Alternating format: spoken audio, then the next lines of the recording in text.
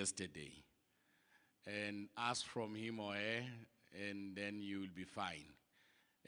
Thank you, guys. I think I need to introduce myself before we proceed any further. I'm Zipho Zondi from the province of KZN, the only province with the surname KwaZulu-Natal. I'm from there. I will be directing this program for today. I think we will bear with each other, respect each other, and try to let this program go as clean as possible.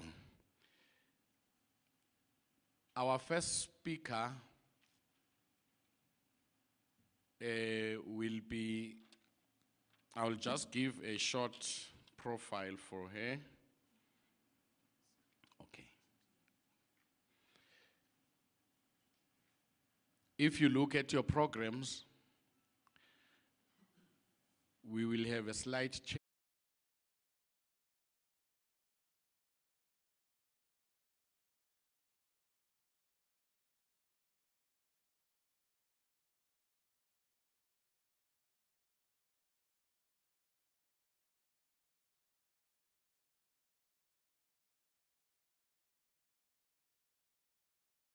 Seen her, I've seen her, she's beautiful, energetic. I also received a hug from her. Nomakaya, you will come and be our first speaker. I know it's long enough to be short. While she's coming forth, let's give her a big round of applause.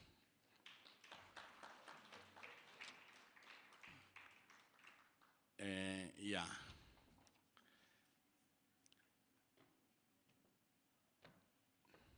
Thank you. You need to have this, so we can just detach this one and put your one.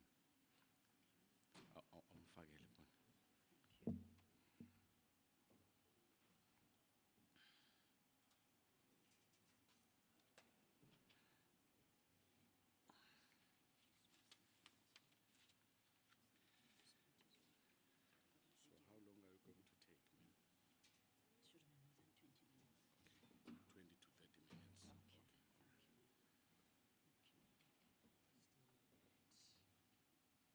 This side. Yeah. Do you have the sound connection for sound as well? Do you have a connection for sound with it? Because I've got a video. Yeah.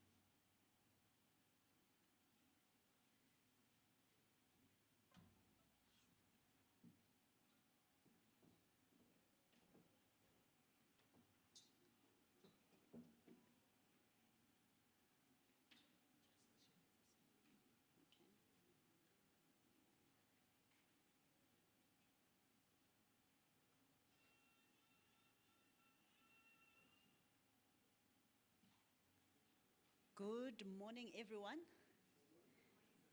Molweni. Sanibonani. Dumelan.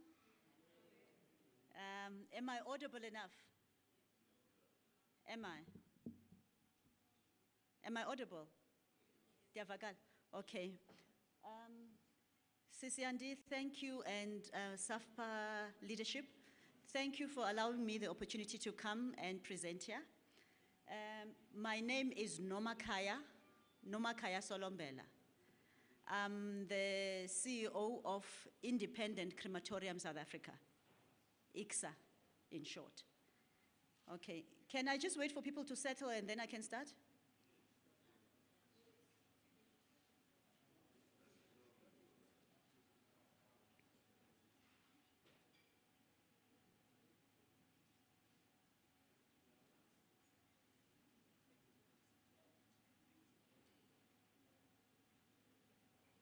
Okay. So, just briefly, who is Independent Crematorium South Africa? ICSA is a 100% black-owned crematorium company. What we do, we were established in 2009, it's years back, and we basically have a national footprint. We are available in all provinces in South Africa, and we have 12 branches right across the country. So if you are sitting in coastal areas, like in Cape Town, we've got Durbanville, Maitland, as well as Worcester branches. If you are in PE, we've got a branch in Victoria Park. Durban, we've got KZN, we've got 2 branches. We've got Stellarwood and Port Shepstone. Branches inland are Bloemfontein, Brakpan, Krugersdorp, Middelburg, Polokwane, and Vanderbijlpark. Okay, we have a 40% market share in the industry. So we are quite big, and yeah, we are a force to be reckoned with. So what is the South African cremation environment? All right, who are we dealing with? Currently, we are dealing with major undertakers, like your AFBOBs, your DOVs, you name a few, and also minor undertakers, the smaller undertakers. I don't want to say minor, I'd rather say smaller undertakers. And those undertakers are all over the country. So we service everyone, regardless of size. All right, that's one. And another interesting factor is that 50% of our client base is from the white community. All right, you'll understand that a lot of white people cremate. 45% is Indian. And when we're looking at our colored community, we're sitting at about 5%. And then us, people of color, as well as Chinese people, we are below 5%, all right, which is, we are a minority. But we know that we have a challenge as a country, all right? And I think before I get to the challenge is that we know that cremations have been a taboo. Tina Bantu, we don't discuss cremations. We don't talk about death anyway. We don't want to talk about death unless there's a death in the family. And the reality is that cremations is even a worse taboo, where people don't even want to mention the word cremation. People don't want to be burned. That's the reality. Even though when we're dead, we still are scared of being burnt, all right? But cremation, I just want to bring today the fact that cremation is one of the kindest way of actually disposing of an individual. It's actually quite personal, if you ask me, all right? And then one of the serious challenges that we are faced with in the country, is land scarcity. You deal with municipalities on a daily basis, fortunately. You know what the issues are. I'll give an example. In the Western Cape, I'll just give you some stats. In the Western Cape, there's got about 41 cemeteries. 41, right across Western Cape. But out of that 41, most of them are almost full. That's the reality, all right? And if you take one of their biggest cemeteries, which is Maitland, Maitland is sitting at only 12 months capacity. They can only bury for the next 12 months and then they are full. That's the reality. Also, if you're talking about Delft, Delft is new. For those who are coming from the Western Cape, Delft is still very new. But at Delft, they are left with 6 months of space to bury. Now that is the reality that we face. I know I'm just mentioning the Western Cape. I'm from the Western Cape, by the way. I'm born and bred in the Western Cape, hence I'm able to relate better with the Western Cape. But the demand for cremations is really increasing. And if you're not getting on the bus as an undertaker to provide the service to your clients, then you are really missing out. By the time you wake up, people would have moved on with other undertakers. So what I'm here for today is to say to you people, you undertakers, because you are the ones who deal with families. And I think undertakers underestimate the power that they have when it comes to influencing families. You hold the key. You can make the families decide whether they want to cremate or to bury, all right? But you are not alone in that journey where you'll be providing an alternative to burial. We are here as ICSA for you, all right? We are here. We deal directly with undertakers. We have no access to the end users. We deal with you guys. And if you need any sort of education, which is what we are busy with currently, we are busy educating the nation on cremations. So the nation is getting ready to be cremated. If the undertaker is not ready to provide that service to the end users, then you're gonna miss out on an opportunity. Am I correct? Do you understand what I'm saying? That you'll be missing out on an opportunity. So the next thing that I want us to cover is the fact that we know that there's some myths, especially with us, people of color, when it comes to cremations. We hear people saying that cremation is not sanctioned by religion. My religion doesn't allow cremation. But we know that most religions actually sanction cremations, okay? It is a practice that many faiths practice. And we know for a fact that we have cremated even cultural people, Sangomas. I'm gonna play a video shortly after this of a family of a Sangoma who was cremated. And one of the reasons that this guy wanted to be cremated, it's not the decision of a family, it was his decision to be cremated. And I think you'll actually take up quite a number of things out of that video. And also we know that we're cremating bishops, you know? So we're cremating celebrities. So everyone can be cremated regardless of their belief, all right? Another myth that we face is that traditional funerals cannot take place after cremation. People feel like, we can't have a proper funeral, we want a proper funeral. I'll make an example. My brother-in-law passed away in 2017, all right? And as a family, I was not even into this business. As a family, we had prepared to actually bury him. But when we got hold of his will, there was a different instruction, and the instruction was, please cremate me. And the strangest thing is that that's the last person we were expecting that from, because my brother-in-law was a proper Xhosan, if you know what I mean, a proper Xhosan. And when we found that on his will, we thought, wow, this is a game changer. And what are we going to do as a family when it comes to this? And what we did, we had a proper service for him, all right? We had a proper service for him as normal. He was viewed, the coffin was there, all right? We hired a coffin, a casket, not even a coffin. We hired a casket from the undertaker. So if you look at that, you see the undertaker is gaining because he's hiring out a coffin. That's an additional thing. So after hiring that, he was cremated. We had a proper service for him where we had proper speakers, like a proper funeral.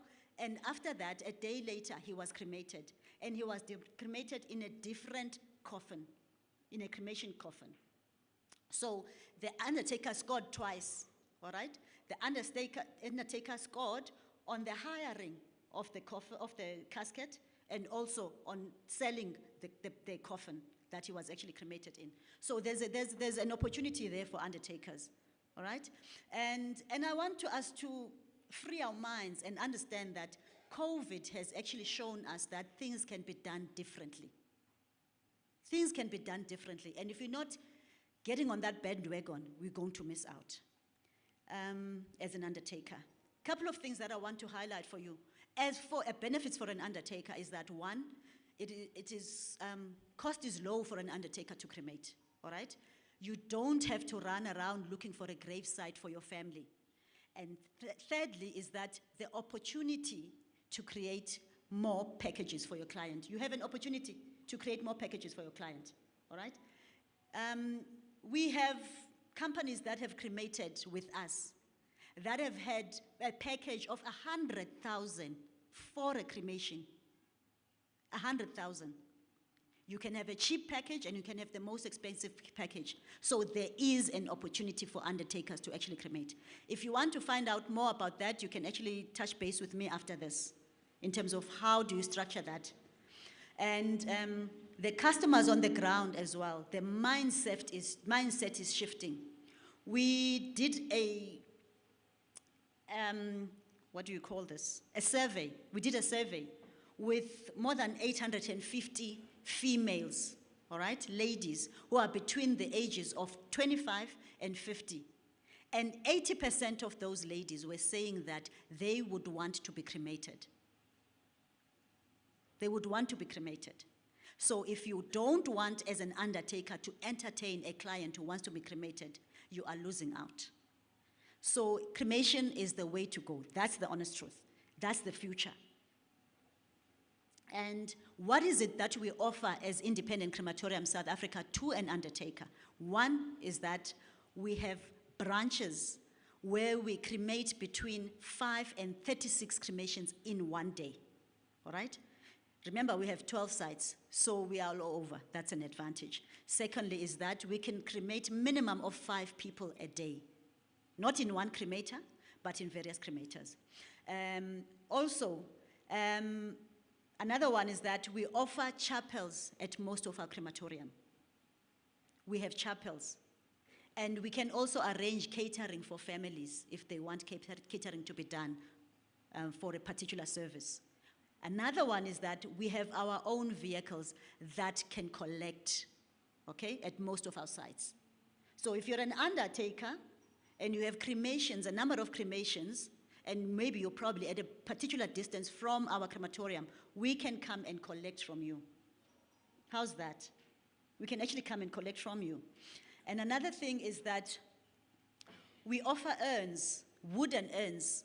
We give those for free to undertakers. Valemina, I don't know can you please raise that wooden urn? This is what we offer to families. Thank you. Wooden urns, we give these for free to families with the ash inside. And what you can do, some families are fine with these urns as is. We can actually engrave on them the details of the deceased. Another thing that you have as an undertaker, that's another opportunity, is that you can upgrade from this and offer the family a steel or a gold urn. That is additional money for an undertaker when you upgrade from this to that other urn. So there's an opportunity there as well. So another advantage that you have if you cremate with us is that some of the undertakers have societies that bury with them. And if you want those societies to be educated on cremations, we are available as independent. You can call on us at any time. We are available. We have our business development consultant sitting there, Upumla, who can actually assist you when it comes to that. You know? And even our branch managers are well equipped. Some of them have been with us for over 20 years. So they know the business. They know exactly what to do. And they can actually assist each and every undertaker that is seated here. Okay? And I'm going to play 2 videos here. Let me just escape quickly here so that I can go and play those videos for you. The first one is one of the Modisa family, a family from Bloemfontein whose father was a Sangoma, and this guy decided to be cremated. So let's just hear briefly what the family has to say about this. I'm not hearing sound. Can you help? Can I get help here, please, in terms of sound?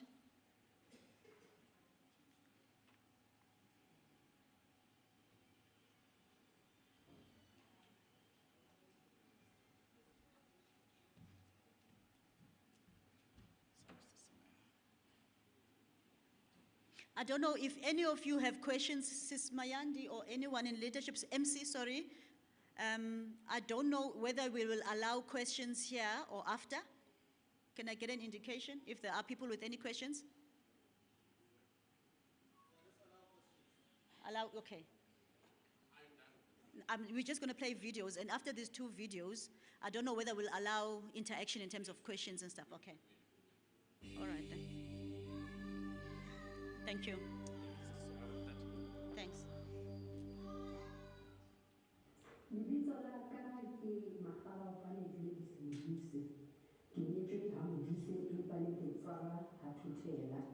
Ke tsalwa mona Bloemfontein, Gauteng. Ke be ke nyalwa ke ntate Modise ka 1992. Re bile le bana ba le babedi lenyalong la rona. Ya ba he wa hlokafala ka 2001. ya ka itse gore ntate Modise e well-known ngaka, e le ngaka e tsebahalang lefatsheng lotlhe le mo Bloemfontein, ebilane e le moporofeta. So ke yena a choositseng gore a crematiwe because o ne a na le vision ya gore e tla re ha a sa crematiwe batho ba tla ya lebitleng la hae ba mo sebedise, ba sebedise setopo sa hae kapa ba sebedise moya wa hae. So a decide gore e re mohlang a hlokafetseng re mo cremate ebilane o e bone le ponong ya hae. So ntate Modise e le motho a tsebahalang ra ne re tlamehile ho etsa seo ene a se lakatsang gore re se etse. The-expenses tsa cremation di lesser than burial, and process ya teng is much easier and much faster than burial. Hence, ke nahana hore ho betere ho cremate ho na le ho bury. Ho ya ka believe ya ka as a mutual, ha ke soka ke ba le experience ya ho cremate go goleng ha rona go sena dilo tse di jalo. But since re cremate monna wa ka Modise, ke bone go le bobebe gore cremation ke ntho e nka etsa le nna ha ke tlhokafala, because ke bone go na le dilo tse dintsi tse di re save-ileng mo tšheleteng, re save-egile mo nakong, re save-egile mo bophelong ba gage gore a ska dirwa sethotsela, re save-egile. So it's easier gore nka ya for that, because truly speaking it was easy and it was simple, much better.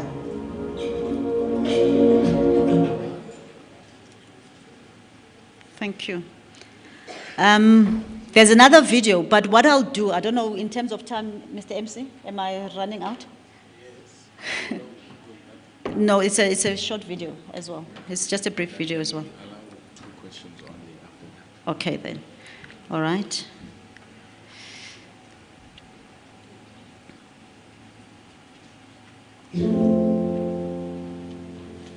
Hi, my name is Momani Fasi. I'm a musician and a producer, and the son of the late Brenda Fasi. For those who have never heard of cremation, it is another option that one can choose to put their loved ones to rest. My first personal experience with cremation was when I lost my mother. The truth is that I never decided for my mother to be cremated. When my mother was still alive, she wanted to be buried. She wanted to be preserved and have her body in a glass casket at a burial site, that is, so that people can come and visit her and come and sit with her and, and come and actually see where she was laid to rest. But that didn't go as planned, even though those were her wishes. What the family decided was the family and the record label. I don't know the final details of that, but the option that they went was to cremate her. Funerals are nice, burials are nice. It is another way to say goodbye to your family. The only issue that I had and that I went through was when I was trying to find my father's grave. I traveled with all the graves and the tombstones there. The place had changed, so it made it difficult for me to actually find the last resting place of Obama. I find it very, very troubling that with the land scarcity right now, to just bury someone and walk away from a burial site. I had my mother in an urn. I was in the studio, and something had happened to the studio where the urn got bumped and fell. When I opened the box, where the urn was set in, the ashes and the urn were intact. How I connect these two stories is that to be able to want to go back and think about the ones that you lost and connect them, the ashes really played their part. Because when I needed Uma and when I was thinking about her, having the ashes there really, really brought peace to me. That option of having your loved ones with me really, really makes me feel much more better about losing a loved one, because when it comes to someone passing away in your family, to let go and detach from the person that was with you the whole time. It's not an easy thing. So for anyone who doesn't know anything about cremation, I would suggest that one considers taking that option. To have a piece of the one that you lost, or a part of the person that you lost, is something that will bring comfort to you. Something that will help you cope with the fact that losing someone is not an easy thing at all. Consider the best option possible by reaching out to ICSA, because ICSA will definitely spearhead you in a direction that will serve you in the future, will make you feel much more better after losing the loved one. Nothing gets done differently. Funeral still partakes, still happens, still pans out the way that funerals have happened from way back. The only thing extra is that you get to take away or get to go home or keep a part of that person that you are letting go. Cremation did not ultimately, because I believe it is so. Ashes to ashes, dust to dust.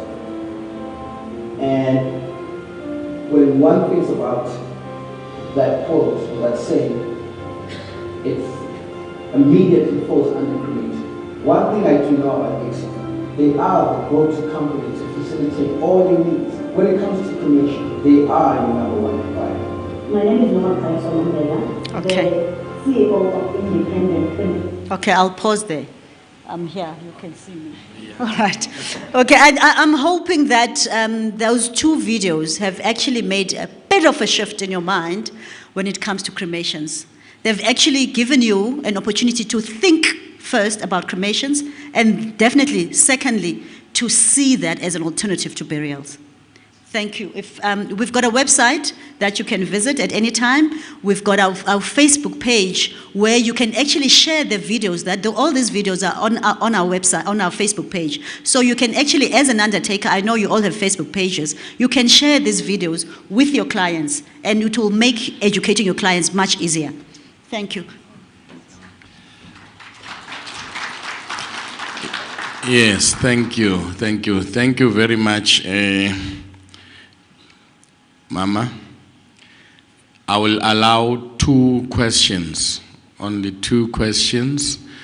The roving mic, there is one hand there, Kubabu Ngobo, and another one that side. Any other question? Only 2 people that will ask a question. Babu Ngobo. I can't see a mic. Is there any? Oh yes, there it's coming.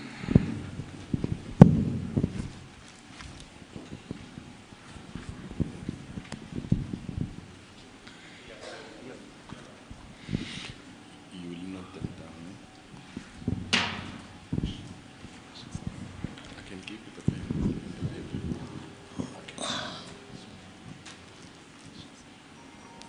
Thank you, Sisinga presentation Yako. I don't know whether I'll be getting the hug you gave to Zondi as well. My name is Ndabe Ngobo from KZN as well. I use both of your facilities in the province, KZN Stellarwood and KZN Potchefstroom. I heard you spoke about the service that you render, which I have not seen. And I want you to pass the message to them to make the service available to us of collecting the bodies from us. Because in more often cases when we do funerals for the white communities, they do not attend the cremation service. They just give you an instruction to do the cremation, then they come to your office to collect the ashes. So in instances like those, it would be easier by far if you can just send your guys to pick up the bodies from us, do the cremation and return the ashes. Thank you. Thanks, Dr. Ngobo. What you can do is that after that, I'm still out downstairs. then I'll get your details as well. But I'll communicate it to them that they must actually do that. But I would like to get your details as well when I'm downstairs. Thank you, ma'am. Thank you. Another question is that sign?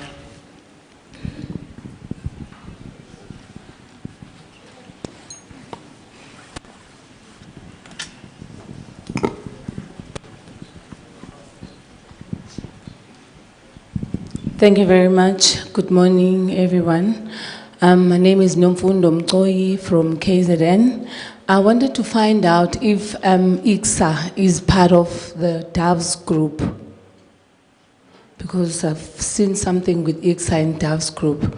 I just wanted to ask that, then maybe if you can answer, I can have a follow-up question if it's not. Thank you. It is part of the DAS group. Yes. Oh, okay. It's not it has nothing to do with government. It's Government? just No. no. It's not government owned or privately owned. It's owned by Doves. It's not owned by Doves. It's part of the 360 GSG group, Oh, which Doves is also part of. There's various companies underneath that brand. oh, okay. No, I was just asking members so that I can see, Uti, as SAFPA, is there an opportunity for us to enter into that space as well? Because it's part of what we use. If we could look at doing what similar where you are not doing it, it's just to explore opportunities. Thank you. Oh, I think those would be private conversations, that we would have. Okay. Yeah. But that can benefit SAFPA as well. Thank you. Any other question? Thank you. Siyabonga Nomakanya. Thank you very much for a lovely presentation. Our next speaker will be Services SETA. We have Usisu Nomfezeko and the team. I don't know who's going to be presenting, but Nomfezeko will assist us in that regard. Can we allow Services SETA to come forward? Let's give them a round of applause for us ascending. Thank you.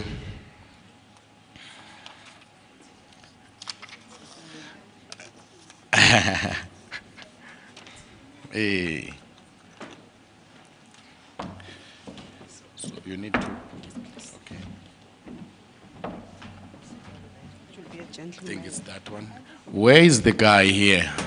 I don't have to be a jack of all trades.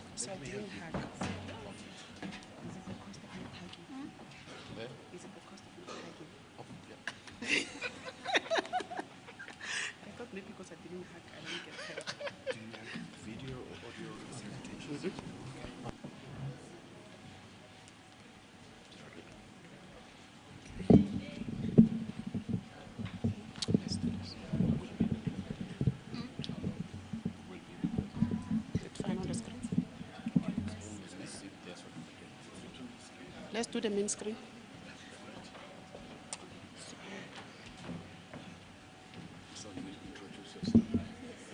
Okay, will do. Morning members.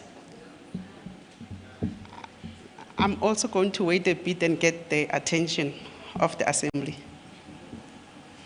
That was deliberate. I had the is Sanbonani, ke mama bele, sa name ke Motla, so nna ke tlo re dumelang. I hope it's fine, MC. I will just start with introductions. I am from the Services SETA. I'm supported by, we've got 2 AA members in the room. One being our Governance, Risk and Strategy Committee Chairperson, Ms. Nomfundo Mqoyi. She's also a SAFPA member. So in this case, I'm introducing her as my chairperson from the Services SETA. And I'm supported by our chairperson of Personal Care Chamber, which the funeral sector belongs into that chamber as a subsector, Ms. Julia Nzimande. She is my AA member. And on this side, I'm supported by our chamber technical expert, Unomfezeko Vendle. She is our personal care chamber manager. So anything to do with personal care as a chamber, she is our person. So, I think because you are behind me, yes. You can sit there. Thank you so much. Thank you so much. Yes. So when we received an invitation to come and talk to the members about the services SETA, what was important for us was to then say, what will we like to share with the sitting? Most importantly is to say who are the sitters, and then what is the chambers, what actually is entailed in our chamber. When we say chambers, what are we talking about? But most importantly to say, what is the services SETA doing with this subsector? So the sitters, we are one of the 21 sitters in the country. We were established in the 2000 based on the Skills Development Act.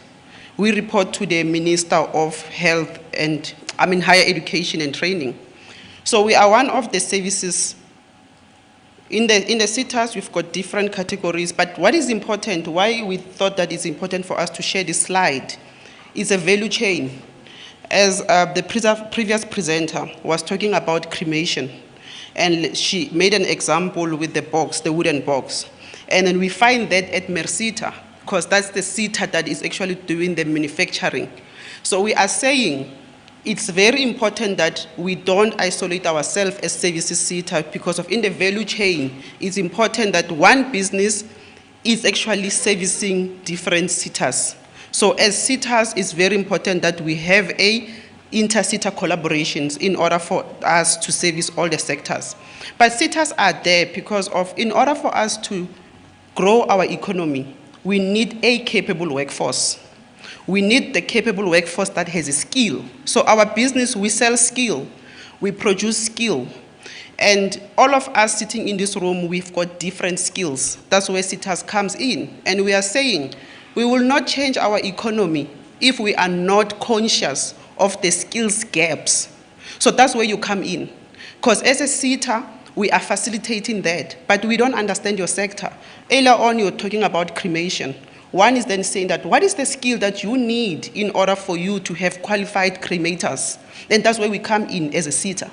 And then the more we talk about that, and then we'll then understand the how can we do this better. But we believe that as SETAs, we are there working with the industry to make sure that we will change this economy and will direct it where we want it to go. But we know we will not do that if we don't have the relevant skill. So that's what we do. And hence we need all SETAs.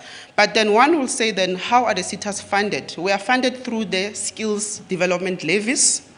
All the employers that are registered, there is a threshold in order for you to be an employer. They pay the 1% that comes from your employees on their payroll is paid through SARS, and then SARS allocate that to different SETAs depending on the industry that you belong at. So, and company that has a payroll above 500,000 must be registered to become a levy payer. However, even though you are not reaching that threshold, you must still be registered because there are benefits. Because you'll then be an active non-levy payer. So we are saying SETAs are not only for levy payers. We've got levy payers and non-levy payers, so that all employers become active as industry experts. Because you might be a non-levy payer. I'll use ICSA because you presented before me. You might be a non-levy payer, but you know the skill that you need in your industry. So hence, you need to come on board and be active and educate us and tell us what we need to do for your sector.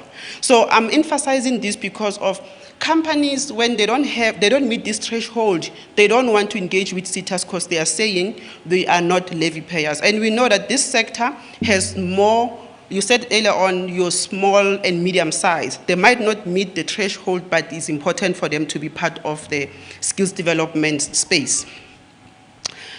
So from when we then receive our levies, the bottom part, so SETAs, we receive the levies, and from the levies received, we must then allocate grants. We've got two types of grants. We've got your discretionary grant, which is allocated at the discretion of the accounting authority, whereby we open a window or we receive proposals from professional bodies, and the accounting authority, which is the board, they will then consider our annual performance plan and our strategic objectives, then provide the funding or allocate that, the funding. Then you've got your mandatory grants. It says it is mandatory. That's the levy, is the grant that is given to the levy payers. It's yours. SETAs don't have control of that money. So how it works is that when you have paid your levies, from the levies that you have paid, what you need to do, you must then submit your workplace skills plan. Because we are saying, the Skills Development Act says that all employers must capacitate its employees.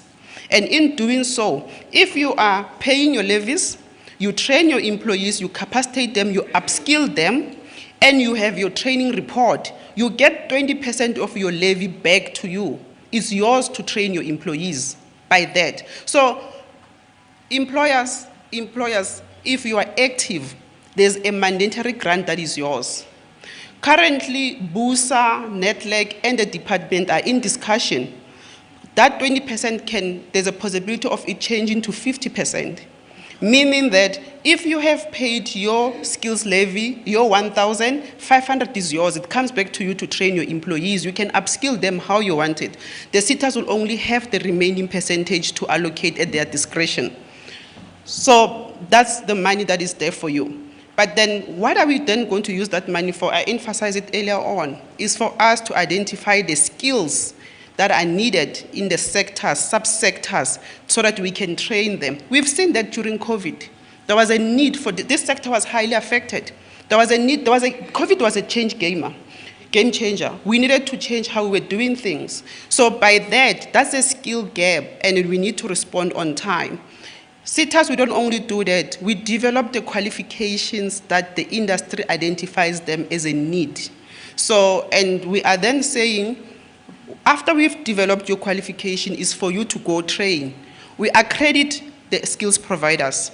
Skills development providers can be your public, which are our TVET colleges, our CETs, and our universities. And then we do also accredit private providers. We do have some funeral parlors professional bodies that do have academies. Then we provide accreditation. And accreditation process is free. When you are accredited, you can be able to train your own employees. We disperse grants, as I've said it earlier on. We also certify the learners, and which then give them the dignity and the pride. One will then say that I am not only an undertaker, I am qualified. I am a qualified undertaker, and this is where I want to progress in my life. So it gives our people that confidence. So they are also being certified. And the certifications are recognized by your SAFPA because of our qualifications are registered through QCTO and SAFPA. So what are the chambers? As I indicated earlier on, we as a services SETA, we are responsible for 68 industry codes. And we have 16 subsectors, 6 chambers. Personal care be one of our chamber. Within personal care, we have 4 subsectors. It's hair care, beauty treatment, funeral services, and fishing services. And within funeral services, we have, with the industry, we identify that there is cutting and shaping of stones. So as we then engage with that industry within the subsector, they then said to us, there is a need for SETA to develop a qualification for that industry. We have a qualification, stonemason, which has actually under registration with SAFPA. They reached out, they requested SETA to develop a qualification for them. Under funeral and related services, we've got different qualifications. I'll share with you guys later on. Coffin making by funeral enterprises, it's actually an industry within the SETA. And manufacturing of tombstone is another industry.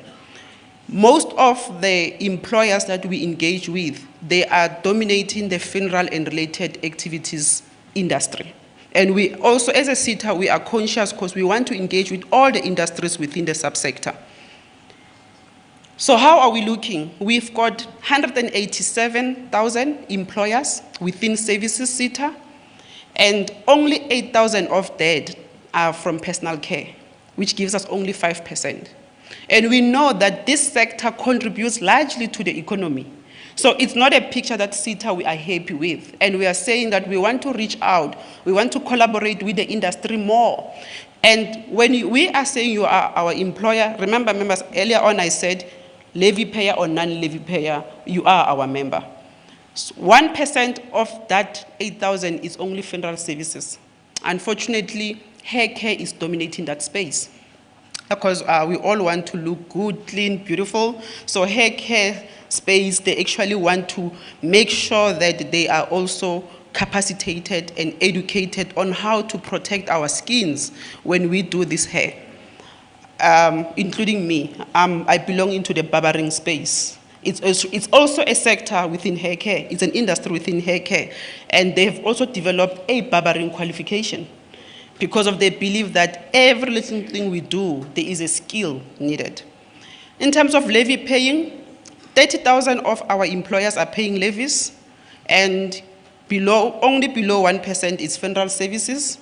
Even on non-levy payers, we've got below 1%. So we are saying, if we can improve the non-levy payers percentage, it means that we could have created awareness.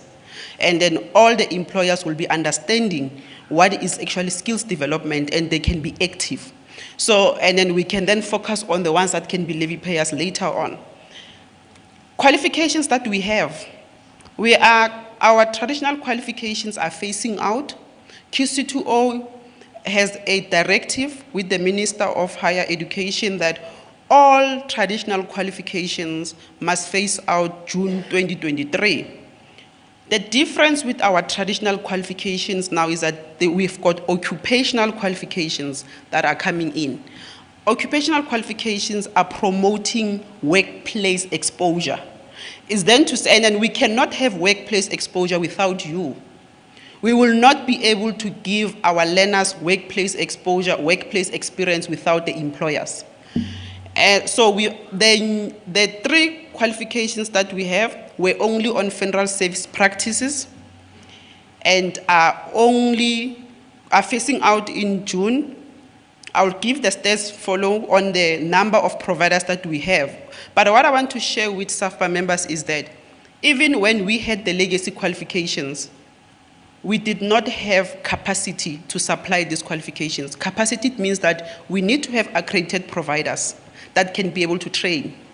We need to have learners that uptake these qualifications so that they can be skilled. The occupational qualifications that are coming in are mortician, embalmers, assistants, and embalmers. The industry said to us, you don't need to have only an embalmer. You need an embalmer assistant that will be at the junior level. So hence we've got the two qualifications. The one is actually a part qualification of the other.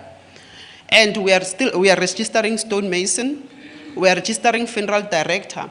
It came from the industry as well to say we also need to professionalize the space. Hence they've requested us to develop a funeral director as a qualification. Then that will help the upskilling of your employees so that they can qualify as funeral directors. And we've got coffin maker, which we have applied to QC2 to register it. This slide is very important. And it's a slide whereby all of us, we can take pride and be able to capacitate and upskill our employees. And also the entrance, those who want to come to the market, those who want to come to the industry, these are the kind, you've got your matriculants, and they could not go to universities or TVET. Let's give them this learnership so that they can qualify and be upskilled at the work that they will be doing with you. Capacity to supply, we only have less than 100 SDPs on our traditional qualifications nationally, meaning that should SAFPA want to have a learnership for funeral services practices for the matriculants, they will actually be running around the country looking for the accredited SDPs. And we can actually improve that number working together with you, meaning that we can identify the companies that would like to have accreditation have an intervention that we can assist them on how to be accredited to be a training provider. We also have a low number of assessors and moderators. We will not be able to exit the learner if we don't have assessors and moderators, because they are the ones who must actually look at the papers, assess the learners, and moderate them for them to be getting their certificates. That picture is not looking good and is an area that requires improvement. We cannot fail in building the capacity to supply the qualifications. The SETA currently we are focusing on transitioning to the occupational qualifications. So we'll also need your support when we do that. So we'll need to have enough providers that are accredited to deliver occupational qualifications and assessors and moderators. So our mission is then to say, we believe that with you, we can be able to facilitate quality skills development. And it can be of quality if it's informed by what the industry needs. And we believe that we can also not only looking at capacitating for employment, but also for entrepreneurship. We've got a unit that is focusing on small business development and cooperatives development. And when we do that, we are also reaching out to all subsectors within the SETA. So we do have interventions that we are doing internally and those that we actually find providers that are also doing SME development. Those are just for me to share to say we are conscious as per our sector skills plan for this financial year. The industries, all our industries within the SETA, they said to us, the skills development game is changing because of the economy is not doing well. It means that we need to make sure that we understand the skill that we need to improve it. Companies that are starting, they close. The question is that they might be because of they lack a basic skill on how to manage their business. And then we believe that with that, then we can improve the economy. Climate change is a change driver. And we are then saying to you as SAFPA, how much did the climate change affect you and how can we respond with you to develop the relevant qualifications and to implement them so that we can respond to the change? And we know very well that as we are losing more trees, you might not have the trees for you to make coffins. And how are you responding to that change? When we walked down the stairs, when we were at the exhibitions, we saw it's cyber coffins, they are white. And then because of now that is changing, it means that the industry is now looking at the new way to develop their material. But then that might require a new skill. And the SETA is here for you for that reason. Globalization, we're benchmarking. Actually, more companies are benchmarking with the international standards. And we should not be shocked and respond later. The international standards are requiring us to have different skills. And as a SETA, we are saying, tell us, if the qualifications we had are no longer relevant, if we need to change them so that we can respond to the international benchmark, you need to tell us. We don't know. You need to capacitate us as the industry so that we can support you. I spoke about COVID earlier on. Technology is also a change driver. So we are saying we are aware of the drivers that are changing your space. For us is to help you by responding in the skills that are needed for you to respond to the change. We are committed. Those are the board skills plan priorities. The Services SETA Accounting Authority is saying, we want to collaborate with you. We want to partner with you. The NSDP 2030 requires us to work with the employers, requires us to work with the industry. And the priority one is the one that is very important for this sitting. And priority two, we are saying we would like to secure workplaces, open your doors for us. When we come with the learners that are being trained, they are being given theory, they need the practical workplace. Can you please open your doors? Place these learners. And when you are placing them for the period of 70% of their training must be practical workplace. When you are opening your doors, they are actually assisting you because the SETA will be paying the stipend, the learners are getting the experience, you are also getting to mentor someone and develop our youth. You are also able to produce the skill that can be injected in the industry later on. You do your part, we do our part, and the learners do their part. So we'll be knocking your doors because of As we will be implementing occupational qualifications, we will not be able to exit the learners without you.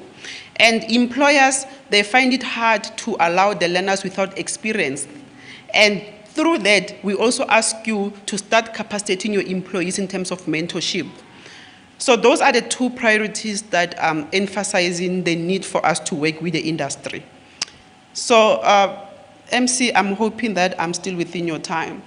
And we are deliberately saying we are here, we would like to partner with the industry, and so that you can capacitate us, you can tell us of your needs.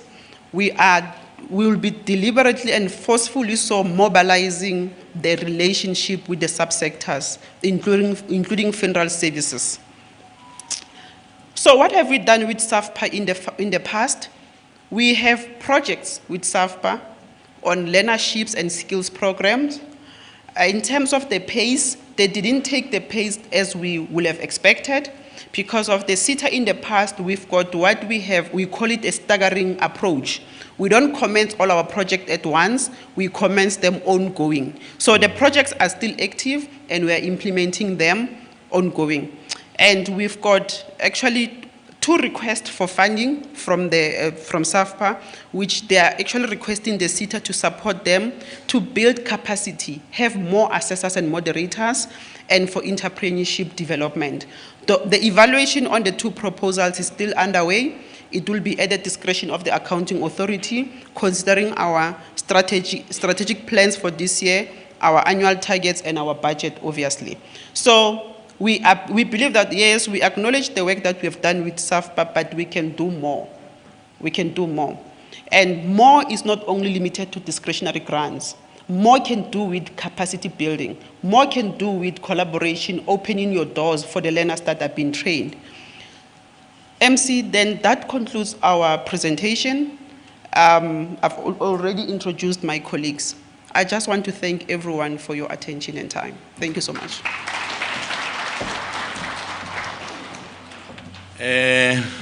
Thank you to my lovely lady. I think we need to, I got a hug, a warm one. I still need more. For now, we will invite questions if there are any before we release them. There is a hand at the back there. Nangu Baba Mkuta.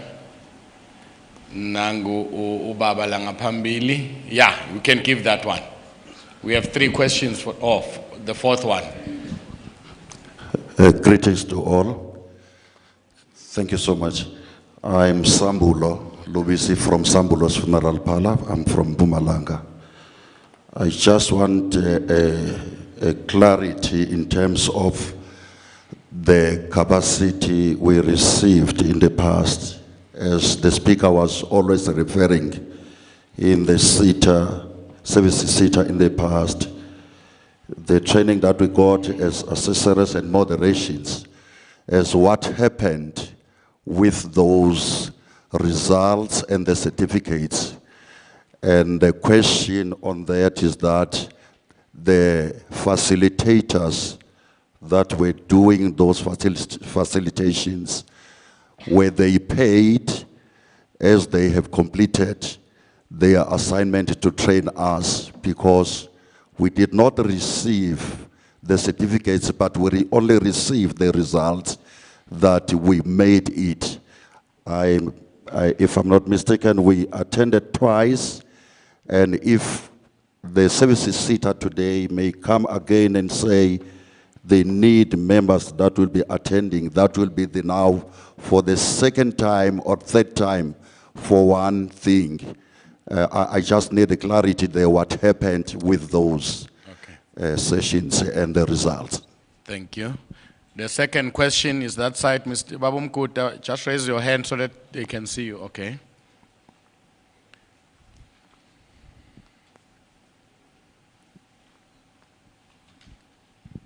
We will take the 4 questions, then I will give them a chance to respond. Okay.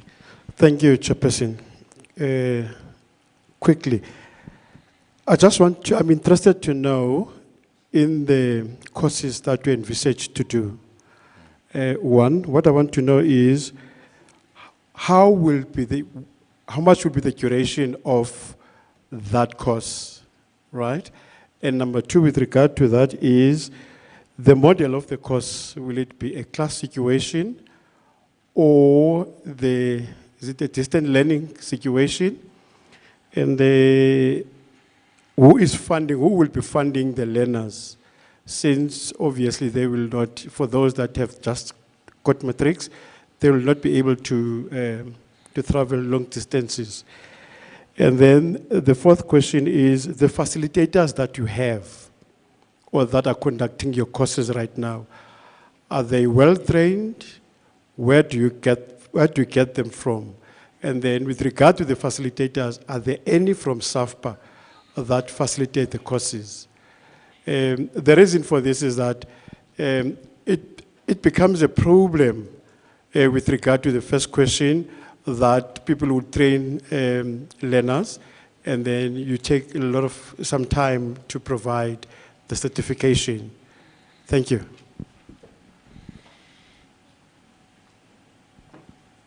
Right, the third one, come, yeah, this side. Just raise your hand, my brother. Yeah.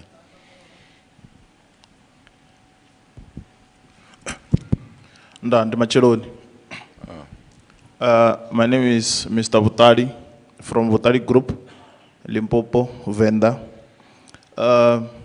My sisters from Service Sita, I have two questions here for you. I heard you spoke about a number of service sitters there, but I could not grab where funeral undertakers fall under. Perhaps maybe they fall under the financial one, where the bank sitter and insetter are, or otherwise.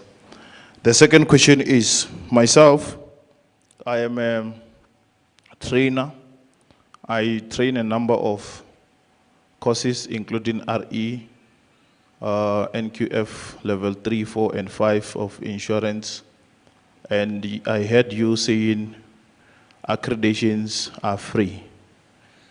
But I've approached Service Sita a number of times, and they have told me to pay over 20,000 Rand to be assisted to get accreditations. And I didn't pay that money, fortunately. I'm just offering services on my private capacity.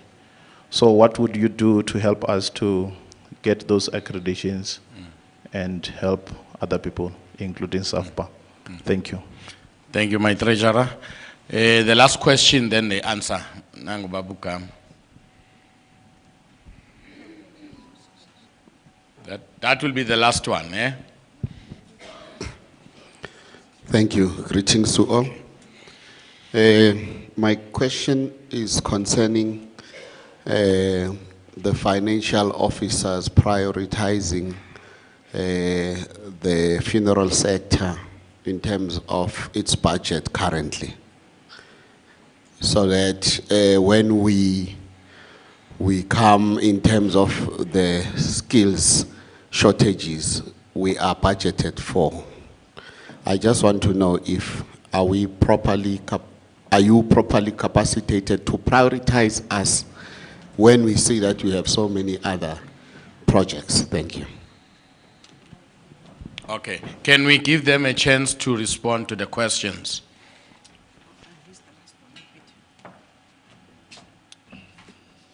Thank you so much, Mr. MC. I think I'll start with the third question in terms of where do we belong as sitters. So funeral services is within the services sitter. You belong in the personal care chamber. Personal care, as I said, we've got 6 chambers, 1 being personal care, and within personal care, we've got 4 subsectors, the third one being funeral services. But as I said earlier on, the value chain will require us to collaborate with other sitters. You mentioned your in-sitters and your bank sitters and your facet.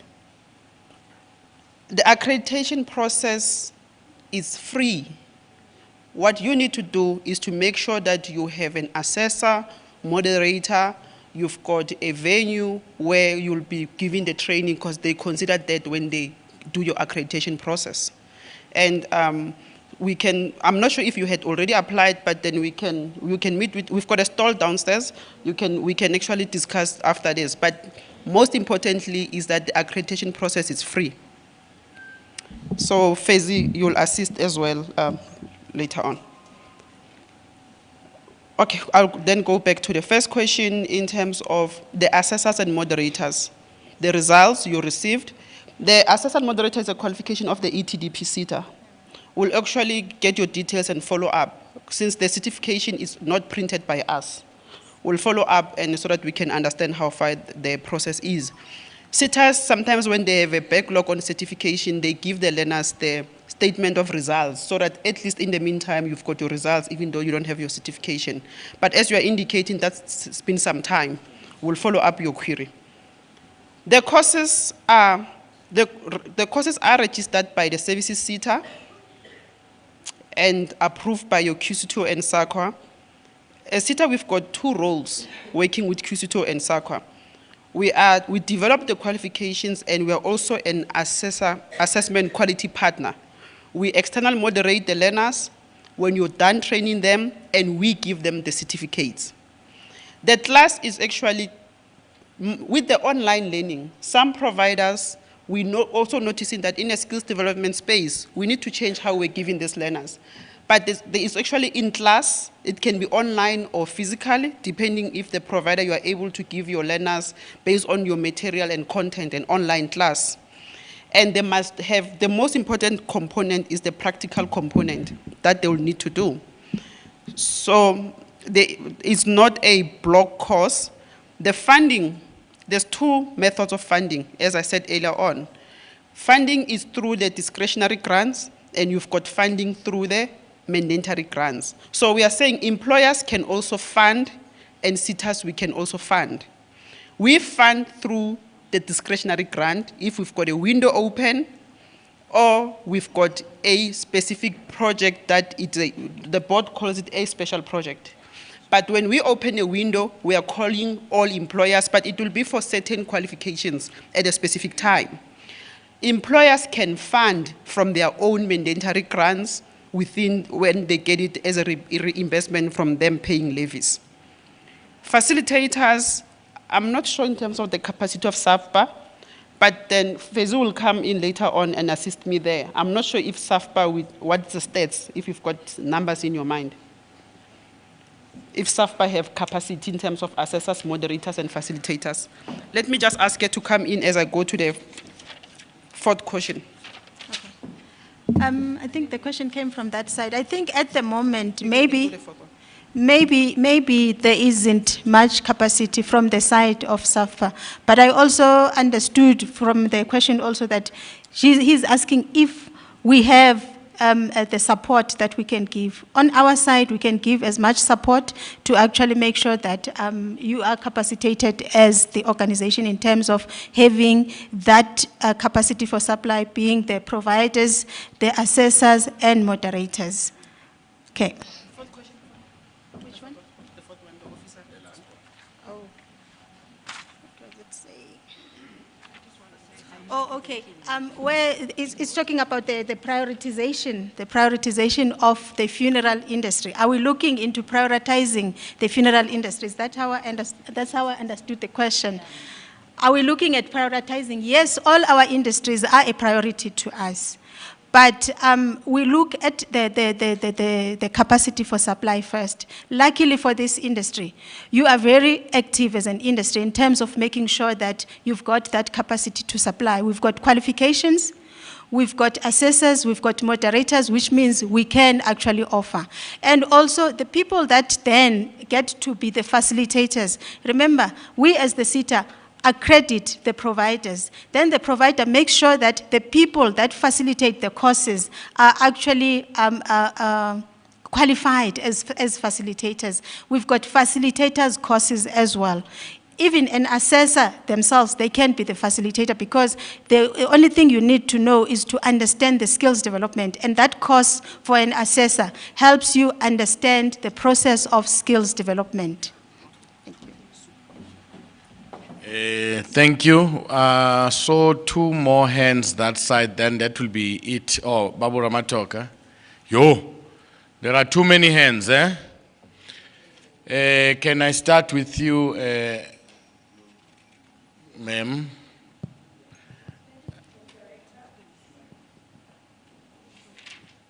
Thank you very much. Thank you, Program Director, and thank you to the services seat. My name is Nekawe Makiwane. I come from the Eastern Cape for Lozi Funeral Services. Services sitter team, I've got a number of questions for you. And I think they are talking to the ineffectiveness of the services sitter penetration to the funeral industry. The reason I'm saying ineffectiveness, I'm talking it from your presentation of your numbers. And the reason I'm saying ineffectiveness is because services sitter has been with us and talking in our conferences for a long, long time, a number of times as well. And one would be worried, why are we still not able to get deeper penetration of the industry participating in the programs that are being offered by services sitter? I'm using as, again, based on your numbers. And therefore the question to me is, why are you not concerned about the lack of growth in the industry for your programs? Because there's definitely lack of growth. So something is breaking. Even if we do have the trainers, we do have the assessors, but clearly something is not taking off. I'm comparing with the 90% from the hair industry that you showed and the 1% that you showed from our industry. So something must definitely not going right. And I would, if I was sitting on your seats, I would ask myself, what is it that we are not doing correctly to penetrate into the funeral industry? That's the first question. And the question, maybe the suggestion is that, can you think of an approach, of changing your approach for interaction with our funeral industry? I'm not so sure what is it. I know you could probably working with policies and rules and regulations that are put down by the governing bodies that are governing your industry, I mean your environment. But therefore you might not be able to be flexible enough, but I guess it's posing a questions to you and see whether you can go and think broadly about the interaction with the industry.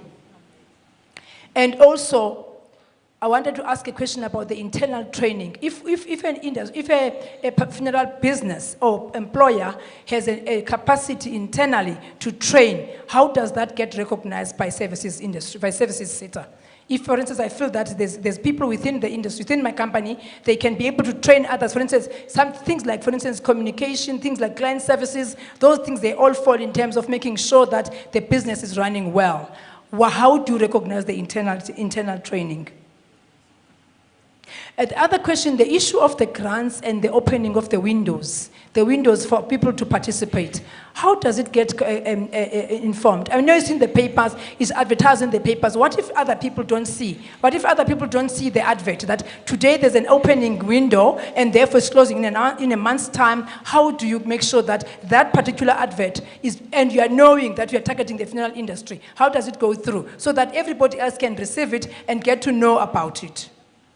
And then the last question is there a possibility of thinking of creating a small, I'm going to call it a small board, and I might be out of order here, but a small board that can specifically focus on interacting? I'm not talking about 1 or 2 people who might be communicating with us, but maybe not communicating with everybody. I'm talking about a small board, whether it's going to be maybe 4 or 5 participants that will focus on our industry. I'm basing it on the lack of the effectiveness of your programs into our industry. Thank you very much. Thank you. Thank you. There was a hand there, but I think she's covered. Can you come this? Oh, Nape. I almost forgot. Hello, my name is Nape from Puti Funerals in Limpopo. I wanted to check if in-sitter or insurance sitter is part of service sitter or it's a separate entity on its own. And can we as SAFPA members or the funeral industry get to benefit from the in-sitter as well, or it's only the insurance industry that will be able to benefit, or I'm just not sure. I just wanted clarity on that one. Thank you. Thank you. Babu Ngobo. Is there a hand this side? No, there's nothing. Oh, Baba, my Thank you, sir. SG. I wanted to get clarity again on the qualifications. You mentioned two qualifications. There is legacy qualifications and occupational qualifications. I wanted to get clarity because I was listening to the lady presenting and who said there is a national certificate which is in place, but it's not in place again.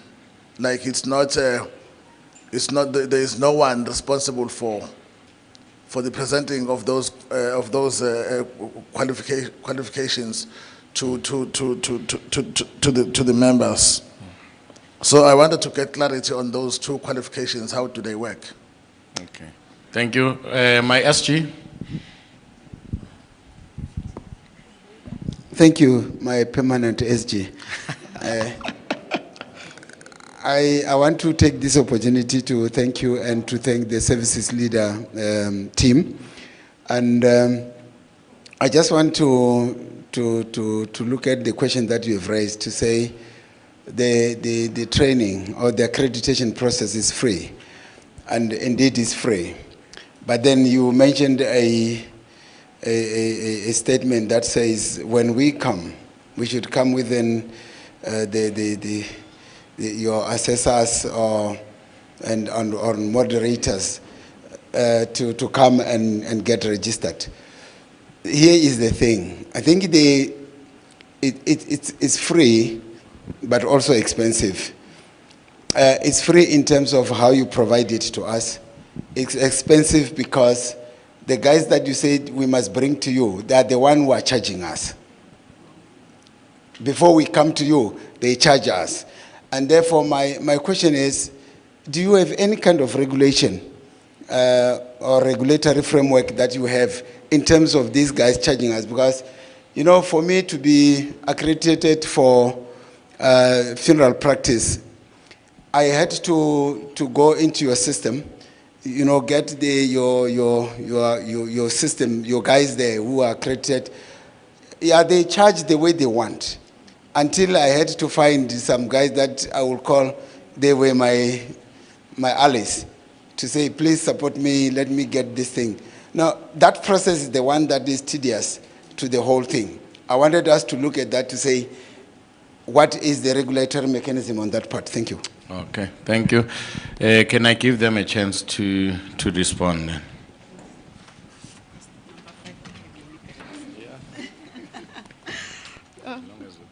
Yes. Thank you so much. I've got it. MC. Yes. Okay. I'm going to start with the last question. Yes, to be accredited is an expensive process. But let's think about the learner. The reason that is important for you when you are being accredited is that you must have a constituent assessor and moderator. Because if we don't want to accredit you and you don't have, like it's a university, thinking about it from a university point of view, you don't have qualified assessors and you don't have, because even the the assessors and moderators, we approve them for them to be assessors. So they must be of quality so that the learners you produce, they will be suitable and they'll be qualified for the market. So unfortunately, hence it's expensive for you to be an SDP because then you must produce quality. And we also need to have a venue confirming that you will actually be able to train the learners at a suitable venue. So the SG is correct, it's expensive. And interventions, we can talk with SAFPA to say that how then can we build capacity? From the questions received, Fezio and chairs, my accounting authority members, I'm picking up that there is a need for this kind of interventions to build capacity and understanding so that we can see what can we do. And I like the question because what you are emphasizing is that let's not only talk about discretionary grants, let's talk about the building the capacity from the ground. So I think, SG, we can even talk more with my AA's blessings on this intervention. And in-sitter, I wanted to go to the in-sitter. In-sitter is a standalone sitter within the financial sector. We are 21, but we must not be silos, because your value chain requires us to actually work together as SITAs. And my AA members, they picked up in-SITA came more often than other SITAs. So you are our primary stakeholder, but then in part of your services, you need in-SITA. So there is a need for us as a services SITA to collaborate and work closely with in-SITA to service you as our main stakeholder. So we'll take that up as well, Fezi, to see what can we do to support. Because you might be one provider, you have a services SITA accreditation, but you are struggling and there's a service that you need from in-SITA. But remember, at in-SITA, you are not their employer. So you are not their primary stakeholder. So I do understand the challenges that the employers are talking about. It's insurance SITA. Oh, in-SITA is your insurance SITA. So it's standalone, it falls within financial. And then the last one, so the traditional qualifications and occupational qualifications, where they come in is that the traditional qualifications are phasing out 30th June 2023. No, any provider that is accredited on the traditional qualification SG, after June 2023, you'll not be able to train on that qualification. Your funeral practices, NQF level 3 until NQF level 5. So it's about time now maybe to start thinking about transitioning to the occupational qualifications. As you request your accreditation, it will actually be more beneficial to start working on the being accredited on the occupational qualification than the traditional ones, because they are phasing out. But what I was also saying is to say, as those are phasing out, we also have a problem, because we realized that during the traditional qualifications, we still didn't have enough capacity to supply them. So let's prepare now for us to supply the occupational qualification, so that we're not going to be reactive. So sitting here is to then say, we have mortician level 3 coming, embalmer assistant and embalmer, stonemason, funeral director and coffin maker. And for those, today, we don't have a provider at all who is accredited. The first 3, they've already been registered by QC2O and SAQA. QC2O is the one that accredits now. So the occupational qualification will work differently from traditional. SITAs, we will only be developing the qualifications and issuing certifications for the learners. The accreditor now is QC2O fully for the occupational qualification. So anyone who's interested in being accredited on the first 3, they can apply through the QC2O. But then SITA, we are still responsible to build capacity and understanding on how to be accredited for those 3 qualifications. So I was skipping the lady from Folozi Funeral Services because of the questions were 3. But what I liked with her approach is to then say, SITA, you have not penetrated the market enough, and we agree, we haven't. Hence, we are here. And we are saying we want to do this closely with you, because we won't be able to penetrate the market if we are not collaborating and we are not in discussions with you. And the biggest gap has been that we will have your industry consultation and we will have less participation, and then that's the area that we need to improve. And we can even talk about different kind of interventions. And like you said, the DG windows, they are mostly online. They will not reach the person in the rural areas, will not reach the person with no access. So how can we reach your members better? You'll assist us. And we will definitely give you the support. We've got provincial offices. In Eastern Cape, we've got 2 offices, in PE and East London. And those are the offices, they are doing career exhibitions, they are doing career awareness. So we can have those kind of reach out interventions. But then my chairpersons of the personal care chamber and the GRSC, I would like them to come in, especially on the fact that we haven't penetrated this industry, and I believe they can assist at that level on that specific issue. I just want to thank everyone for their questions and their interest on this presentation. Thank you. Thank you. My chairperson, Member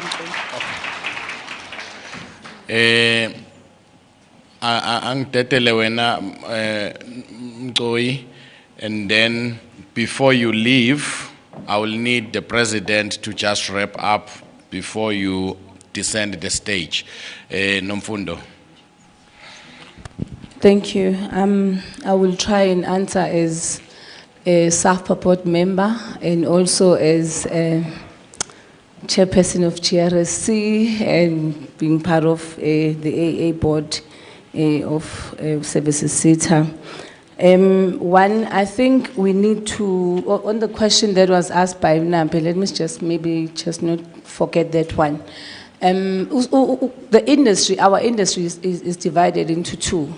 We have parlors that are focusing on burials, that are not financial services providers. So, and also we have parlors that are financial services providers as well. So those are linked with the INSETA, those that are financial services providers.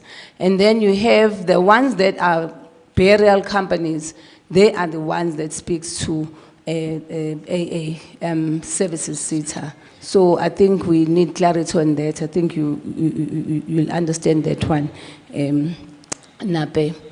And then on the issue of SAFPA, on SETA not doing enough in our industry, maybe I'll just simplify it like that. I think we need to be fair members. SETA has availed learnerships. The response has not been right from our side. I know because previously how hard it was just to complete about 130 just learnerships. It was very hard. So we need to change strategy around training as SAFPA. We need to change how we approach the training part of our industry.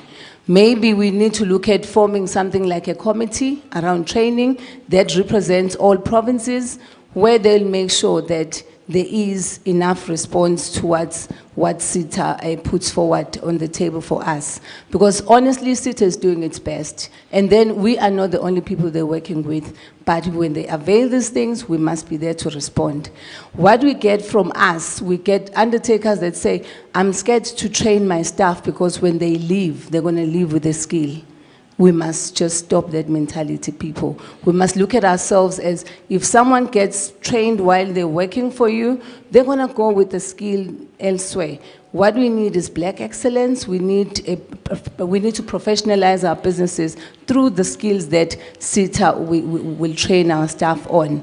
So it's gonna be a process, but I think it's us that has a problem, not the SETA in that area. I think maybe after this, we need more engagements, Mamabele, as an industry, and then maybe have a straight session. How do we make sure that SETA and SAFPA, they work together and make sure that more skills, more trainings are done for the industry as well.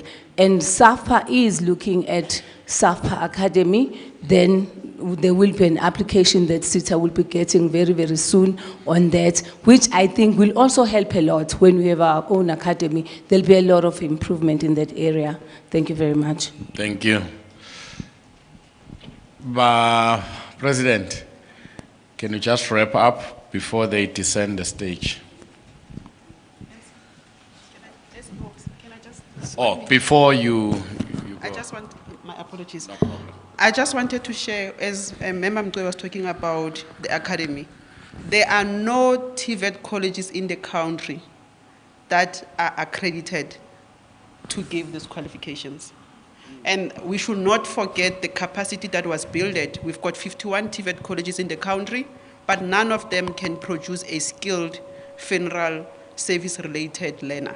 I think that is the biggest concern, because if our public colleges can't give that, and we are the ones that we can assist them. So I just wanted SAFPA to start thinking about that, us working together with the TVET colleges as well. Thank you. Thank you, President. Thank you, Program Director. And I would like to say thank you to Sisfezi and the team that you've brought here. For a long time, we've been working with Services SETA. And the question that has been raised by Usisu Nokawe that we are not penetrating Services SETA the trainings that we are supposed to get as SAFPA or the funeral industry as a whole. One of the things that we have done as SAFPA, we made it a point that in your AA, we made sure that Usis Nomfundo serves in the AA Services SETA, so that as a funeral industry, we are well represented there. It is left on us as a funeral industry to utilize the services that are there. One of the things that we've done, I was talking to Sis Fezi, I think a week or 2 weeks ago, and I said to her, we have just done our new constitution, and I don't know how much our members understand what we have done in our constitution. That in one of the portfolios in the constitution, today SAFPA has got somebody who's going to be dedicated to training specifically. Training specifically is going to be done from that portfolio. And as SAFPA, when you go for your elections, when you elect somebody that is going to represent you in the training, elect somebody that is going to be capable to do this job. And the provinces down there, they must go and develop training desks. People who are going to communicate with this person at the top. And this person is going to be directly linked with Services SETA. If you listened carefully to my opening speech yesterday, I spoke widely about the academy. It is very important for us as SAFPA to get trained. Strategically, we put Usis Nomfundo in the AA. And what I'm saying here, it's totally incorrect, Sis Fezi. When she is there, she is not servicing SAFPA only, but she's servicing the funeral industry as a whole. But as SAFPA, we saw it as very important. We took the opportunity to get somebody of our own as SAFPA and put her there to represent the funeral industry. And as SAFPA, we have to benefit better than all the others, all the other associations that are there. And thank you very much for coming here and talk about this. And thank you very much. President, thank you, Mama Bele. Thank you, Nzimande Mpepet, Vilagaz, Fezi. Thank you very much. We worked together before. We still gonna be with you. Thank you very much. Okay. Yes. I will go out here being a hack man. Siyabonga kakhulu. Guys, we are behind time. We have agreed that we won't go out for a break so that we don't lose any time. What is gonna happen is that when the tea is outside, those that can't wait for us to finish here, they can go and grab a tea and come back. You have your tea while sitting down. We have only 3 speakers before we break, which I think they won't be long.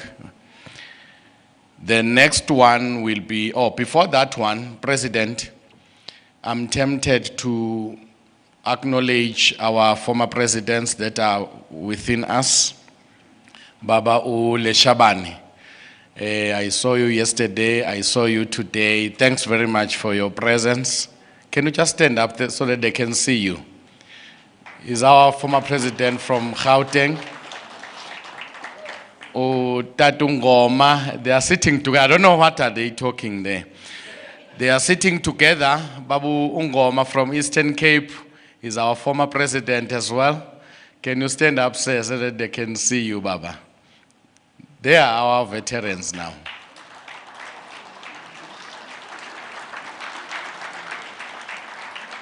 He's aging, eh? He's aging. I was counting the minutes when he was standing up. Gracefully. Thank you, Tata. We've got others, but I don't see them within us. I also would like to acknowledge Tata Chief Poikanyo is within us here, is among us. Is our international relations officer. Tata Poikanyo, I don't see you where you are sitting, but I know you are within. Nah, there is him. Just raise your hand, Baba, and they will see you. Yes, thank you. He is, you want to see him? Yeah, a TV. Babu Poikanyo, they want to see you on TV. There is the tall man, the tallest of all. There is Dr. Klaus. She's coming from my hometown, USA. Can you just stand up, ma'am, and they would like to see you all the way from USA. Thank you. We will be seeing her because she will be presenting afterwards. The next speaker will be Unelisa. My second name is Nellyson. I'm Nellyson. So Nellyson, Nelliswa, yeah, they more or less the same. Can I just read your profile shortly? Nelisa is a seasoned healthcare professional with over 30 years of industry experience in both the public and the private sector. She played various key roles in the FMCG industry, specializing in the nutrition, supporting medical aid and scientific needs in both the public and the private sector to address the nutrition demands. She has over 20 years combined working experience in the areas of strategic management, strategic marketing and sales management, relationship management, customer services, project management, training, and the development.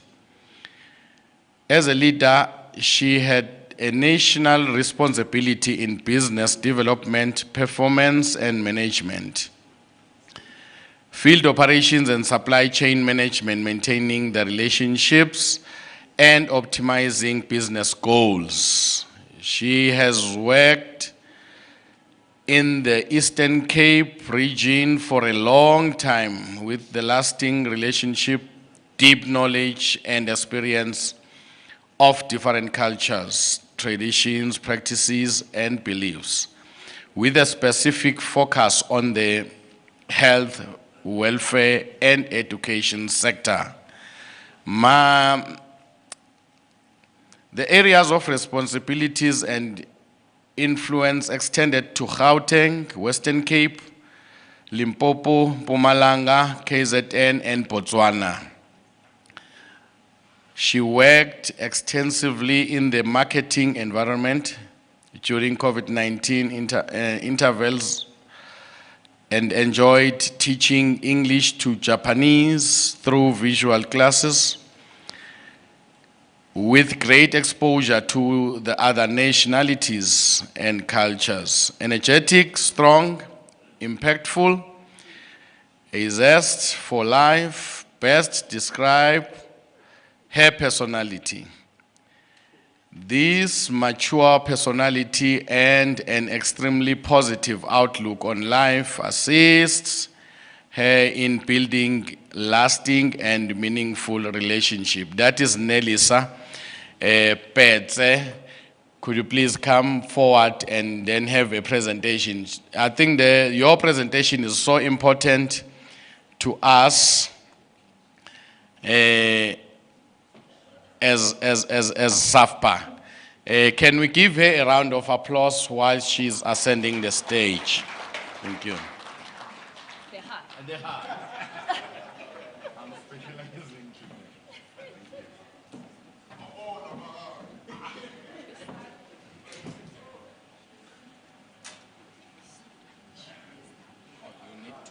Yes, I need to connect.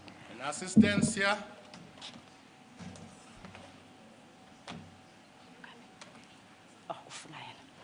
Thank you, Nelson. I was once called Nelson on a telephone call that was so important to me. And I don't know if it was an awkward moment for this person that he decided to call me Nelson. Hello, Nelson. So I understand that our names are the same.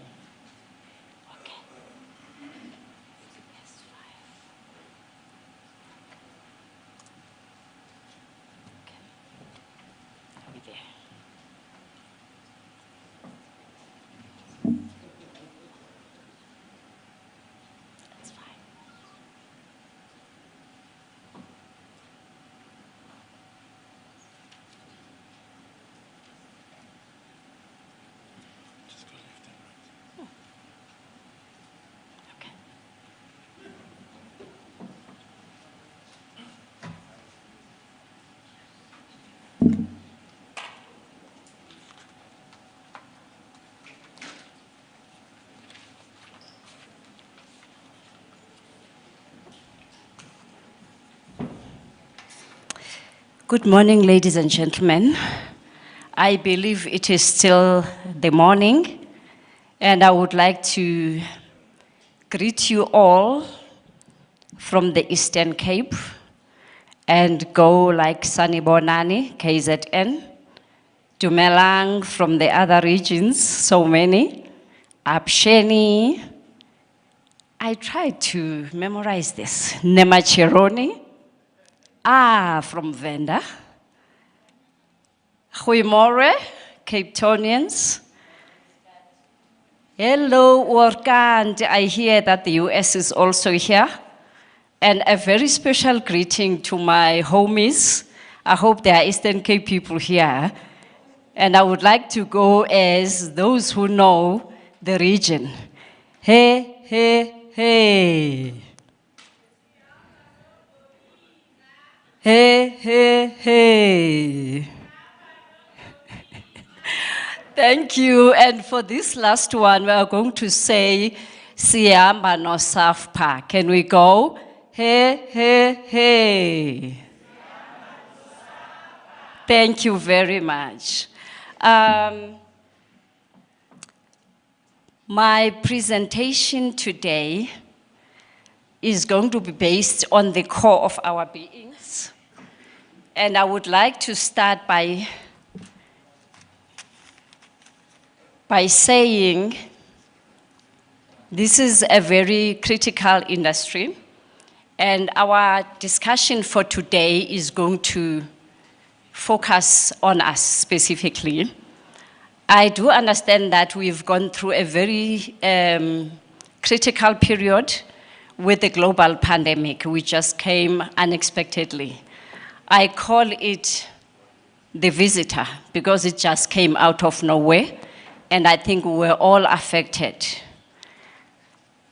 I take this period as the new dawn because it is only now that we are starting to breathe, and we have hope that we will recover from where we've been, we will get restoration for our businesses, and we will begin to live again.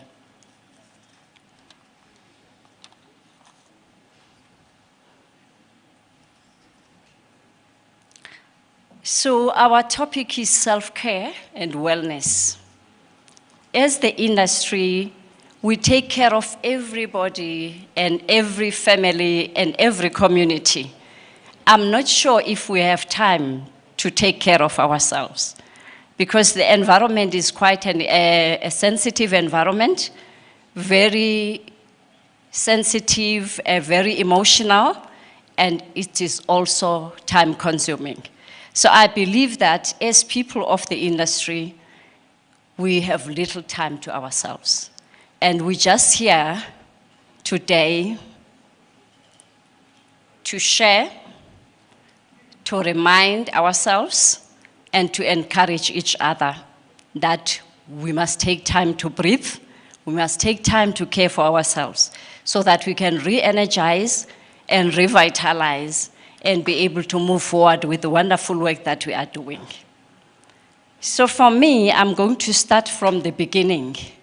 I always like referring, and I'm very grateful that most people who are here are professionals before they came to business, and that I understand there are pastors here, there are doctors in your own right, you are social workers in your own right, you're psychologists, because all the time you take care of us when we are bereaved, you look after our families, we cry, and when you guys show up in our families, we find peace and we have hope. And in that sense, I think you are doing it all by yourselves. So starting from the beginning, I'd like us to go to Genesis 1, where it all started. So it reads as follows: So God created man in his own image, and the image of God created he him, male and female. And God blessed them, and God said unto them, Be fruitful and multiply and replenish the earth, and subdue it, and have dominion over the fish of the sea, and over the fowl of the air, and over everything living that moveth upon the earth. And God said, Behold, I have given you every herb bearing seed, herbs, which is upon the face of all earth, and every tree in which is the fruit of a tree yielding seed.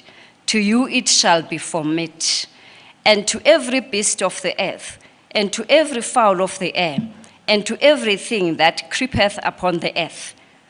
Wherein there is life, I have given every green herb for meat. And it was so. And God saw everything that he had made, and behold, it was very good. Amen. The reason for my scripture is that everything that we have today that works for us and our health or wellness is God-given already. It's mentioned here that we've been given birds, herbs, plants, seeds, everything that is going to help us to maintain our health and our wellness. I like the Bible. So when we look at self-care and wellness, we are given the background here and understanding that people read, people research. There's a University of Google that gives us everything, all the information that we need. But it gets to a point where you think, I need like a personal connection now. I need to talk to somebody. And the department of Google sometimes confuses you. And because now you are thinking, is this the correct one? And I believe that during this pandemic, we all got so many advices, advising each other for survival. And some of these things, we are still having side effects or after effects of everything that we have used further. So it is time again to look into ourselves, take care of our bodies and minds. So we're talking about neglecting personal care can cause increase in a number of areas in our mental space. Like we get anxiety, distractibility, anger, fatigue. So all these things are very common in the environment where we work, which is a very hectic environment because we're in the business industry. So some of these things, it's not possible to run away from. So we may also experience some sleep, where we sleep a very few hours a day because of the nature of our industry. Relationship satisfaction, we are all adults here, we know exactly what we're talking about. Because sometimes we come home, we're so tired, or we have all these challenges, and we still need to take care of what God has given us. And self-esteem issues, empathy and compassion, because once our bodies are challenged, we are not able to do things as we used to do. I hope you agree with me. So now this brings me to one of the main gifts that God gave us, the brain. So the brain strategically sits on top of our bodies, so it kind of carries us. We can take this one out. So Oh, that you sorry. can- yeah, Sorry. you can take it out. Just pull it off, pull it up, pull it up. So it sits on top of our bodies and it controls everything. Our talking, our eating, our emotions, and everything else. So naturally, we are able to heal, or we're able to balance things ourselves. So it gets to a point where you go on a zero once you get to a space of frustration and stress and anxiety.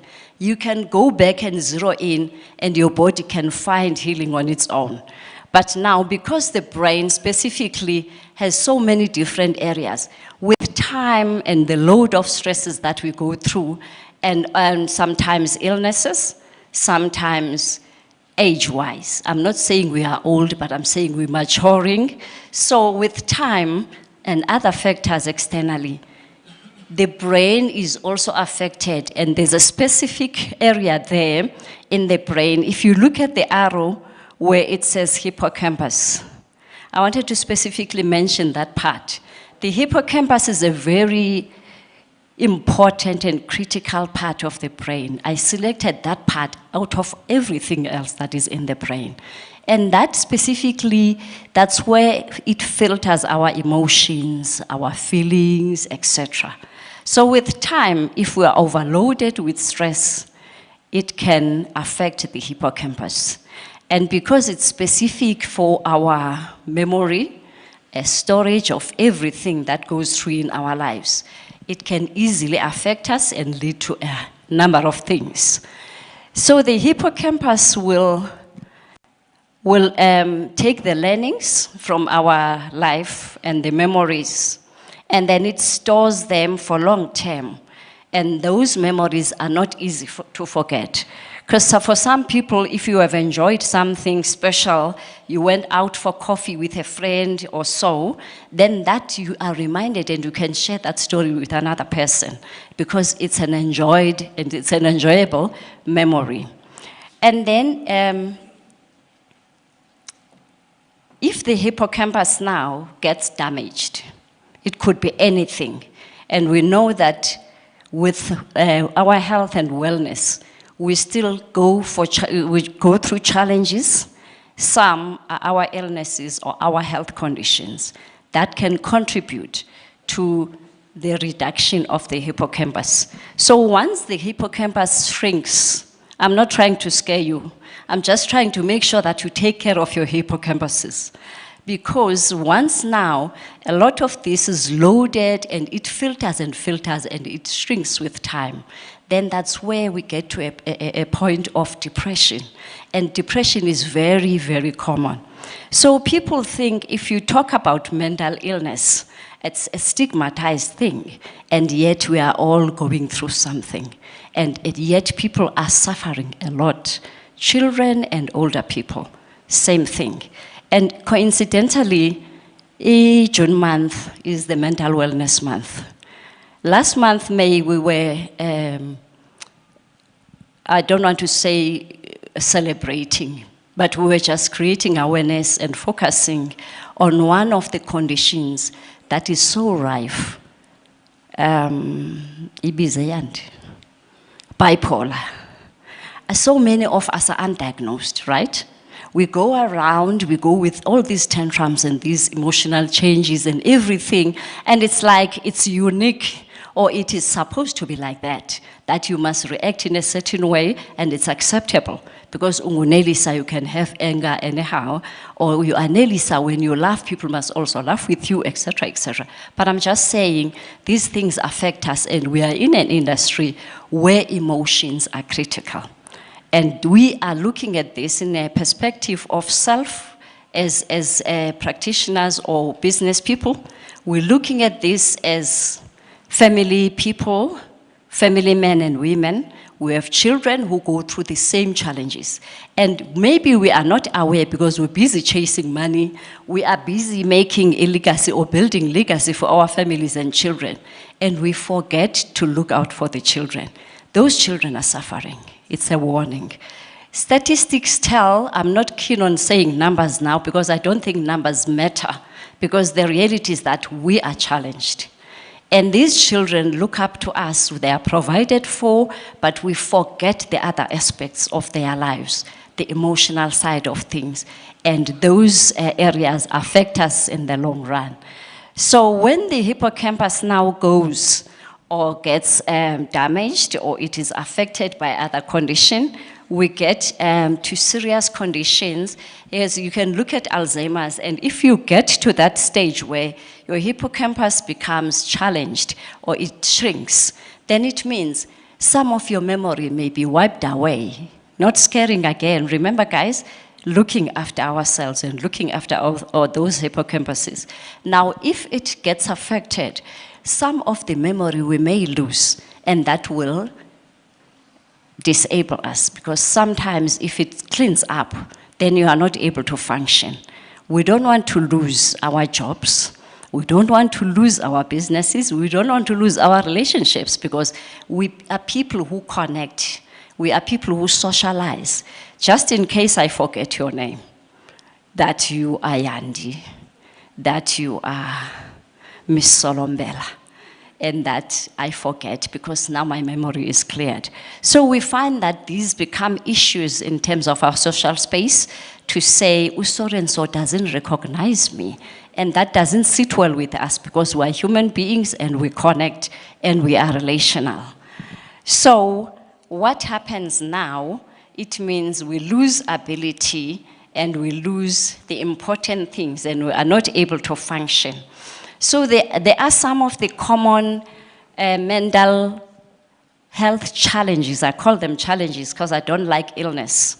Because anxiety is very rife. And some of the things that lead us to anxiety would be your stress. Stress is okay, it's normal. We need to push ourselves, we need to run. So that one is a good stress. But then there's other negative stress, the things that we have no control over, and they just keep sitting on our minds and they're not going away. Some of those things are grief. Some of those things are losses, and some of those things would be financial issues, etc., etc. We go through a lot of things, and once that sits on your mind, it becomes toxic, and it leads to anxiety and depression. I want to say, as much as we are looking after ourselves, we have to make sure that we make that time available. No excuses. So how can we now improve the well-being of our hippocampus? Because now this is the engine that drives our wellness, that drives our health. We need to make sure that we do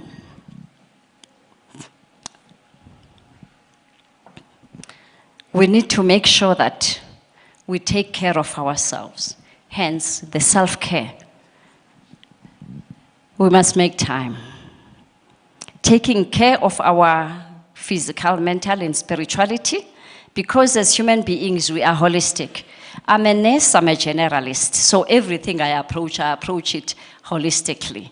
So when we talk now about these areas of life, you find that some of us have all of them covered, but sometimes because of age and the lifestyle, some areas are not yet the area of focus for us, but we really need to take care of ourselves holistically.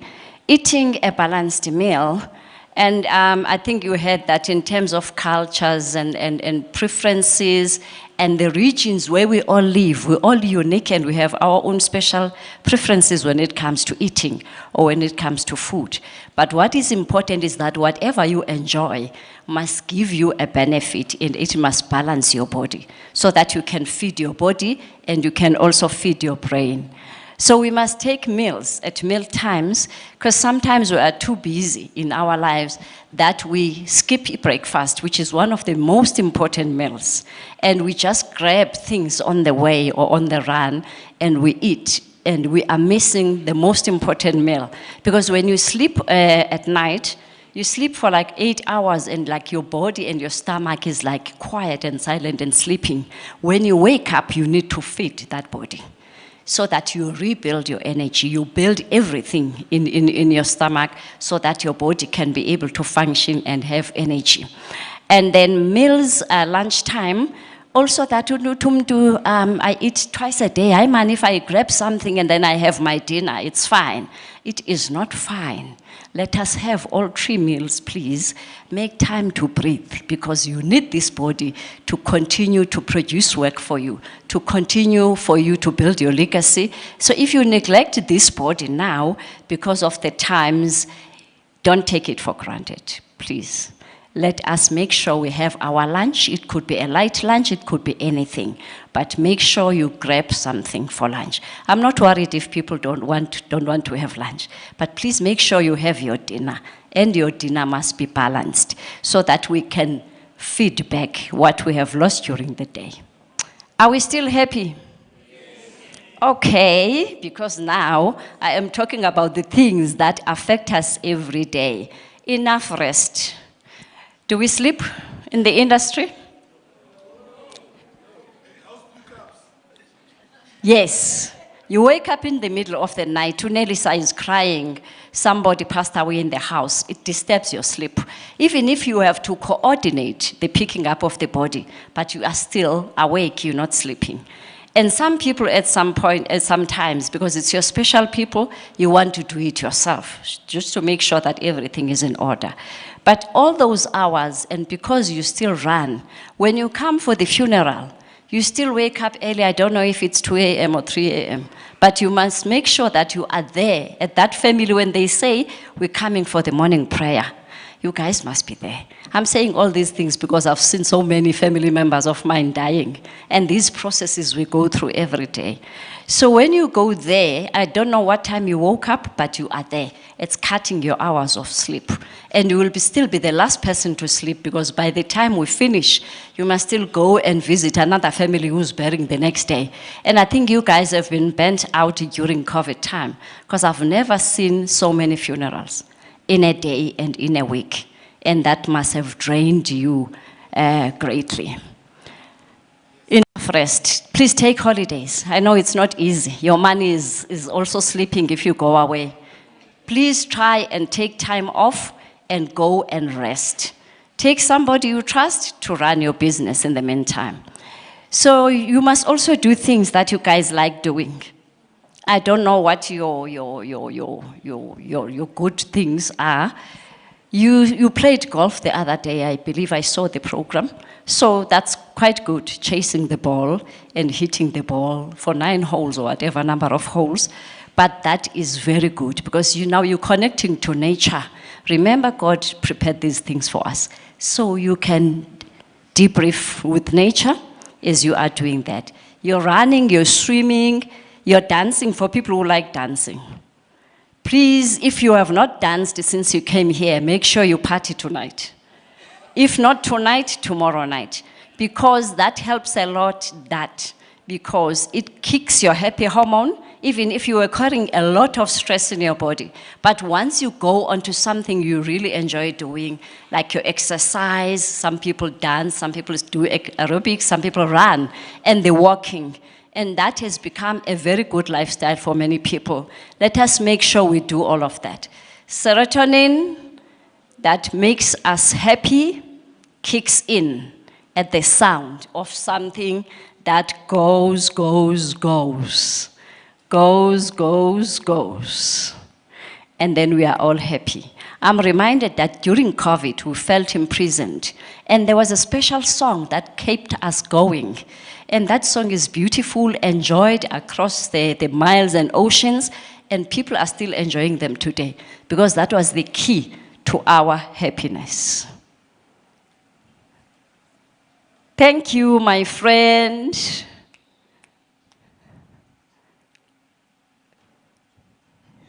I hope you remember this song. Eh? Is it Jerusalem? I'm not sure. Dance. Ooh.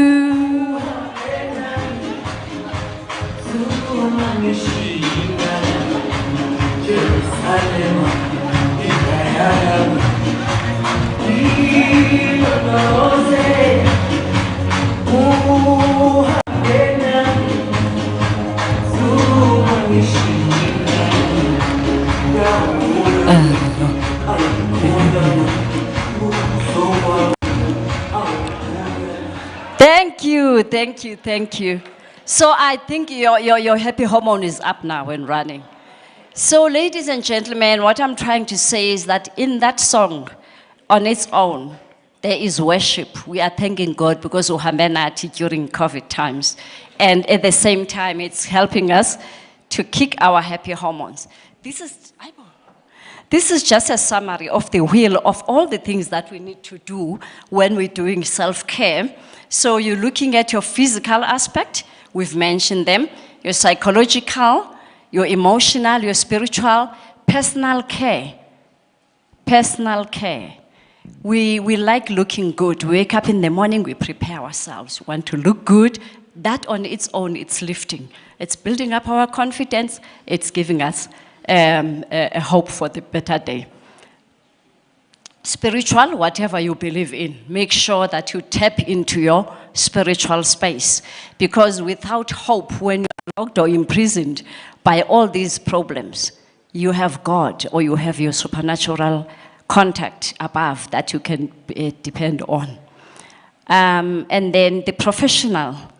We do have professional people here hoping and trusting that it will not get to that point where we really need to get there. But if it is there, it's important that we seek professional help. We have psychologists, we have social workers who take care of things that are beyond our control. And we also have, I don't know why it is falling now, but it's fine. We also have thanatologists. Do you guys know what that means? You don't? So Eastern Cape is ahead because we have one in the Eastern Cape. Thanatologist is a person who studied dying, death, grief, and grieving. All those situations that are in your industry.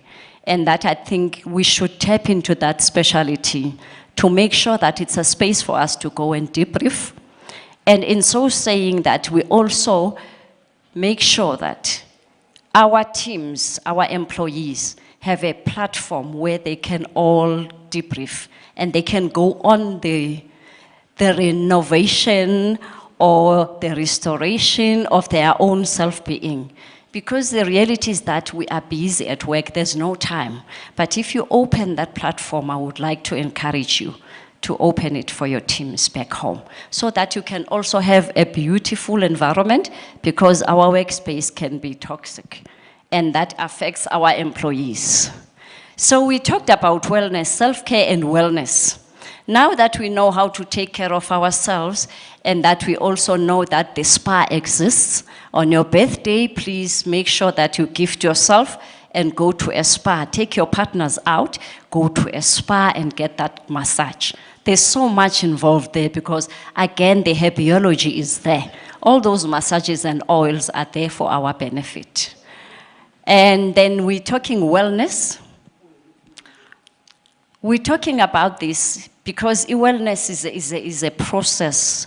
It's a practice, it's a habit that you develop because you want to maintain your health. So it is also different from health, because health is about everything, the other aspects, and it is a state of your well-being. But now for us to maintain, it must become a lifestyle that we take care of ourselves and that we survive and we thrive. So health, state of being, physical, mental, social well-being, focuses on diseases, genetics, and illnesses. We know that we can't be without these diseases or illnesses at one point or another. But the important thing is that they get taken care of and we get healed. And the body is able to heal itself, whilst your wellness is your lifestyle. Now we get to the most thing that we like, our food, the wellness and nutrition. How do these two get together? What is it that we're talking about? There are certain foods that will help us improve our wellness or maintain our lifestyles and improve our self-care. What are those foods? Greens, we talk about greens all the time. Spinach that you plant in your own house, make sure you take that. It's got a whole lot of things that will help improve the health of the mind. We have nuts. People snack with nuts, so it would be a nice thing to pack for work or for the road, that you have these things packed there, you can enjoy them. And I think most of us have coffee, like we're going to go out now and have coffee or tea. These things are very good for our brain, they're good for our bodies. Sometimes people say, don't drink too much coffee. Yes, coffee has its side effects. It has acidic effects. Whether it's decaffeinated or it is caffeine, it has an acidic effect. Otherwise, if you are able to manage the acid part, I'll just make an example. I'm not trying to influence you, to say use the killers, the alkalinizers, like your lime juice. Some people put lemon or lime or something, put that into your tea or coffee and enjoy it, because coffee is good for your body. It's good for your brain. That caffeine gives you a kick, and it also has some good properties for your body, so that ube sharp, ne? So for people who work long hours, you find that coffee will sustain you through the day, even if you didn't have food. But don't make it a habit to drink coffee all day. Make sure you eat your food. And we have other important foods, like your fish. These days we go to the pharmacy. I'm not saying Discam and Clicks must not get business, but if we eat fish, we get these things that we need, our bodies need. Your omega-3. Omega-3 rich in fish, your tuna, your tinned fish, lesi andamana yone, saldana in the olden days. Go to Ainuki but it's so rich in omega-3. So mhlambi, if you have it once a week, you will stay away from the pills. And make sure you eat that generously when you have. Sometimes people go to the pharmacies. Guys, I just want to remind us that sometimes our bodies are pressed or oppressed by our own doings. You go to the pharmacy, you buy, because omega is good, it's recommended. There's a 369, right? 369 is not ideal for a healthy person who eats fish and who eats other forms of the omega-3. Because if you go at 3.6, it means you must have a certain condition in your body. Maybe inflammation, there's no balance or something like that. And 369 is for a person who is really sick, because now your body is not able to synthesize what is taken by mouth in your plate.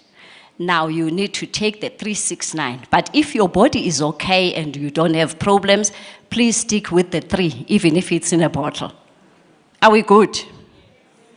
Please, no 369. 3.6 is okay if you're not eating well. Yeah, like your veggies are out of the window.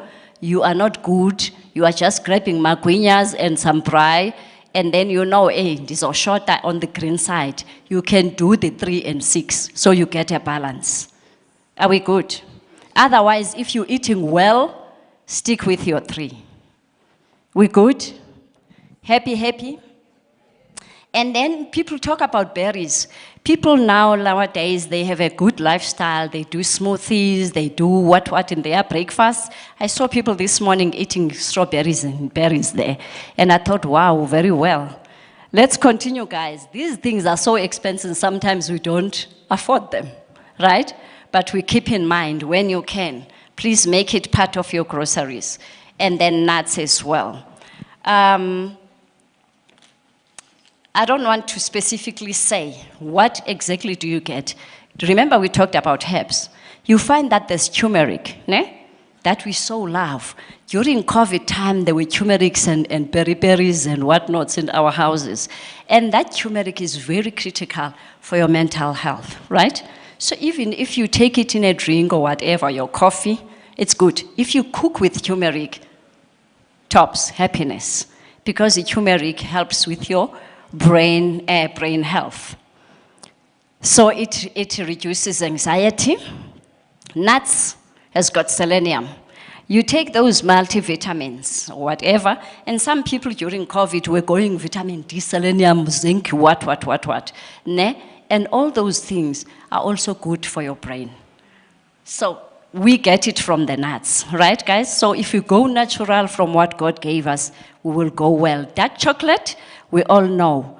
There's those beautiful theories and those beautiful practices that people, before they go to bed, they take a dark chocolate slab and they enjoy that slab. What is in the chocolate? Do we know? There's cocoa. I don't know, it's 70% or whatever percentage in dark chocolate that gives you that relaxation on your nervous system. And for people who struggle to sleep at night, ikoko lesi selemakaya helps a lot. Just in case you are not able to sleep, you're counting hours, take a cup of cocoa and drink it before you go to bed. And then it helps with irritability. And there's so much more, okay, guys. I'm not going to go there, but we're getting your vitamins, we're getting your minerals there from the food that we eat. That is why food is so important for our wellness and our self-care.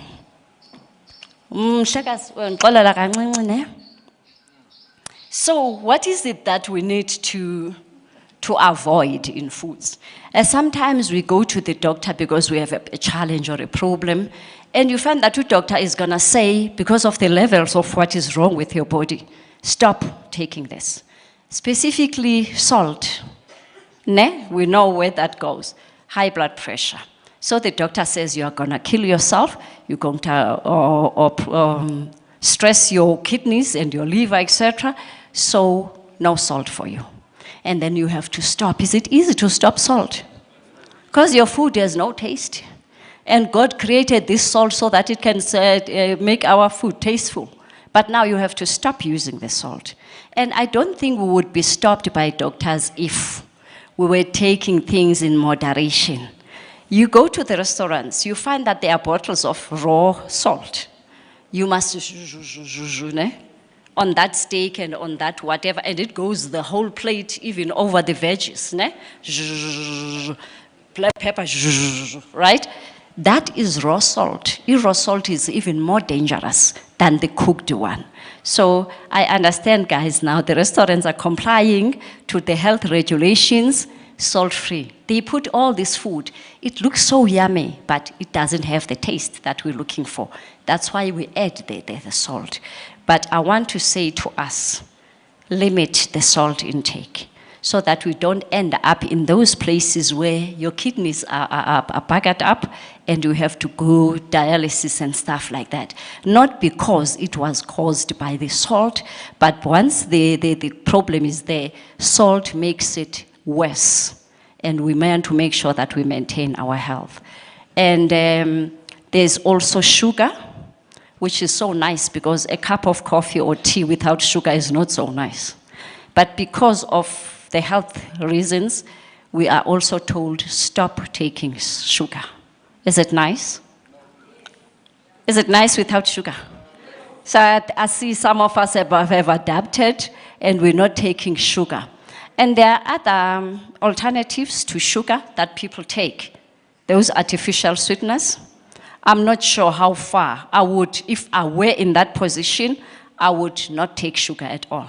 Because I don't know what is made, how it goes and where it goes. But as time goes, once we are challenged, especially with diabetic, we have a sweet tooth. Once we are growing older, as you can remember, our grandmothers and grandfathers, they always carried a packet of sweets in their bags or pockets, because as you grow older, you want something sweet, just like children. So this now becomes a challenge for us when they say no sugar. And you are thinking, aibo kanjani, ne? But the reality is that it gets to that point. So what I would say now in terms of encouraging us and reminding us is that let us take everything in moderation. Can we do that? Moderation, bantwana basekhaya, you won't go wrong. Uthi ngosoyiva ingathi ayivakali, uzicunze. I hope you all got me on that one. Uzipheka ncinci. Just because iswekile you are able to do without swekile. It's practical. But because you are so used to the sugar, you feel bangathi you are imprisoned, okanye caged, uba I can't enjoy. I mean, this is the money we work hard for, we want to enjoy it. So how far can we go? But the markets give us alternatives for all these things. Energy drinks, when people drive long distances and they feel, but I can't sleep, I have to carry on. Aren't we killing our bodies with those artificial things? Guys, agree with me? Not agree with me? Those who agree, can I see? Aibo, the half of the house is not agreeing. Thank you, guys. I do understand, you know, when you're still younger, these things are easy, but the build-up is going on because there's going to be a point where you find that your body has loaded too much. Because if you look at the olden days, people were not using all these artificial things and they had the best health. But now we're living in an era where everything is processed, everything is refined, everything is marketed and sold to us, and we support the business. And then it affects our health. But it's not a big thing. Let us continue to support business. So there are other things that we need to look at to say. I mentioned the aspect, and I want to say the aspect of love. We all want to be loved. We are human. We love others. We love each other. There is that important aspect of our lives where we have a need to be loved and to love. And that is very important in balancing us out in our mental wellness and also as part of self-care. Because if you work hard, appreciate when you get home. Honey bunch, sweetie pie, baby, what. And when the baby now, he says, baby, wah, and baby says, is it nice now? And when they ask the question, that is not going well. And on the other side, the lady doesn't even want to be touched because she's so tired and overwhelmed and overworked. Utata uyabrasha, you know, umama akafuna ukubrashwa. Siyevana ke guys? All these things affect our relationships, and I think it's just one thing that when we go home to rest, you're looking forward to meeting your partner, to be able to relate to your partner in a proper way. And it takes us far to the happy benefit or the happy gift that God gave us. So we don't want to deprive ourselves of that happy privilege just because we are overworked and we didn't eat well to sustain our bodies and we didn't take care of ourselves in so many ways. Your mood is not okay. Say, let's go out for a walk. And come back. Or maybe invite the person to watch something together and then at least to boost your mood and talk about all the sweet, beautiful things in the world. Forget about the stresses and the ugly things that happen during the day. Because now you are on another level, you are home, you need to maintain that relationship.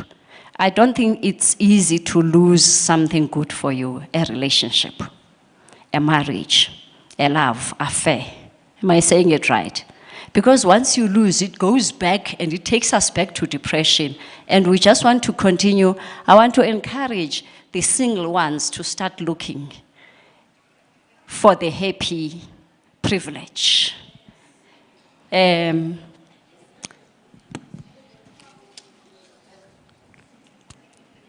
Oh, these papers. So we're coming to now in terms of all this, we're talking food and everything that is good and that is not so good for our bodies. But the important thing is that how does this work? The link between the brain and your body, your gut, we call this digestive tract, the gut, which is where the engine of our bodies and our health and mind is based on here. And this becomes healthy and well by everything we take into our mouths. Ne? You take that thing, you eat it, it goes in, it builds, it gets absorbed, it goes wherever it needs to go. And that is very important to maintain this health of this system, our digestive system.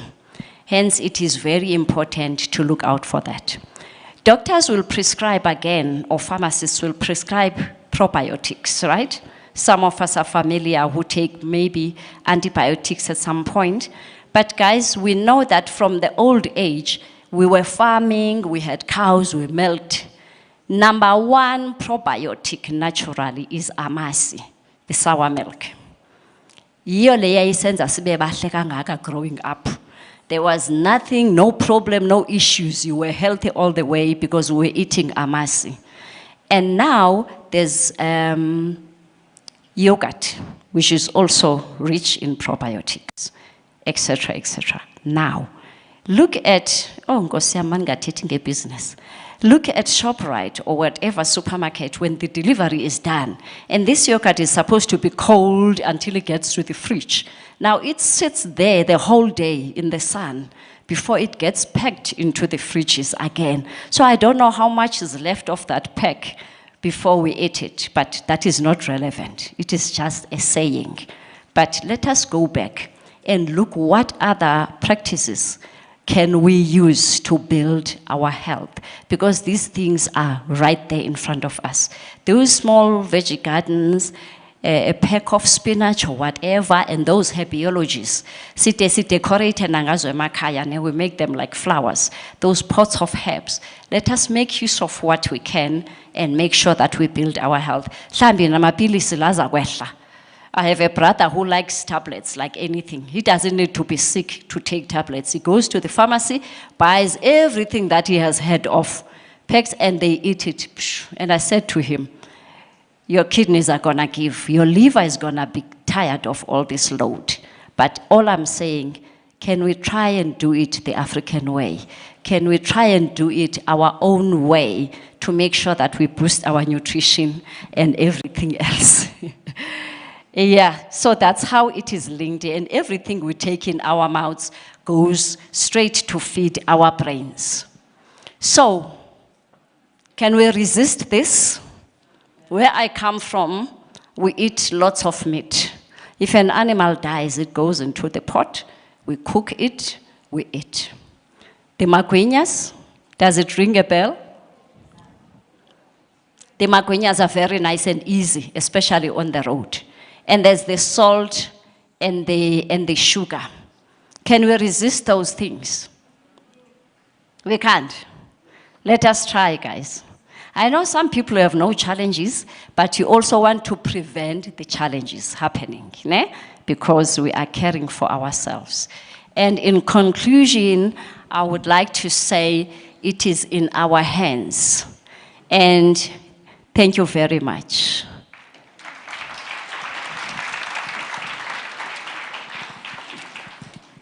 Platform data. I get paid for talking. So guys, sorry ningexesha and enkosi kakhulu for this platform. Thank you. Thank you. Let's give her a round of applause again. It was long, but important for our lives. That's why we couldn't stop you, because we wanted this. Thank you very much. Thank you.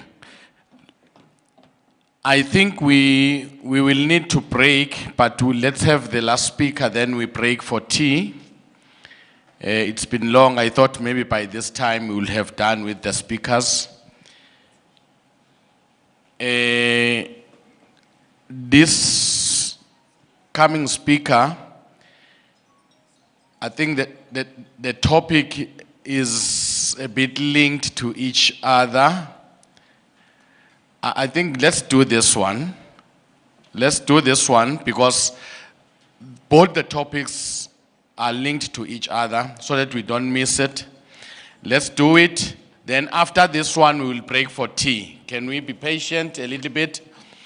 Then after this one, we will then break for tea. Kanye. Kanye Mlambo. Lamborghini.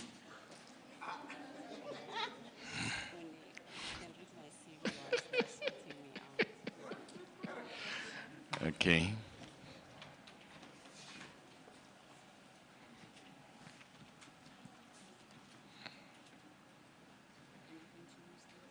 Yes, you're gonna use this one. Can I put it here?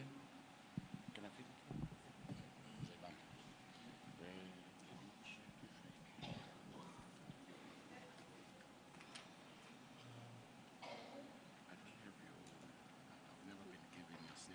Oh, that's okay. Is it on? Is it on the screen? 10 minutes, I'll cut. Okay. Okay, I'm ready. You never gave me a hand.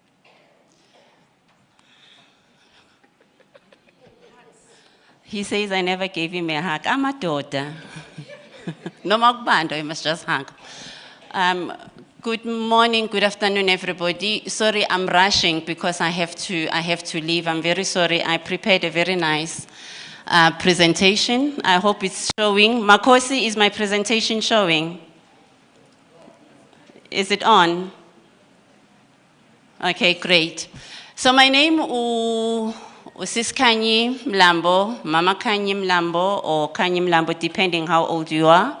I'm 57 years old, so I insist that I'm called Usis Kanye. My topic, yes, I mentioned my age because I've worked very hard to look the way I do.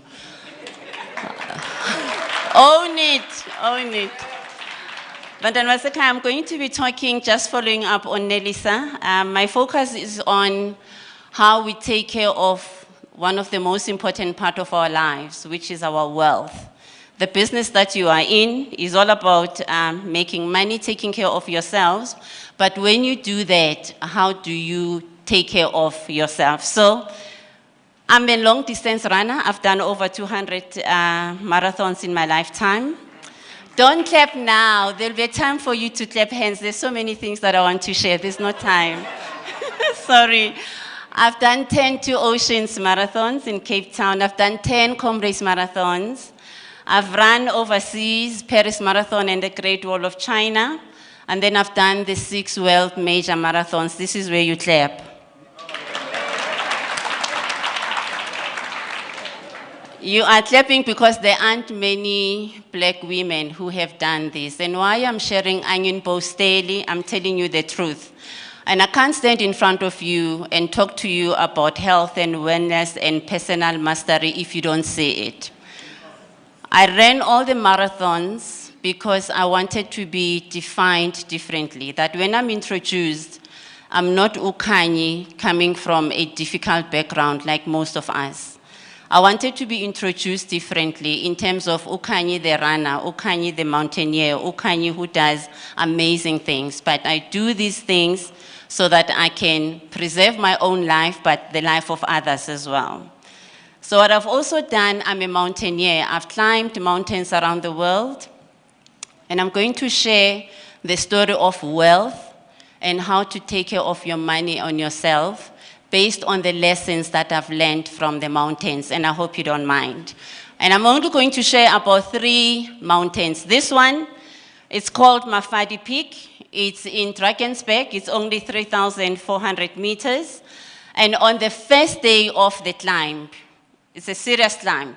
It's not the highest mountain in the world, but if you look in my pictures, on the first picture, it's a nice climb, it's a nice walk. On the second picture, on this day, it was a serious climbing. The last picture, that's where on that particular day, we were aiming to get to. On the third day, very quickly in the morning, we wake up, beautiful sunrise. We reached our summit, and we all celebrated together. So the biggest lesson on these 2 days was very quickly, it can be difficult, you can quickly get to the top, and we get to the top as runners, the first thing, or as climbers, we celebrate together. So we make sure that we preserve our strength and we present what we have. But what we did not plan for, after the summit, you go down. It took us 19 to 20 hours to go down this mountain. In the last picture, literally, I had to sit down because my knees, my calves, and every joint in my body was done. It was finished. If you look at me nicely, you can see Guti Mpakile. So I had to use, yeah, it's the truth. But the biggest lesson on this particular picture is that the mountain will humble you. It will put you down. When Elisa has mentioned, everybody has mentioned, the last 2 years were 2 years of humility.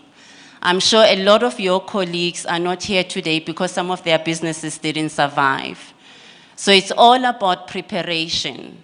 Managing your wealth is all about how do you pace yourself, so that by the time you get to the summit, the last 2 years was just a dress rehearsal on how difficult things can be. It is the same thing in how we manage our own wealth. How you manage to get yourself to the top, but understand that when things are down, what does it take for you to get to the bottom? Managing your wealth is all about, should I not be okay? Will I be able to pick myself up? It's not about making money every day and buying all the big cars and all the big houses, which is a nice thing to have. But colleagues, I just want to share with you that managing wealth is about humility. The second mountain is Mount Kilimanjaro, the highest in Africa, we all know that. And the first day on this mountain, totally different from Mafadi, it was about adjusting. In the first picture, you sleep in a camp. In the second picture, this is your shower, your bathroom, and everything. They give you 1 liter of water on a daily basis. In the last picture, every night it is as dark as that you can't see. So you just need to adjust. Managing our wealth and what we have simply means we need to learn to do more with less. The more you save, the more you prepare, the more you put your money differently. You need to understand the environment that we're operating in today. Izinto zishintshile bantwana basekhaya. On the third day, because we climb on a daily basis, it was a 5-day climb. On this particular day, you can see in the middle picture, it's a rough terrain. You're literally on Mount Kilimanjaro, always climbing on the edge of the mountain. So meaning, this is the camp Besnalaguyo, meaning if you are a sleepwalker, I'll be your client very soon. People die on the mountain. So the key lesson around our wealth is how do I maneuver within the different terrains that we find ourselves. In the last picture, the mountain is an equalizer. There was a point in the world economically where all of us, those who had money and those who didn't have money, were all the same. We couldn't move, we couldn't do anything.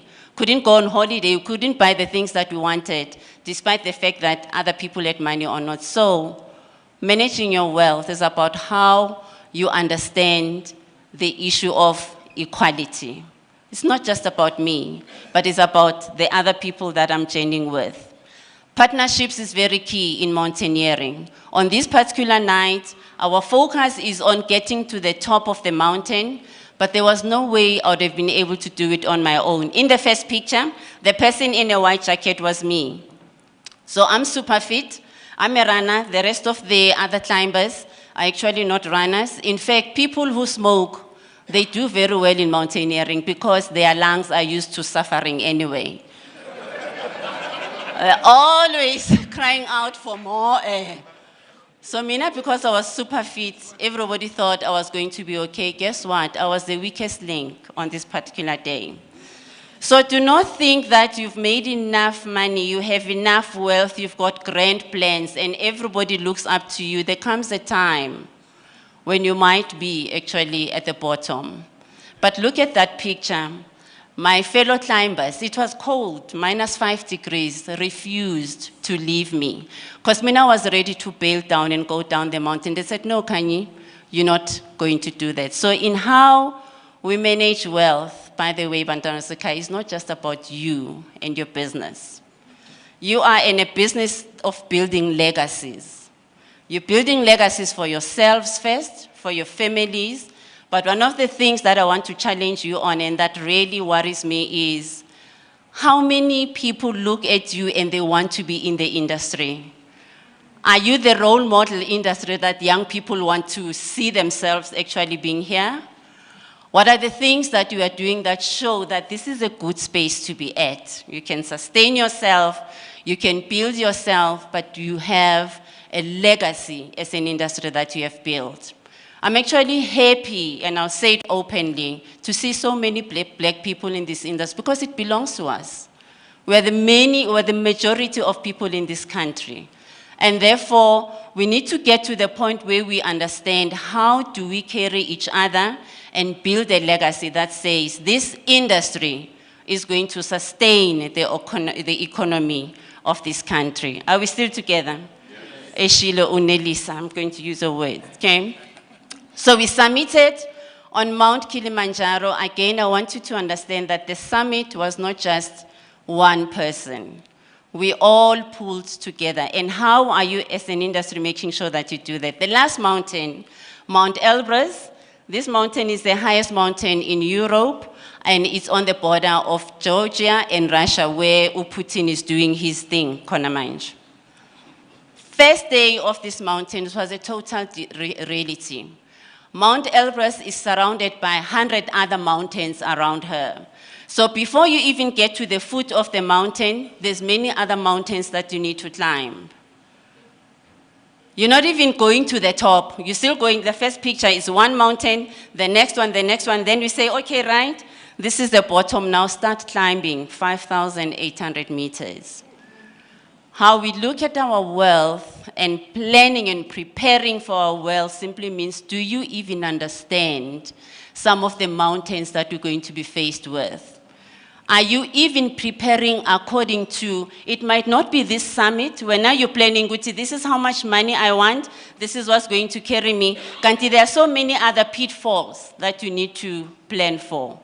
What are the things in the industry, in your business, that you need to make sure that no matter what, you do not compromise on preparing and taking care of that? Main issue on mountaineering is about what is it that you wear. It's about your gear. So totally different gear, totally different clothing compared to Mafadi, compared to Kilimanjaro, because on this mountain, on a daily basis, -20 degrees. So you are in the industry that you actually don't know what it means to be in the fridges where you put people. Maybe sometimes you need to give yourself a chance and just stay there a little bit so that you get a sense. It is that cold. But therefore it means, in terms of our wealth, how we manage our money, we need to have that self-discipline that says, how do I gear myself up and prepare differently? On this particular day, that was day number 3, in the first picture on this mountain, what's different, you always see the summit. So you never forget what is your goal and your vision. And then you climb together, and then you are aligned in terms of who is the strongest, who is the next person, and who is the last person. In mountaineering, we always put the weakest person in front, so that all of us, we pace ourselves according to those who need more help. As I was listening to the presentation earlier and some of the questions, how is the industry geared up to make sure that those who need more help are actually prioritized? You were talking about your training. How do you make sure that your training, your certification, and everything else puts those who need more help much more in front, so that those who are much more stronger, you are forced to understand that it's about alignment, it's about being together, it's about empathy. You're in the business of empathy, but how do you pull together? There is nothing, colleagues, that teaches you the concept of change like mountaineering. The first picture, same day, very clear blue skies, all excited. In the next two pictures, I was lost on the mountain because I had to stay behind, try and loosen my boot because it was a bit uncomfortable. My fellow climbers, they climbed, and then when I stood up to join them, I was in the midst of the snowstorm. So I was lost in the mountain. The second picture is that hump that you see is made out of rocks and stones of people who have died and who are lost on this mountain. So mountaineering is about risk. It's about understanding that if things go wrong, and that things can go wrong, similar in the business where you are at. Wealth management is all about how do you manage the risk? How do you potentially plan for what could go wrong, and how do you make sure that you overcome that? Most importantly, this was now towards the closer part of our summit, and we needed to be trained differently. The first photo, we put ropes. I'm roped, and then I'm harnessed to the next one, connected to the next one, and then our guide is teaching us that should it happen that you slip off and fall from the mountain, my rope is going to make sure that my partner doesn't go all the way down, because if they do, now I'm going to follow on it.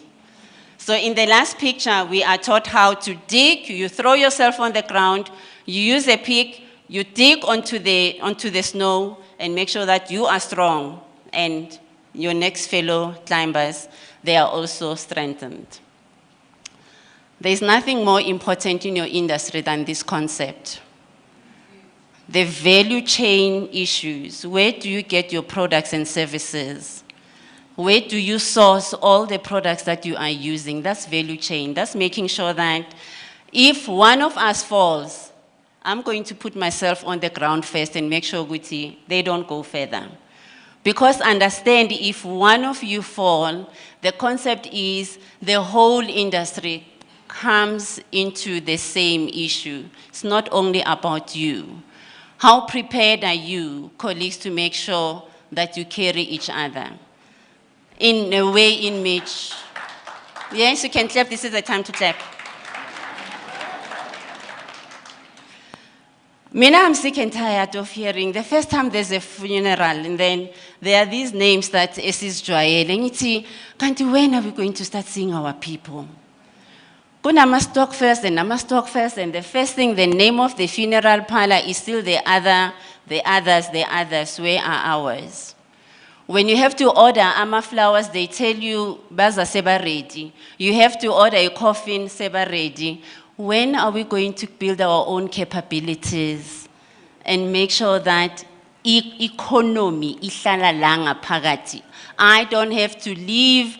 If my brother was in Soweto, I bury him in Soweto. Can I just get everything I need from within Soweto? Can I not have to go to Mayfair or anywhere in Kosiami? That is the capability that we're talking about. Black people, we need to build that. And then the tests. These were the last moments to the end of the mountain, to the summit. The test is where you are on the edge. It's called the knife edge. This is where, again, a lot of accidents happen on the mountain. And you can now see that you are much more closer, but this is where alignment is even more important. How you manage your wealth as an industry, the alignment particularly towards the end of your goal is very important. We get there together at the top of the highest mountain. Mina, Kanye, coming from Soweto, a very difficult background where I had to finance my own education without much support around me. When I stood on top of Europe, I was like, literally, I am standing above the kings and the queens of Europe. Basically, you can put your wealth situation at the point where you are at the top. And when we get to the top of the mountain, there are much more huge rewards because you can see as far as anybody can see. If you can manage your wealth in a manner that says you understand what are the key principles of wealth management, you'll be there. The most important thing is remember what is your goal. Why are you in the business that you are in the first place? Why do you do what you do every day? Why do you wake up? If it's just about you, you're missing the point. Because yes, it starts with you. It's about your customer. It's about the dignity of the person themselves. But I just want to encourage you that it's also about the broader society. We're operating in a very difficult world today. You have a role to play, and it's not just only in this industry. 6 key principles. Preparation, very important to prepare. The points that Uneli has also mentioned. Humility, how do you respect money?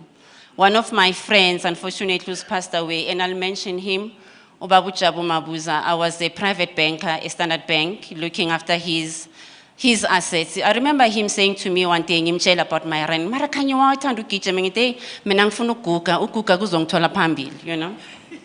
And I was investing for times like this, that in my 50s, 60s, I should still be able to be okay. You know, he said to me, you know, Kanye, you've actually helped me to look at my wealth and my health situation differently, because he was much more bigger at the time.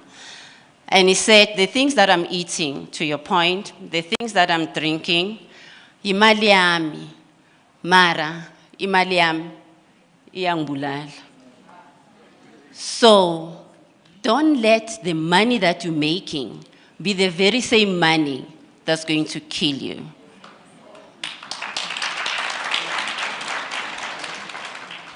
Pacing, bantwana basekhaya.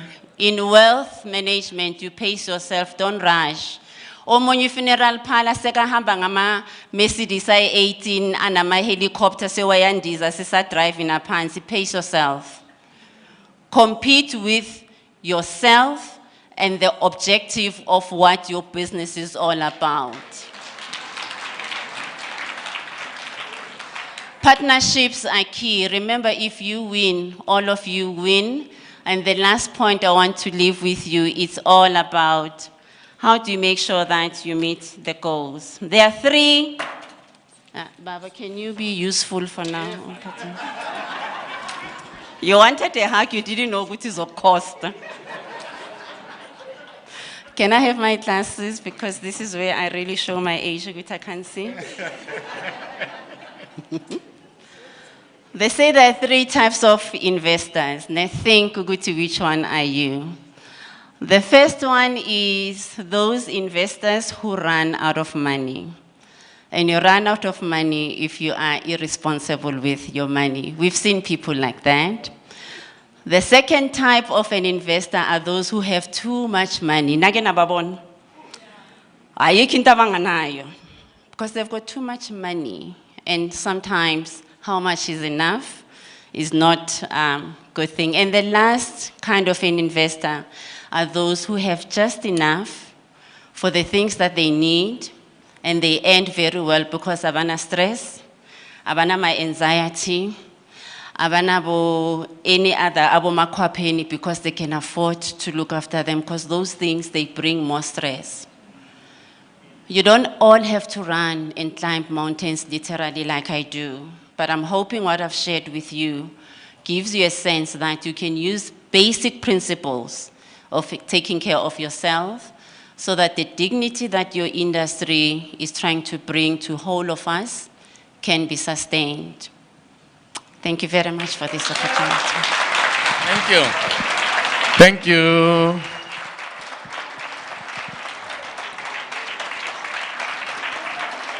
Thank you. Hey, thank you very much, Kanye.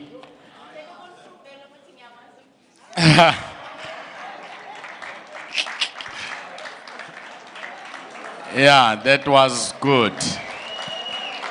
That was good. That was good. Nami, I can run, Kanye. I can run. When I'm done here, you will see me running here.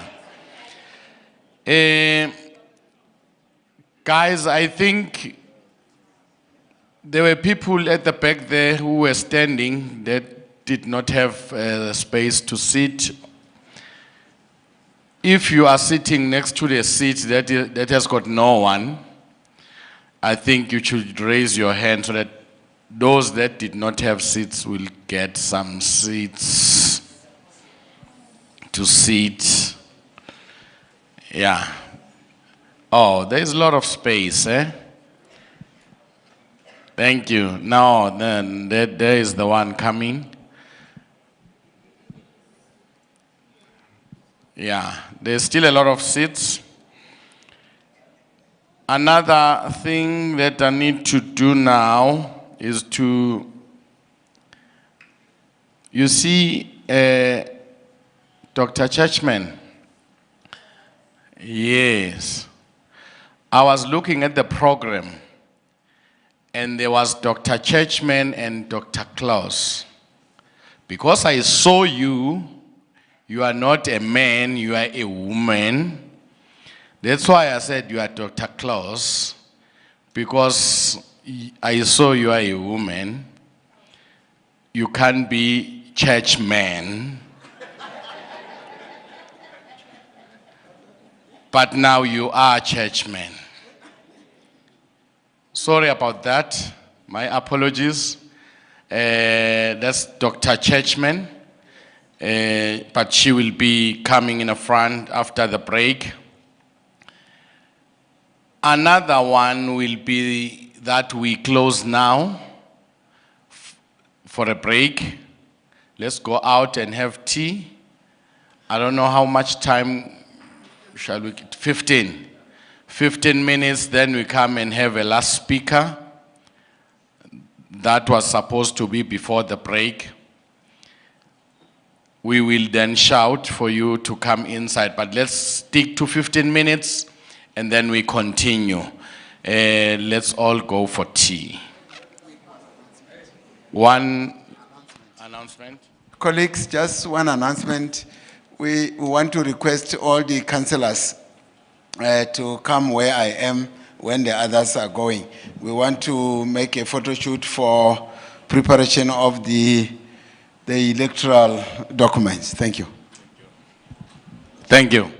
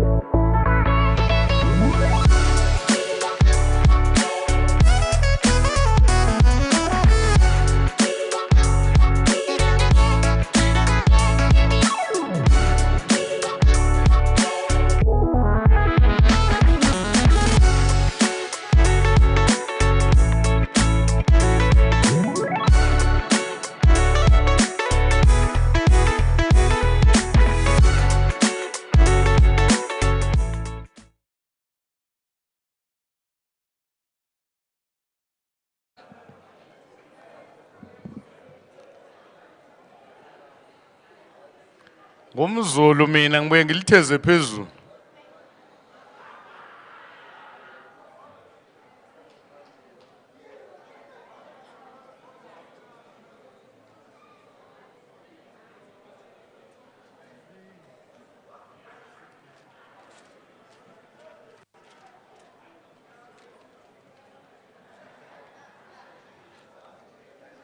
Kun kun kun kun kun sivulele ningasvaleli ngaphandle nathi sifuna ukuphilisa of life so fly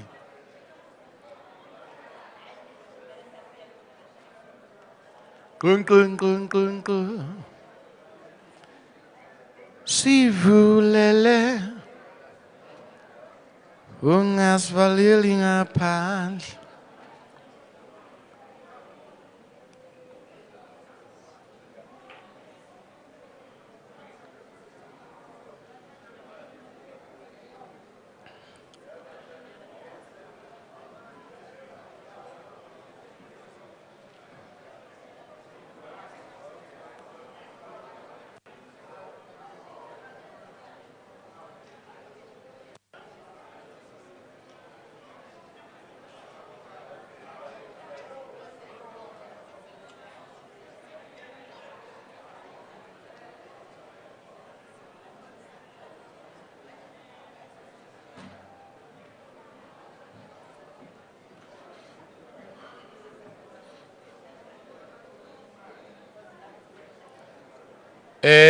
Sicela singene bakwethu ngiyacela Chube khona uChube la wase KZN eze la phambili azosikhulekela masiqala le session. Chube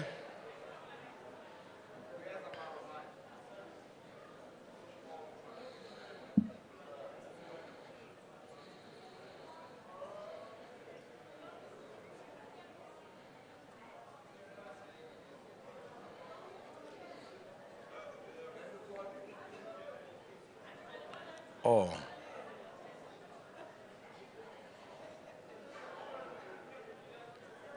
Chube.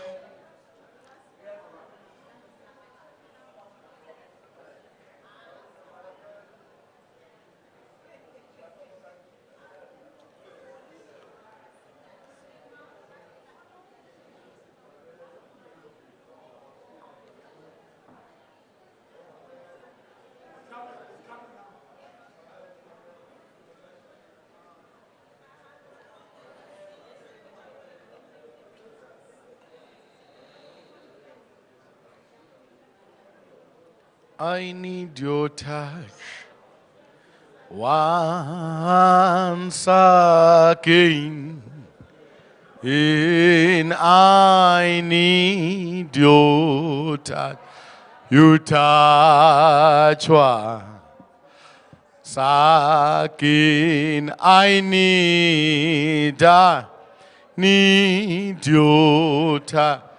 You touch once again. Once again. You touch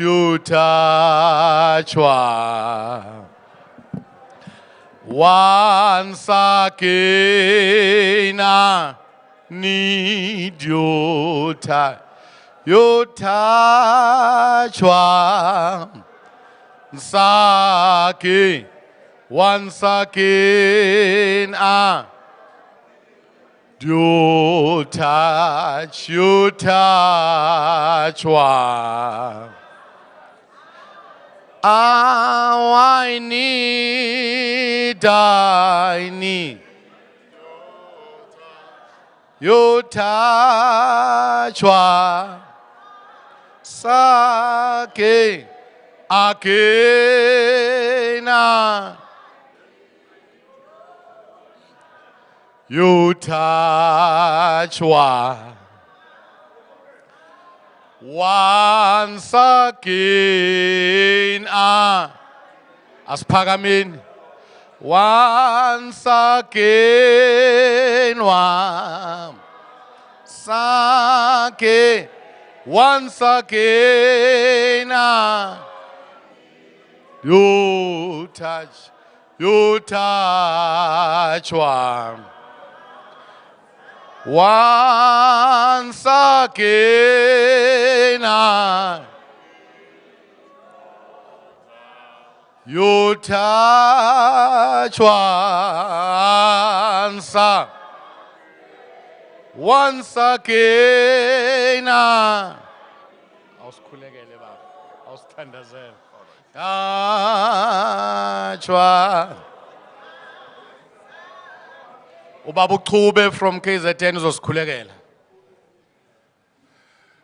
Let us rise and close our eyes in the name of Jesus. Baba ngcwele egameni lika Jesu.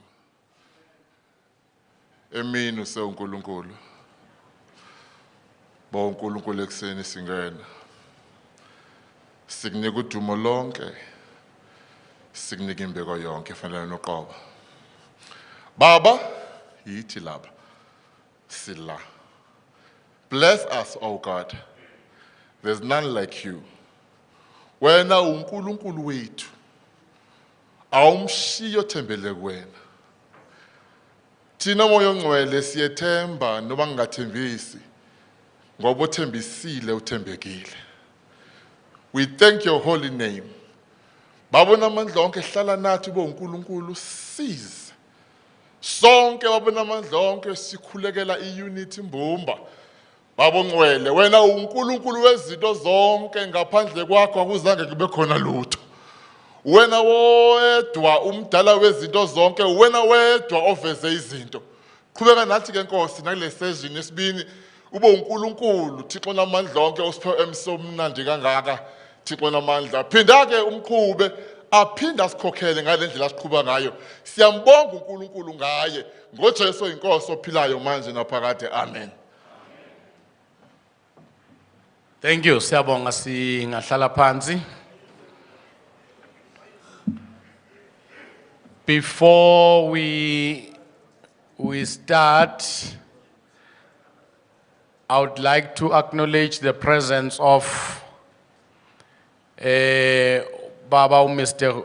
Mokhwati and his son. They are from Botswana. They are within us. Baba, you can just stand up where you're seated so that we can see you and your son as well. Thank you. He is the president of the association there in Botswana.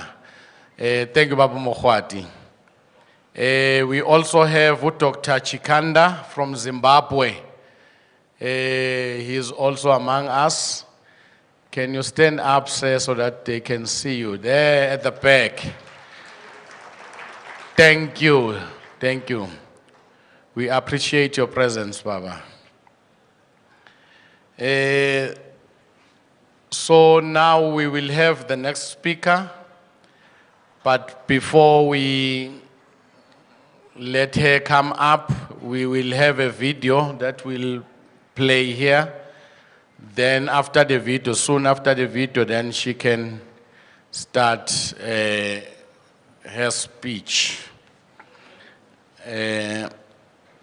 After her, that will be Ubaba Masuluke with the Constitution.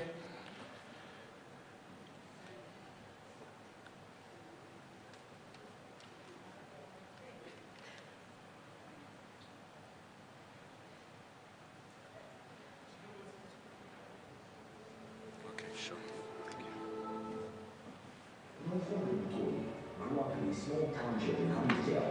From humble beginnings, with very little to work with, she had a dream.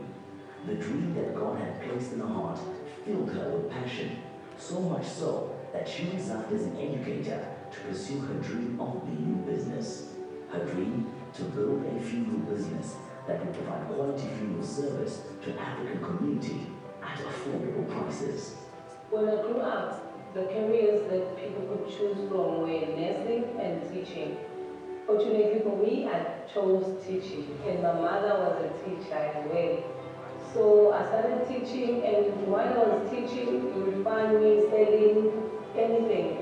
I remember there was a time in my life at school where I was selling rolls. They were paying for my car, they were paying for my petrol to school. I couldn't even miss school because people would not bring lunch and complain and say, you missed school, and we didn't have lunch because we didn't bring your rolls. I was selling rolls maybe in about 4 schools apart from my school. That is how entrepreneurship is in me. Because everywhere I go, I would look at anything, I would know how to sell it and how can I multiply it and how can that thing make money. In 2009 was a great year for us. When I look at the stadium, I remember the launch we had, it was the biggest launch I've ever seen in Amaskeli, Kulontumasoksan. There were big tents, I remember there was a big tent, like huge. We saw Rebecca Manope, Hospital Wane, and it was the 2,500 seater, it was packed. There was another tent on this side where we had a full showroom by SA Funeral Suppliers. Kunamabhokisi yonke into khona ingane ihlele ijoyinisayo zenza yonke into. Catering was there. It was a very good day. It hasn't been easy raising 5 children and starting a business. Remember, I had 2 sisters and 3 kids. So I had to do the school runs and also make sure that the business runs. I remember the way there was no time in my life. My son would say, my mom does 3 things in her life. She takes us to school, she goes to church, and she goes to work. That was my life, and I had to make sure that I put food on the table and look after them. It was hard. Our growth is we started from funerals as a funeral company, and we were just doing funerals only. And we added catering, we added tombstones, we added the call center where we send most of our policies and do a lot of retention as well. We added foundation where we give back to our clients. And we also added the group academy where we capacitate our staff, and also we are giving free computer lessons to grade 12 learners. Every business we added is just a support business to the main group, to the main core, which is funeral. 12 years later, the soul of Ikabuletu is still developing. The passion displayed at Harnsdale in 2009 is still the DNA of what drives Ikabuletu. The funeral industry was hit by COVID and looting, which saw 22 of Ikabuletu branches being vandalized. But through Nomfuno's leadership and her management team, they were able to survive the storm. Some of the company's research highlights include establishing a board which governs Ikabuletu, granting into memorial parks with 1 in KZN and 1 under development in Gauteng, the branch footprint exceeding 130 branches with the majority in KZN, the successful expansion with state-of-the-art regional head office in Randburg and 3 branches with the recently opened Napoleon branch, positioning itself as a lifestyle brand by introducing products that benefit clients while still alive, and brand growth through partnering with Showman Food Popular TV show The Wife and ETV's Durban Gym. While leading Ikabuletu Group, Nomfundo also commits her time as the SAFPA KZN chairperson, board member of Services CETA, and an ordained leader of Mount Zion Christian Church. She strongly believes that Black businesses can do more and bring change to our community. Ikabuletu, dedicated to the care of those we serve.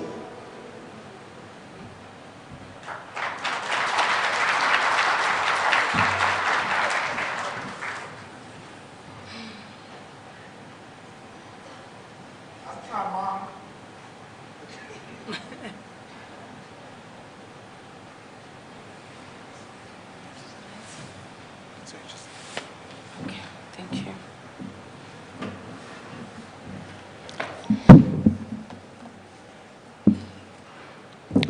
Thank you very much. Oh, sorry, there are 2 mics and I don't know which one to use. No, I'm fine. Yeah. Thank you. Thank you very much, Program Director.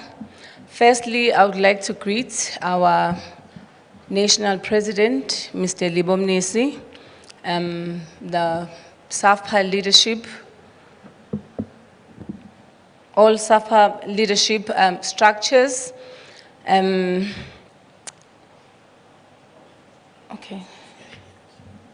Oh, okay.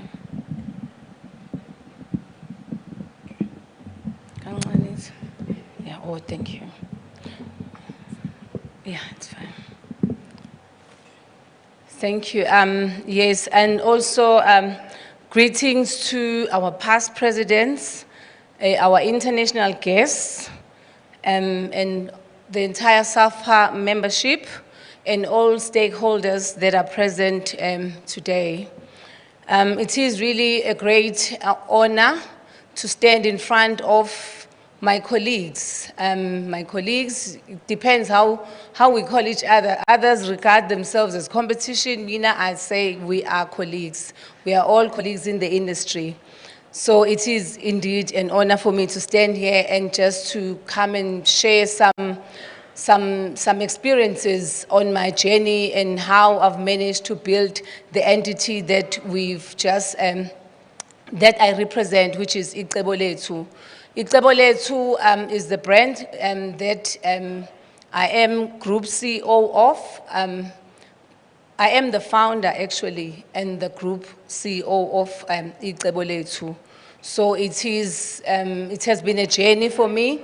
So today, I've been given an opportunity by NEC to come and just share, what my journey has been like, and maybe how have I built such an organization that looks healthy and that looks wealthy to others, depends how you see it, and that is setting the trend in the industry that has grown so big. I've always had requests, even from provinces, to say, please come and share your journey, please come and tell us how you've done it. I'm very, very happy that today I have all provinces, then I can share it in one platform as well. Icebo Lethu is a brand that is respected, as we see. The video explained a bit around what Icebo Lethu is, but it's just saying a fraction of what Icebo Lethu is. Icebo Lethu, it's a brand I built 12 years ago. I started Icebo Lethu 12 years ago at Hammersdale in Mpumalanga, where I come from, with just 5 employees. And 12 years later, we are more than 130 branches. I remember when I started, I didn't even have a mortuary. I didn't even have a car. I had a van and I had an Outlander. I started this thing. I did the launch we saw in the video in Hammersdale. And I didn't even know what I was starting, but I was just starting a Masngobsane, Wangasekhaya.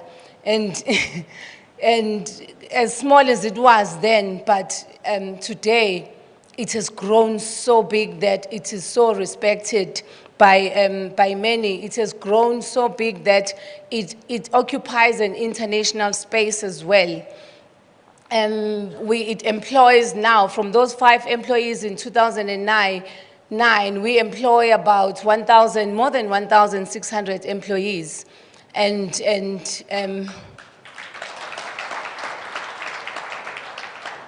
Yes, we employ those 1,600. We've got those branches. When I started, there was no mortuary, and 12 years later, we've got about 32 mortuaries, fully equipped mortuaries. Across KZN, there's one we're building in central Joburg as we speak. And that is how big, that is how we've managed to build the brand, Icebo Lethu. What I like about it is that I've always had a very good team behind me. I may be the sole owner, the 100% shareholder in the company, being female, being black, but I've managed to build such a very, very strong brand that is leading in the industry. And when you look at that companies that are more than 100 years in existence, we are number 2 to those as we speak in our burial space. Our clientele, we have more than 500,000 clients. I'm sure we're approaching about 600,000 as we speak. And yeah, we are really doing the best in our space to make sure that we continue doing what we do best and offering the services that our clients need. So we are really, really grateful to God for the growth, for all that He has done for us as a brand, Icebo Lethu. So for me, I just hope in just a few slides that I prepared, I will be able to share my beliefs in building a healthy and a strong brand, and also what has helped me in building this brand. And maybe from that, you can take something back to your organization that will also assist you to build your brands into stronger brands as well. I've mentored a few undertakers, some amongst ourselves, some have been to even Icebo Lethu to see what we do, because I like growing Black excellence, Black business. I'm one person who likes to share. I believe South Africa has got 60 million people. If people are 60 million in South Africa and Icebo Lethu still has 500,000, and the number one company has about 2 million. You know, honestly, there's still a lot to be done. The pie is big. We all have a share. That's why I don't regard any other person as a competitor, because I always say, no, there's no competition. Just go out there and work. There is your portion in that pie. You just need to sit down, work, think, have a clear strategy and on how to grow your brand, instead of looking at other companies and other brands as competitors as well. So, NEC, thank you so much for the opportunity. I just hope after this, after I've shared the slides, I will be able to take some questions, maybe regarding what I'll be sharing on the slides, or maybe any other questions members can have around anything that we do in the industry. What I love, what we've done, NEC, is that all the time, in my 12 years in SAFPA, I've always come, we've had speakers that come and motivate, that come and tell us how to run our businesses, how to do that, this and that. But for the first time, you chose me to speak. Someone who is on the journey with you, someone who is in the same industry, not someone who's coming to tell you, there's something called a mortuary that they've never even been to. So when you look at the brand that I lead, Icebo Lethu, I know every area of Icebo Lethu. I know how to wash a body. I know how to drive a hearse. I know everything. I know when Fleet Center, we've got a Fleet Center, when they tell me something, I know I can relate to it. It's not just facts that they're telling me that I'm just reading about in reports. So everything, when I speak to catering, I know because I was a caterer before. I've cooked. When it speaks to Thompson, there's a lot that I know, and I've invested in a lot of knowledge and experience in the business that we need to do, we need to do in our own businesses as well. So I'm very, very happy that whatever I'm coming to share today, it's not just motivation, but it's something I know, something that I've experienced as well. So I hope we will engage and get something out of our engagement when I finish. Okay, firstly, it's not a lot of slides. I'll just touch on maybe the important ones, and then after this, I will send the presentation to Secretary to share with members, so that maybe when you take it home, then you can just read and go through it again. I've tried to add on more notes on it, so that when you sit at home, you'll find it useful, and also for your, you'll find it as a great read as well later on.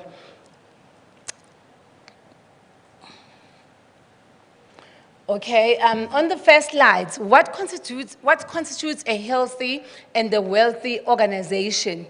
For me, a healthy and a wealthy organization is an organization that is not short-term, not short-term at all. It speaks to it speaks to sustainability and longevity as well. An organization that's going to be there even for generation, not something that is there for now.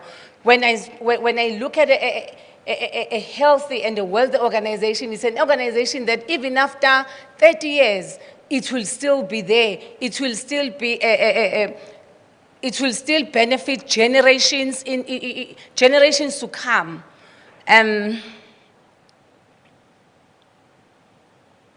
And healthy organizations are not far-fetched.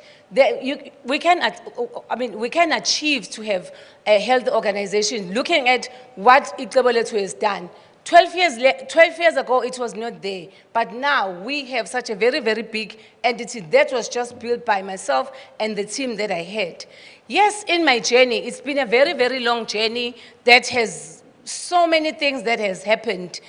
I've had my own wrong turns, I've had my own wrong decisions that I've made, and from those wrong decisions and all those bad wrong turns, I was able to correct myself and come back even stronger and building a very, very strong brand. It doesn't mean that along the journey I've never made mistakes.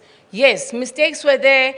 I've hired badly. I've done so many things because as a business, and remember that time when I started the business, it was so small. I was working in the business. I was part of it. So most of the things I couldn't sit back and see that these things were mistakes. So there were mistakes I've made, but from those mistakes, I came out very, very strong and made sure that we learn and move forward.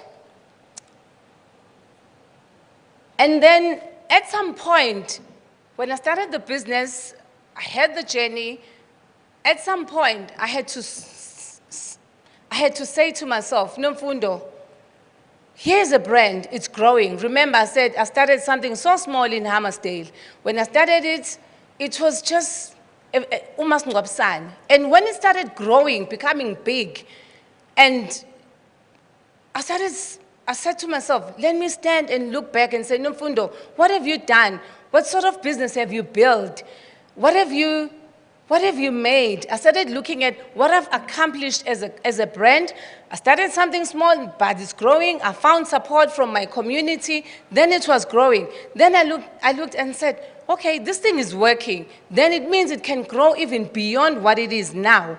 And it really, really helps because sometimes when you work in a business, you don't even see when it's even achieving its results. You don't even see when it's doing so well. You always think, oh, no, Mina, I'm still a small player. Mina, I'm still this. No, sit back, relax, and look at what have I done? There's something I've done wrong. I'm getting clients. How can I improve from what I've built? Then I did that. And when I did that, I love what I did because I realized that I started a business after being a school teacher, leaving teaching, and I had no business management. I was just an entrepreneur. The video was saying I was just selling rolls. I love selling. I'm a business person. Business is in me. And I had no clue of any other things. And entering into this space, in this burial space, I was entering into a new space, very male-dominated, when men were saying to me, you're going to fail. Ah, this woman is here. She thinks she knows everything. No, I didn't just listen. I said to myself, I'm building a brand. I'm going to do what I believe in. Then I had to sit back and say, okay, this thing is growing. How am I going to help it grow better? I went to Varsity College. I enrolled for a business management course where I learned a lot of things. Coming back from that business management course, I sat down, I had departments, I restructured the business, I had HR, I had finance, I had all the departments. Before that, everything was on me. I would go to the funeral, drive boys, go decorated funerals, do a planned funerals, everything was around Nomfundo. So when it's the 15th, it's me again paying salaries, it's me again paying rentals. The business was just around me. If I would drop dead at that time, the business would have died. But I love that I said, Let me look at the business. What have I done right? What can I still do right going forward? And from that, I learned, I got training, because training, guys, is very, very important, members, to get training, because you can't know everything. I learned, and then I came back and built a very, a good business, because I introduced the structures that were needed in the business that assisted me to run efficiently as a business. Then I came back and said, okay, what is the overview? What is our industry like? This can help you as well, even now. What is our industry like? I did it then, I looked at that, and it helped me to decide on products, on a lot on products and other things I needed to offer as a business. And then I sat down, I looked at the business. Presently, I'm giving you the latest stats. Our industry, it generates 10 billion rands per year in the GDP. And when you look at the risk policies, it's 5.6 million risk policies that exist presently. We have 15,000 funeral parlors that exist presently, and 70,000 undertakers, 100,000 burial societies, and 5 billion rands per year in funerals is being made, and in funeral premiums, is being collected. And then every year, our industry grows with 12%. And over 2 million individuals are supported through, are employed, are supported through individuals that are employed in the funeral industry. This, please, this slide is very, very important. Please take it back and compare what you do, what you have. Where am I in this 10 billion? Where am I in these 5.6 million risk policies? Where am I here? Am I really doing well? How can I work and improve so that I see myself being part of these numbers, being part of these stats? Members, we can do it. If I look at the 5.6 million risk policies, part of that I can say as myself, as Itabolet, we have 500,000. What do we have? We can still build, we can still come out better, but you can't plan the future and where you're going and where you don't even know what is the status quo, what is the industry like, what exists. And because you're going to, you need something to work on as well. And then the industry, recently, it had a lot of effects and a lot of, challenges. We had so many challenges. We had COVID-19 that happened that almost killed the industry that we didn't even know. I remember because, you know, when you fill in forms, you would see they say pandemic, and we didn't even notice those things because we've never seen a pandemic in our lifetime. And we didn't even know it was going to come in our lifetime. And it almost killed our businesses as well. And then we had our people dying from COVID, our people dying from depression. During lockdown, people were not working. They were sitting at home, depressed because everything was shut down during lockdown. Fortunately for me, during lockdown, I just said to myself, I'm going to lose my mind, and I wrote a cookbook. You saw my stand yesterday where I wrote a cookbook. Where I wrote a cookbook because I can't just sit and do nothing. So fortunately, from that from that COVID, which was lemon, I made lemonade for myself.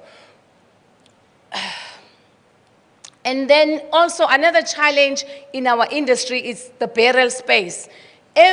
Most of the metropolitan areas, they're complaining about the burial space, shortages and everything. But as a brand, I've spoken to that we are already ahead and already have secured 2 memorial parks as well. But these are the shortages as well and the industry challenges that we face presently. And we have also economic challenges. We know the petrol prices rising due to the war. Our infrastructure is deteriorating, and undercapitalization is a problem as well, and increased cost of living. Honestly, we are businesses that are trading in very, very challenging times. But as the time, besides those challenges, we still need to build stronger and healthy businesses. I'll come to the how. And then also, some of the challenges we have is competition and barriers to entry. You know, you have a driver. The next day, the driver, he buries 3 months, he works for you. The 4th month, he opens his own parlor. There are no barriers. He's a parlor, he's just like yourself as well. So that is another problem in the industry. And those people that do that, they come and think they know everything when they underperform and bring a lot of challenges to the industry because of lack of knowledge as well. And then another challenge we have in our industry, it's low compliance, lack of standards as well. We know our problems with compliance. Our industry needs us to comply with regulations, with FSCA, with environmental health, and it is such a challenge where we have so many to comply with, and it's very, very costly. I mean, complying is very... Compliance is very, very expensive as well. So also, yeah, the mushrooming of funeral parlors, honestly, unregulated, it's such another challenge that we have in our industry. So our industry, I just mentioned a few. We know all the challenges that we have. There are so many, and they differ according to provinces. Some provinces have different problems from the others, but there are those that are common that I've just mentioned with, as an industry, what we went through. But besides all that we went through, we can still try and strive and build a healthy and wealthy organizations. I've just put together those building blocks on how can we build these strong entities and that are healthy as well.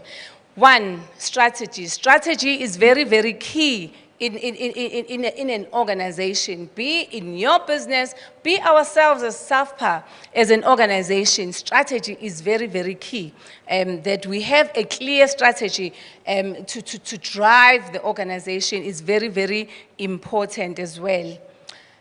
And then also relationships are very, very important. Relationships with your stakeholders, with your clients, those are very, very key that we make sure those are very, very positive and they work for the organization.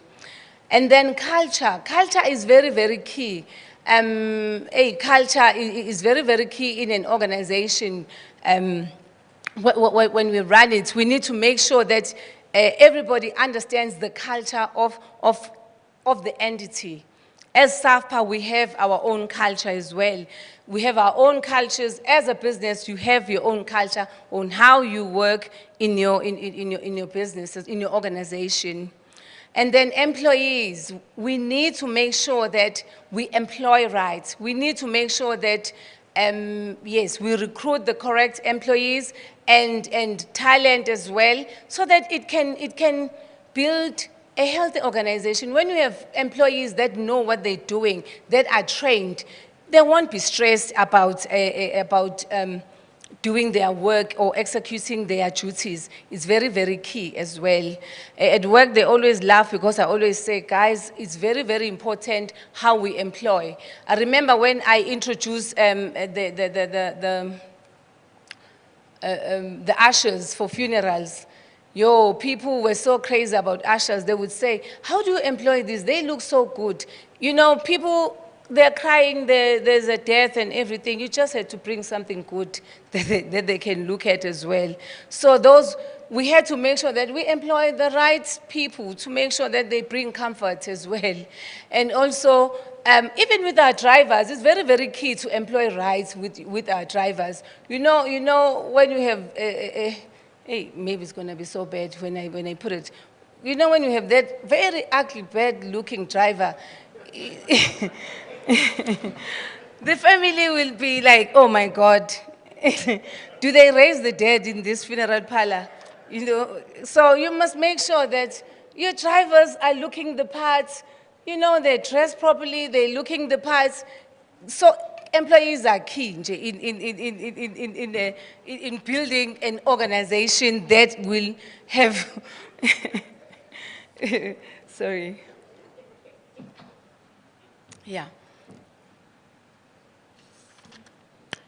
And then also the structures. Structures, you need to have proper structures as a business. Structures that can adapt as well, adapt to change. We had structure, you can have structures as a business, but there are so many things that come just unannounced to change the business. You must make sure that whatever structures are there, they can adapt to whatever changes that are, that occur in the industry. For example, we had COVID. We changed entirely how we were doing funerals. Funerals, we started streaming, we started doing things differently. So it was important that everything changed and suited what the industry needed at that time. And also, we need to have processes. Processes are very, very important in a business as well. They're very, very key because they need to speak. You know, for example, at work, we have different processes. And we have one person, a client would walk into an office to do a claim. That's a separate process. But that process has to speak to another process of when the claim is done, it goes to the claims department approves the claim. From the time the claim is approved, it goes to the operations side where they have to execute the funeral. And that's a different process on its own. From that process, we have a fleet center that needs to put cars for that funerals. From that, we have a catering side where that funeral needs catering. We need to make sure all these processes speak so that at the end of the day, you know, there will be efficiency and there'll be like excellence. There'll be like a zero defect funeral delivery service as well, because you don't want to have clients complaining because the process was not followed, because somewhere along the line, someone missed something along the process. So it's very, very important that the processes are very, very clear. I just made more notes for you when you read later as well. Just some of the things in this slide, they also emphasize on the things I've spoken about, on employing right talent, putting the right people in the right places, and employing right so that there will be efficiency in an organization, in an organization as well. And one thing maybe I need to highlight from this one is that as a business person, strategy is the lifeblood of your commercial endeavor. As SAFPA, maybe, I just wanted to refer this one as SAFPA, or maybe as an organization that you lead, wherever you lead. You need to, we need that too. And we need such financial services as SAFPA. I was just thinking, I like adding this one, that there's a lot we can do as in order to drive our industry, in order to make sure that our industry, we do well as organizations, not just to focus on bearing people only, but we need to focus on other things, just like how can we own the value chain? What more do we need in our industry? Our cars, they use petrol, they use fuel. How can we have garages, you know, have our own petrol stations where we fill up our own cars? How can we have our own dealerships as well, where we buy cars in our own dealership? These are just some of the examples. How can we have our own SAFPA bank where we can fund ourselves and do all those things ourselves as an industry? Same thing applies, even with yourself as an organization, as a funeral parlor. Look, what more can I add to make sure that I'm not just looking at burying people only, but I'm looking at what more can I add in order to bring more wealth as well to my organization. So, for example, when you look at what I've done at Icebo Lethu, we've got about 10 entities underneath the group. The first one was Icebo Lethu Funerals. where we started burying umasingcwabisane. Then later, because of regulation, we had to separate FSP from burial. Then once we separated, we had the UK business, we had the catering business, we had Tombstone. But all of these entities, they speak to the core business that is still funerals as well. And after that, we did the foundation where we had to give back to communities where we were servicing, as well. And after that, we did the memorial parks now. The memorial parks, they speak exactly to, they are part of the value chain. They are part of what the client needs when they walk into our premises. So it's very, very important that you sit down as an organization so that you're not just looking at one thing. What more can I do to bring more wealth, to make sure that I'm just a one-stop shop as an organization that can offer everything as well. Are you still with me, members? Oh, God. the way you so, like, quite, you're scaring me. It's like, okay, thank you. No, guys, you can do it. Don't even think it's not doable. It's attainable, I assure you. 12 years ago, I was not here, but I'm here now. You can all be here. Thank you. Okay, then I spoke to culture earlier on. Culture, honestly, it can eat strategy for breakfast. If you don't have the correct culture as a business, you will just die. For example, you can have the proper strategy. For us as SAFPA, we can have the best strategy to take SAFPA somewhere, do this with SAFPA, but if we don't attend meetings, if we don't come on time, if we don't pay our subscriptions on time, as part of the strategy, we'll fail the organization. So it's very, very important that we have a culture that says we stick to what we plan as an organization, we make rules and we live by those rules as well. It's very, very key that we do that as an organization. Even in at work, if you teach your staff, if your staff doesn't have the correct culture, and how they behave and how, even just talking amongst each other, it will honestly not help you achieve the right results of being that dignified and reputable company if your staff doesn't act in that manner. So it's very, very important that we really look at culture and make sure that you have a correct corporate culture. Innovation is very, very key in our industries. Members, I just want to tell you now, if you are a business and you don't see where the industry is going, where the importance and the value of innovation, honestly, in 2 years' time, you will not be there. You will not exist. Everything now is done digital, most of the things. We remember when there was COVID, people would sit at home, would have families, they would say, there's a death, please go collect the body, keep it. They didn't even want to see the body during COVID, we remember. Keep it and then send us information so that we can choose a package. Then we'll say, no, come to the office. No, we can choose from home. Just imagine if you were not technologically advanced, what would you have sent that family? They need a code, they can do everything, finalize the plans of the funeral electronically, pay electronically. I buried for a family that was in Cape Town. They never even saw the body in the funeral. They were just fine. Everything they did online. If you are not changing and be digitally transformed as a brand, honestly, it's going to be very, very bad for you.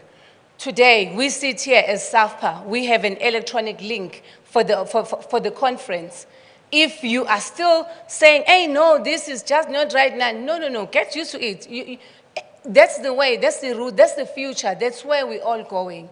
So you just have to make sure that we advance technologically, and as your brand and also as an organization called SAFPA, it's very, very important. We're looking at globalization. We're looking at now we have international visitors. We have Zimbabwe here, we have USA here. How do we work with them? How do we repatriate a body from there to here? You need technology, you need to be advanced. You need better ways of doing it, quicker and easier and more efficient. So we need to be very, very innovative in this, in our industry as well. And also it's very, very important also to unfold potential, to make sure that even within your staff, train them, look after them. What is it that you are doing to make sure that the talent they have, you enhance it, you grow it? At Icebo we have an Icebo Academy.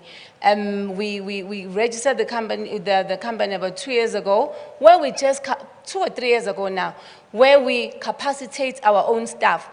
Not just the service sits away, but we've got changes as a brand where we introduce new products, where we want to train our staff on different things. We can't go branch by branch. I said there are hundreds and something. We can't go do that.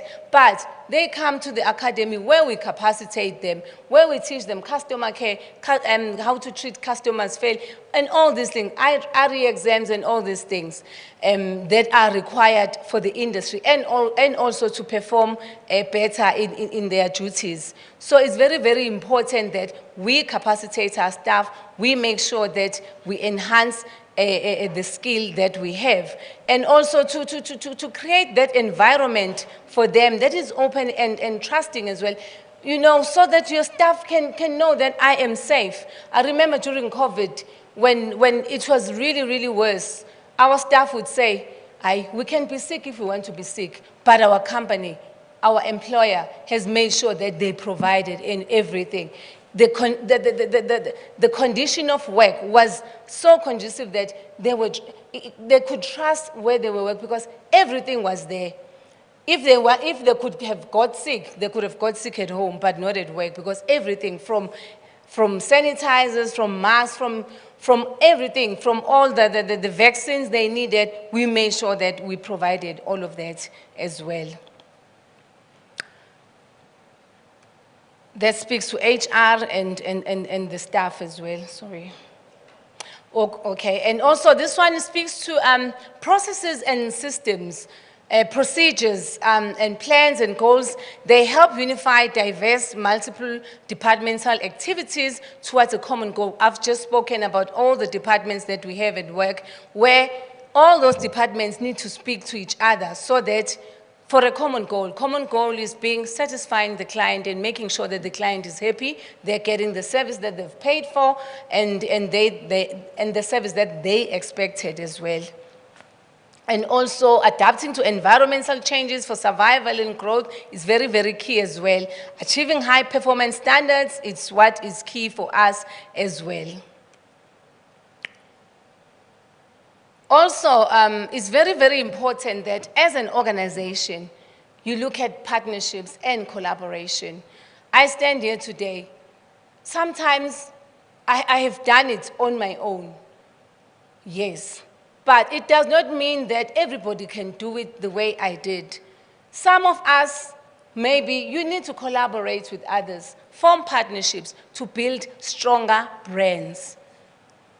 That can work. We have now problems with people saying, the regulation is saying this, is saying that. No, the government is being harsh on us.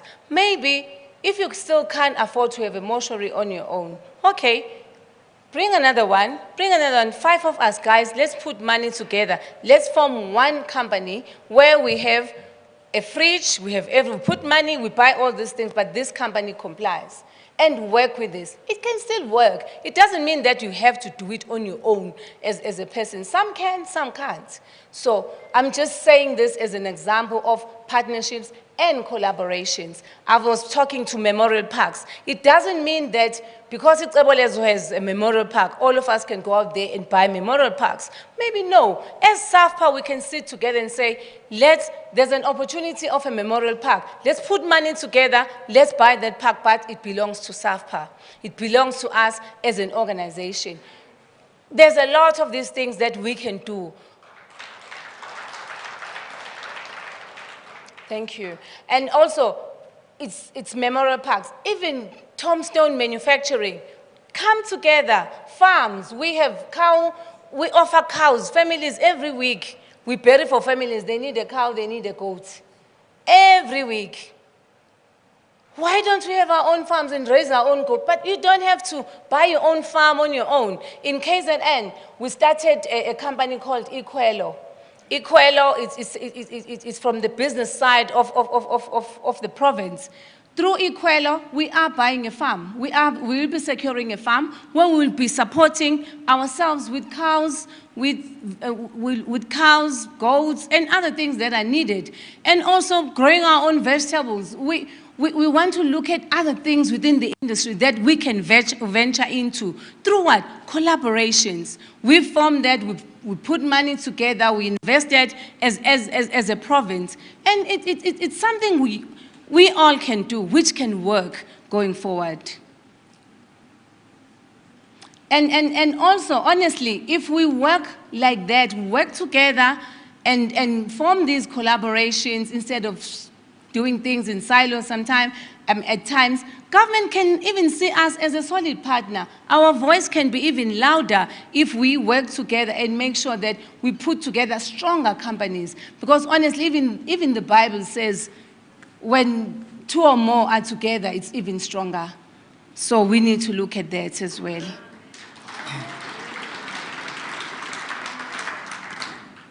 Okay, so this is my last slide, where I just want you to go back to your entities and say to yourself, okay, I have an entity. This is my organization. In my organization, sit, look at it, do a SWOT analysis on it. What am I doing? What are my strengths as a brand? What are my threats in the industry? And after that, you look at and say, what are the opportunities that are there? What am I weak at as a brand? Look at all of that, put it. And then maybe do another analysis that is called pastel analysis, where you look at, because SWOT looks at the business itself. Pastel looks at the environment around you. Because sometimes you're going to say, Mina, I'm not doing well, I'm not doing this. Maybe the environment you're trying to work at is not conducive. You can't be selling pork in a Muslim society, you know, so that you make sure that you have the, you know, you are saying the right thing to the right people, and the environment is conducive as well. You know, you can't go in Dubai and sell jazz, coats, because it's always hot. So make sure that you are saying the right thing. So look at it and see what pastel comes with, what SWOT analysis comes with. Okay, this is where my business is, because it's very, very important to evaluate your business, see where it is, and before you even look at where you want to take it, then look and say, do I have a strategy? Do I have a structure in my business? Okay, I don't have a structure. This is what you need to do. Structure your business. Do I have the correct systems as a business? Put in the correct systems. What is my leadership style like? Are you just a dictator, or are you just a boss? When you come, everybody is scared, they run away, you know, it's like there's a tsunami when you come. No. So make sure that you have you answer to all of those, so that you make sure that you are going to build this very healthy and wealthy organization. You don't want to be in an organization where everyone is scared of you, where everyone cannot even ask a question on you, because now you are somebody else. You are a very difficult leader. It's very, very important, the leadership style, how you lead as a business as well.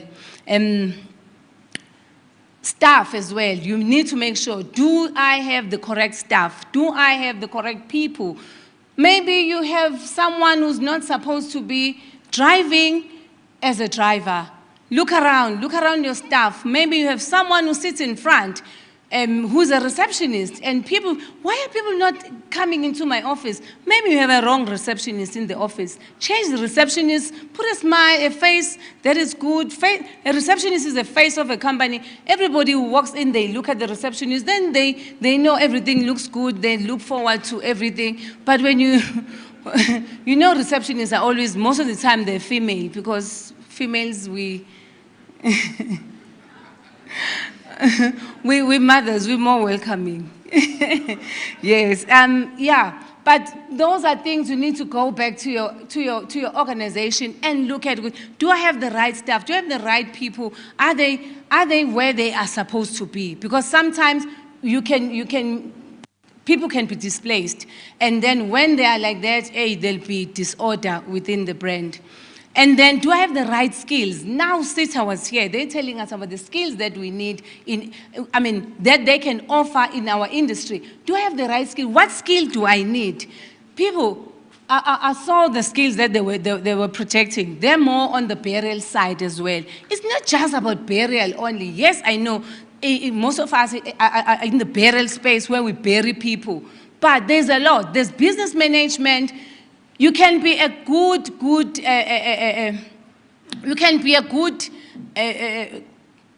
undertaker, but be a bad business manager.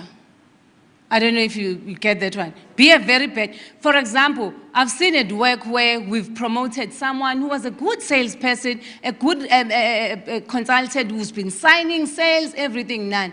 But all of a sudden, the person gets promoted, she's a supervisor. If you don't train them to supervise, they're not going to supervise right. So as the brand is growing, you need to make sure that the skill is always appropriate. You have the right skill at the right place, because that person was selling your products. When you put them as a supervisor and not train them, they're going to kill your people. You find that they can't even supervise, they can't even manage your people. And you find yourself losing more employees because you put a person in a wrong place. So it's very, very important. And the main one is strategy. If you are an entity now with no strategy, honestly, you are like, I don't know, you are like a blind person, I don't know, trying to walk. It just won't work. You need a strategy. And a strategy that you are going to design and execute with your people. And they need to understand it. It's very, very important that your staff understands your vision, understands your goals, understands where the business is going. Because you can't just go with people when they don't know what your plans are. Because as we sit here, we are visionaries in our business. We are the ones that carry the vision. So everybody must understand the vision so that they help us carry that vision. So it's very, very important that as we go back, if we can ask ourselves all these questions and put these in place, I'm sure we will have very, very healthy and very, very wealthy organizations that will carry us for a very, very long time. And one other thing as I close, that we need to make sure and understand as people, as we are in business, there are things we'll do in our businesses that we will implement and also introduce. But maybe the fruits we're not going to see now, but they are for the future. I was telling you now about Equelo that we're starting in KZN. Yes, it's in its first year. We might not see the fruits as we want them. They used to pyramid systems. No, it's not like that. This is a business. Give it time. Let it work. Give it time, let it work.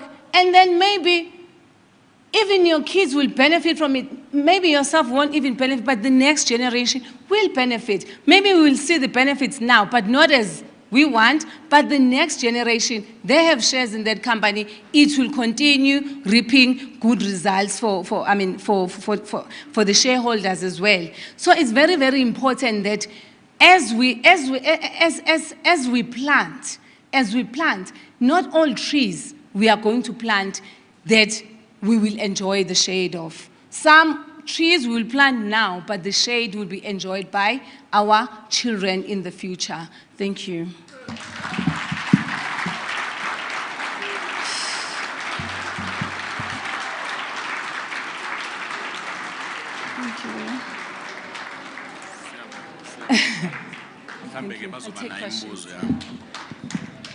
That was inspiring. A big round of applause.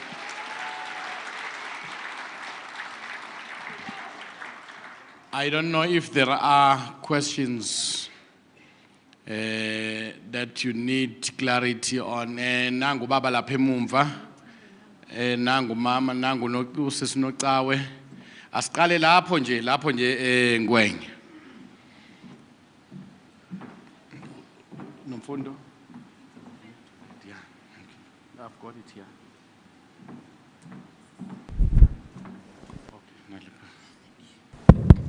Okay.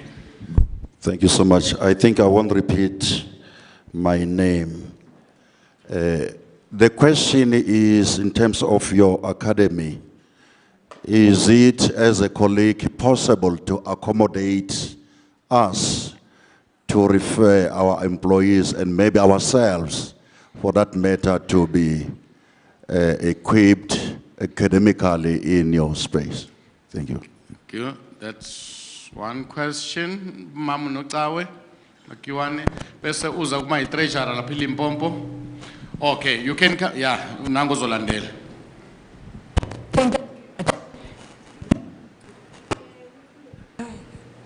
Can you? Oh, yes, thank you. Yeah. There's another one.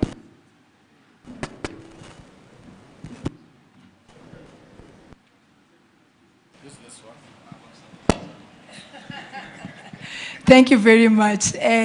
Nomfundo, my dear young sister, congratulations. Truly, truly inspiring. Your story is an inspiring story, and I think it is worth us congratulating you and saying thank you.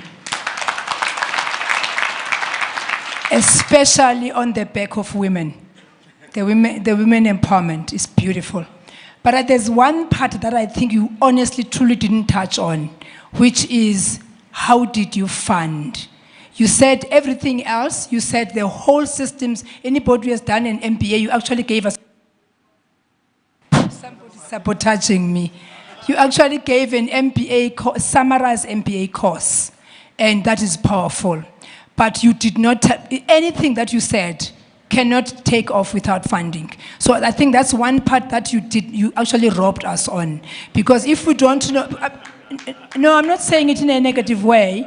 I'm saying because everyone who wants to grow a business needs funding. So, I mean, marketing, you talk about skilling your staff, employing good staff. You can never employ good staff if you don't know how to pay them. Paying 15,000 and 25,000 rand, it's a nightmare.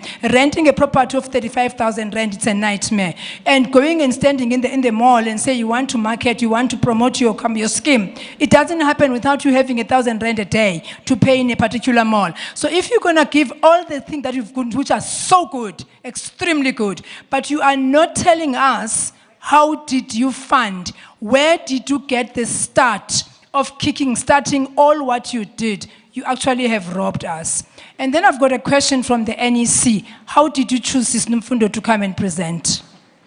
It's a valid question. No, I just want to understand. Were you basing it on the growth of her success, which I think is tick? How did you arrive at it? I just want to the NEC to answer me on that. Thank you very much.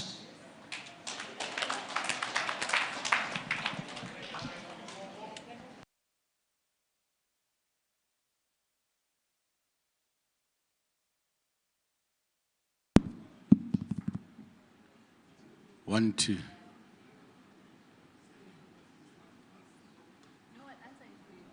Check 1, 2. Thank you very much. Thank you. Sis Nomfundo, the president of Ikebalet.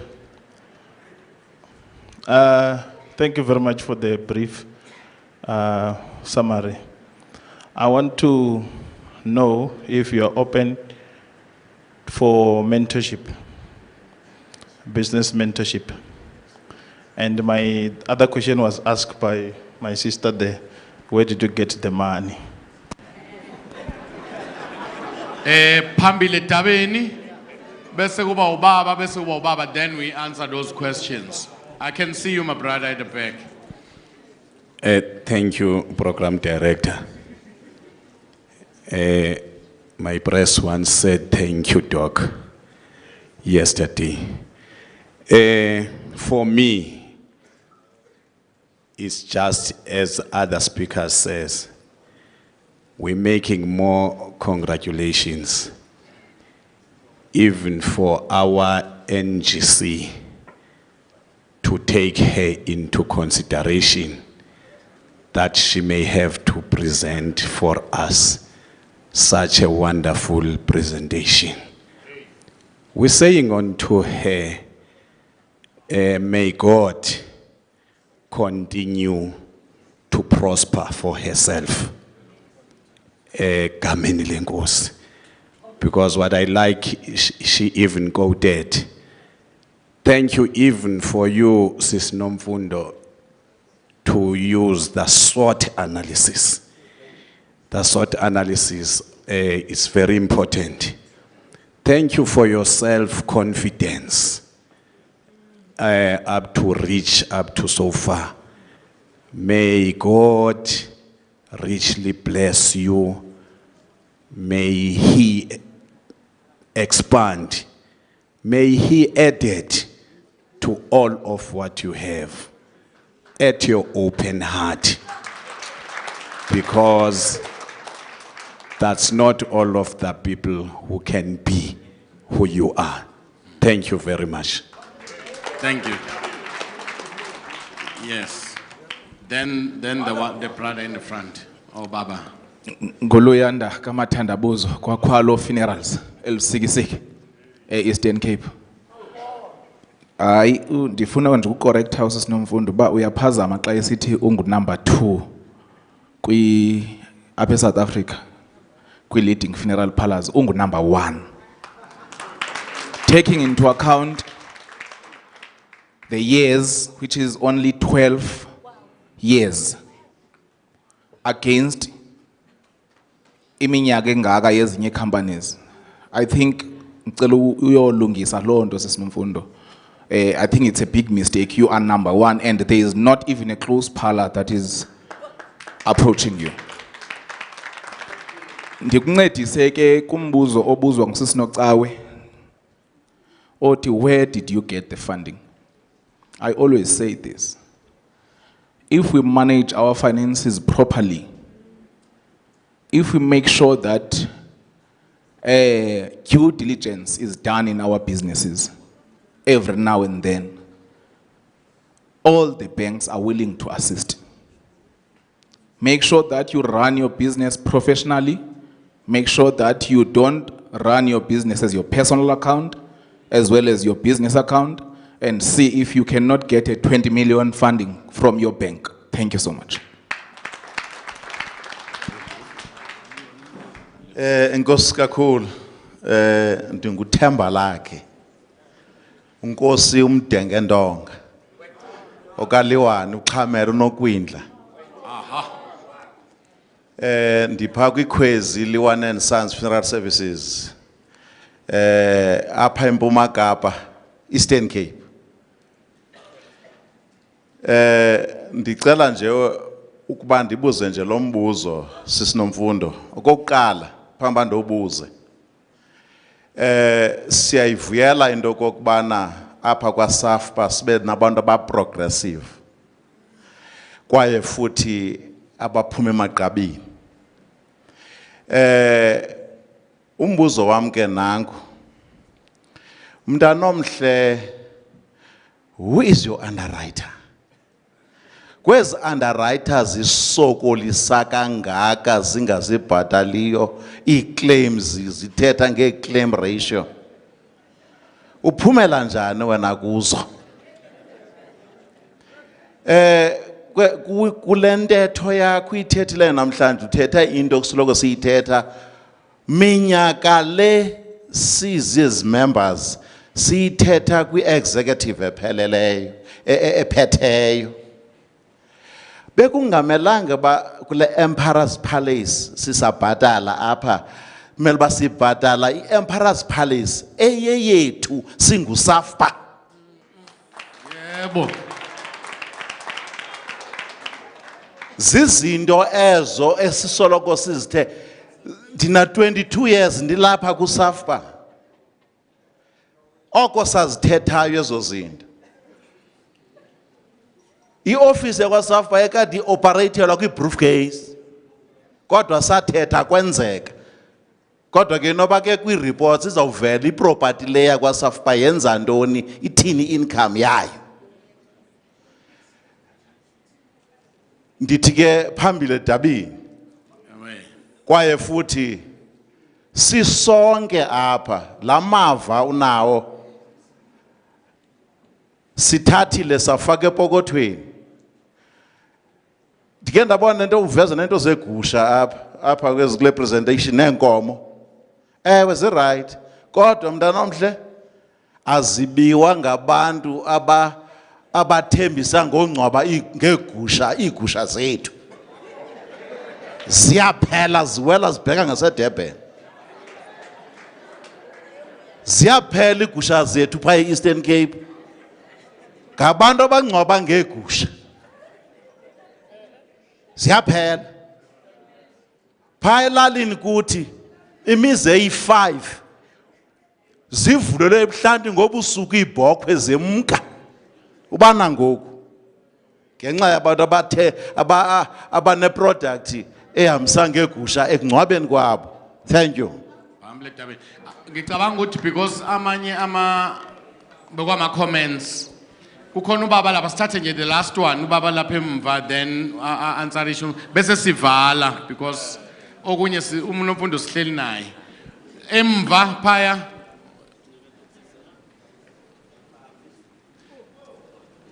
uMnomfundo sihleli naye sizawumbuza. Good day, ma'am. My name is Johannes Fortuin. I'm from Port Elizabeth. Can I speak in Afrikaans? No.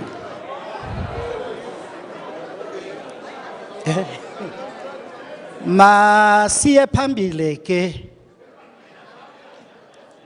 Madam Nomfundo, that was my question as well. Who's underwriting you having 500,000 members? And how can you help us to have a digital footprint in our offices? Because truly, that's the direction that we are going digital. My last point, madam, and I want to expose you here. For the last 4 years, I've begged you to visit your place. I've visited Barocco, K2M, these top guys, and every time when I leave from their places, I go back and implement. Can you commit yourself here in front of everybody for a visit? Thank you. That was the last one. Nomfundo will answer the questions. Nomfundo still naye. We will be with her until the rest of the conference. Singaba nama conversation naye personally. Ngiyabonga. Sorry members, ukuthi asilingani nobaba Mandam. Fergie adjust. Into njani ndabo? I say, oh, yeah. Thank you. Okay, let me start with the first question. Opportunities in the academy. KZN, you can, oh, sorry, I forgot. I'm speaking Zulu. I'm really, really sorry. KZN, you can be my witnesses. When at some point in our province, we offered free computer lessons because we realized that at our academy, at Itseboletu, because I realized that there's a lot of transformation, digital transformation, and a lot of our members were not digitally advanced. And we offered free lessons. And shame, unfortunately, let me not tell you what happened, but we offered those lessons. And then I'm trying to say we are open. Whoever can access our academy with the courses that we offer, that we are going to offer even for free. So we are open to assist where we can. We have an academy that is very, very useful. I think I've answered that one. So also, as you saw also even in the video, it was explaining that we offer Saturday computer lessons for free to grade 12 because we need to prepare them for tertiary. Because I remember myself when I finished in high school, I went to Edgewood, everybody was typing and we were writing by hand. And you know, it was very, very, yeah, but it was very bad. It looked bad on us, even if we did a very, very good assignment. But because ours was not typed and the other one was typed, it looked very, very bad on us. It made us feel very, very inferior. So yeah, the academy is open where we can, but fortunately for now, SAFPA is bringing an academy. SAFPA will be working with SETA. There is something coming. I can see that there is something that the organization is going to do to avail those training centers for us as members and our employees as well. And then, can I do the funding one at the end? Because I just want to do it at the end. And then on business mentorship, yes, I am available. There are other businesses amongst the members here that I do mentor. But people, just remember, I'm only one. I can take so far, so much. So don't overwhelm me, I am available. I will share my email address, send me anything I can advise. I've had companies coming to our premises to see what we do, everything. I've been so open. I've taught a lot. I've grown some of the businesses amongst the business. I won't mention names, don't be scared. But there are businesses I've mentored and grown among SAFPA members that were not doing so well, that are doing well, that have advanced and changed how they do things because of my mentorship and because of me allowing them to come to our premises to see what we do. Fortunately now, because we have premises in Joburg and everything, maybe in the next conference, we can even have a tour where you come to some of our premises and look at what is it that we're doing. And maybe when even the memorial park is done, we will avail that just for SAFPA to tour and see what we do. And there is another center that we will be building. If it's finished by then, I will just take members to come just to take a tour, just to see and how we do things and what more can you do. But if you do need tours and to come and see our premises, even if you are here in Joburg, we have offices in Randburg where you can come and see our call center, so that if you want to open your own call center, we open, we have all the knowledge, we can assist you. I've always opened that door if you want that, because a call center is not just for getting new clients, but it's for maintaining, it's for retention, it's to make sure that you keep your clients. FSCA wants us to be in communication with our clients. So if you open a call center, you're not my competition. You are speaking to your clients. You want to manage and communicate with your clients. So I mustn't feel a threat. And members, I want to assure you, for me, it's not just to lead and leave everyone behind. We all have to. I have to walk, come with everyone, teach people, grow businesses, because at the end of the day, people, it's about Black excellence. It's about what we offer out there. There's nothing as painful as seeing families or media commenting about mistakes we do as an industry. Quoting us, going with caskets at the back of the vans, you know those things, and doing all the mistakes that we do. It pains me because everybody thinks we all do that. Before we even sell to a client, you need to start explaining yourself. No, I'm not like the other one. Already, you know, it's a problem. So for me, people, for Ixabolet, it's not for us to lead and be the industry. Fortunately, God was good on our side. We are leading now, but everybody is capable. Everybody is capable. There's a big pie. Everybody has a piece in that pie. We can all share it. So I just need to clarify that. So for mentorship, I'm available. It's not because I feel that you're going to be a threat to me. No, I don't have any threats. You are a Black child. You are striving for your own family. You are working hard to build your own brand. And more than anything, it's going to be a Black brand that is making it out there. And then on the underwriter, our underwriters are AUL, African Unity Life, and also All Mutual. But we are presently applying for our own license, which is just in progress at the moment, because we feel we need it as soon as possible. Okay, I've spoken to visiting our offices. Oh, okay, let me just speak to the one of the NEC. How did they choose Mrs. Nyokawe? I think for the NEC, they felt, I've been asked to speak in other organizations. And for NEC, it felt bad, Wuti. Other organizations are seeing value in Nomfundo, who is a member of SAFPA. I've spoken in the NFDA, I've spoken, I won't even mention a lot, but I'll just mention one, where I've spoken, I've stood, I've motivated them, because it's still black business and, I like adding value. And then for SAFPA not to recognize that, other organizations recognizing it, they felt it was a mistake. So why can't we, instead of bringing other people to tell us how to run our industries, what happens in our industries, why are we not bringing our own Nomfundo, who is making it in this space, to tell us how is she making it, how has she done it?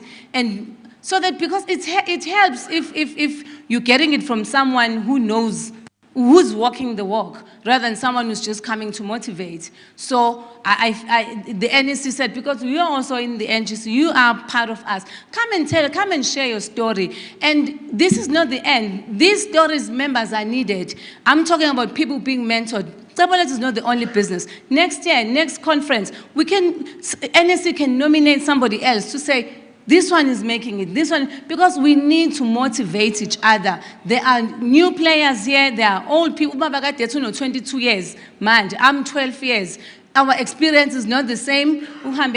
He's walked his journey and I've walked my journey. Our journeys are not the same. For us to come together and share that and be in a platform like this and engage is very, very important. And engaging with people that are experiencing the industry as well. I hope I answered that one. Thank you so much. The last one is, how did I fund the business? I've heard so many stories, where people say, the Icebolet is not a company, Nomfundo, it's owned by some Indians, or different stories, maybe you know them. Some are saying I've got small boys, some are saying I've got snakes. Oh, everyone has said everything they've said. But people, all in all, it was by God's grace first. I will just put God first. God has just been so good faithful to me as a person, that when I started the brand, honestly, people, I had nothing in 2009. I had gone back home to start afresh. I had nothing. My house burnt down in Westville. I had nothing. I was teaching. I had 5 kids. I had to restart my life. So when I had that, I started selling. I started the brand, Icebolet. I saw this dumpster near my home. I said, guys, we can clean this up and make it an office. From then, I started selling. I used to go even to China to buy things, sell, invest in this brand, sell and invest in this brand. So as the brand started, because I started from home, from Hammersdale, where everybody knew me, because it was a family, it was a favorable space for me. Then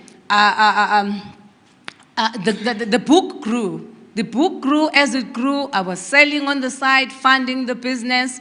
And as it grew, I wasn't, guys, you won't believe, I was staying, my friends were laughing at me because I left everything. I went to my home in Hammersdale, in the township. I lived there. My kids, I had to explain to them how to live in one room, all of them to sleep in one room. I was sleeping with my son. At some point from home, I was living in an office. But every money I made, I was putting it back into the business.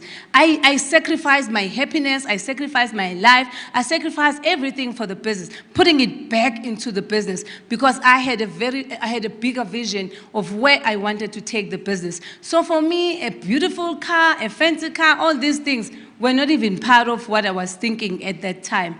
Every money we made was was invested back to the business. So, as we speak, it's a self-funded business, self-funded, purely self-funded. Even if anyone would come and look at the books and look at everything, it's self-funded. You can explain from day one, this is how I started. There were times, it wasn't easy, people, it wasn't easy. There were times where I couldn't even pay salaries. And fortunately, I had a staff that understood, that was with me. You know, families, you would bury for them, they would say, we'll pay on Monday, then you tell staff, let's do this one. They're coming on Monday. Monday, their phone is off. The staff needs their salaries, I would panic. I went through all those experiences myself, but because the staff I had were so supportive, they knew the vision because I communicated my vision with them. They supported me with no funding at all. Funding we got only now with NEF who gave us funds because of looting, where we lost about 24 of our offices in KZN due to looting, which was very, very bad on our side. But over the years, guys, you won't believe, at some point there was a time I was driving in Almera. I'm not saying in Almera is bad, I'm sorry. You know the Almera. It even had a dent at the boot. I was driving it like that. I couldn't even fix it because my focus was on Iceboletu. So I was driving there. Even at church, I would park so far. My kids would say, Ma, please don't drop us in front of the gates. And I didn't mind. I didn't mind, but because I was so focused, every money I made, I put it back in. Bamgoba knows, you were all there. Everyone in my province knows. I've always worked towards the business. I invested in it with everything I had so that now I am reaping the fruits. Now I am seeing the results of investing in the business.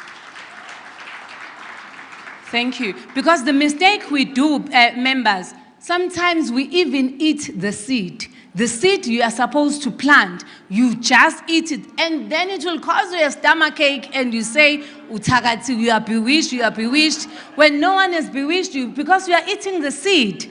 So don't eat the seed. When you're supposed to plant. Don't look at someone who is already harvesting and think it's time for you to harvest. Harvest at the right time. Plant. At your season of planting. So it's very, very key. And also, I think also, the way I worked with my team, with the environment I created at work, everything, it helped the brand to grow. And people supported us in a way that it was so amazing. It was really, really, growth was just happened. And when it happened, it did not overwhelm me. It didn't, because sometimes, guys, members, we get overwhelmed. I remember when I first made my first million, oh my God, I had to go to church for my pastor to pray for me. I was panicking that, Baba, there's a million. There's a million in the bank. You know, it was my first. I did not get overwhelmed. Somebody could have gone and bought a car and did everything, but I did not do that. I knew that this was my first million. I was supposed to continue planting till I get more millions. So now, what is it worth? Hey, I don't want to say. Thank you.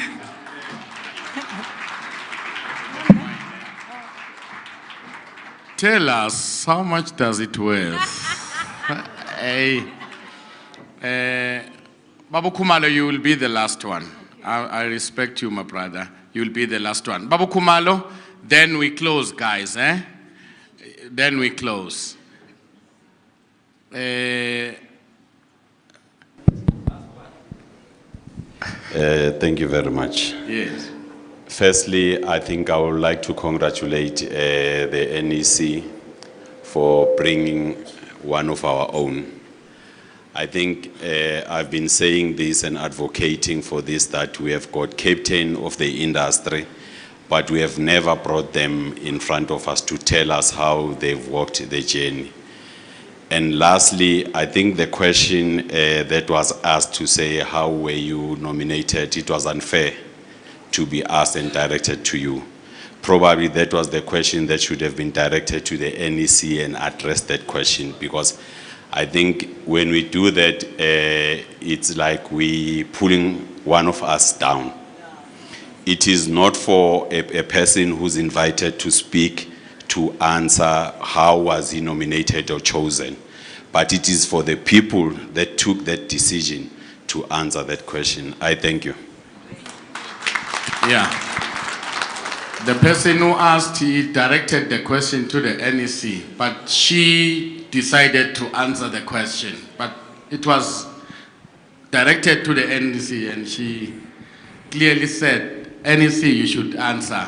But I don't know if you want to answer that question, Yeah. But you've given Ramatoka the mic, and Ramatoka hasn't raised his hand, and he's my SG, but you will speak, eh?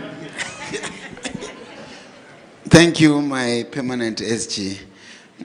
Indeed, we want to follow in the queue of congratulating our own sister for what she has done. Can we clap hands for her again? Yeah, when we were faced with the opportunity that when there is an opportunity in SITA where we need to be objective and strategic. The president of this organization, Baba Mnisi, said, you know what, we need to be strategic seriously here, because that position is very big and strategic. We have spoken, he has spoken to Nomfundo to say, Eish, please, we are submitting your name. And then the colleagues of the NEC, that was organized. And you know, the job of the secretary is nothing but to write, you know, that letter, the communique to the powers that be in the SITA, and they accepted, and we are very satisfied because she's championing that program that she has been given there effectively. It's just that we're not having time to share what is it that you're doing, because one of the things that she's doing there is to finalize this FAT, what do you say, the FAT, the syllabus. The syllabus, yeah, she's the one that is actually leading those. So we are very well positioned. That's why you heard the president earlier in the morning said, we're going to use that opportunity effectively going forward in terms of our plan. So it is just to make sure that as an organization, we place ourselves strategically. And thank you for the job well done up to this point. And I want to make an announcement when she finishes quickly. You know? Okay, thank you. Members, quickly, I just want to speak to the SITA position that I was tasked, yes, by the NSC to execute on behalf of SAFPA. Fortunately, we have Umam Julian Zimande. She's still here. She is the chairperson of the chamber that is responsible for us. SITA has got chambers. Chambers are the ones that are linked directly to industries. I mean, to the industry of the funeral industry, the personal health care and everything. So whatever we do, where we're gonna make an impact, it's at the chambers. It's at the chambers. I will be engaging with her, with the person that will be elected for in the next NEC for training, so that we come up with a plan on how we make this work better for the organization. So that is where we need to make an impact, where we need to tell them what we want, what trainings we want, where we need them, how we want them to structure everything, and then that person that will be in the training portfolio will come back and report to the membership. What I do at SITA, I sit in a higher structure being the AA. The AA is a higher structure that decides what is going to be learned in schools the following year, the budgets of the SITA, you know, those billions and things, who gets the billion, who gets the whatever. As much as I'm there, my impact cannot be felt directly by the association, But because I'm there, I can hear some of the things that happen. Yes, I can still have that influence. But the person that is very, very key, my president, we need to choose the right person to sit at the chamber. That person will speak to the industry. I speak to, I'm one of the decision makers, and also I chair the GRSC, which is responsible for strategy.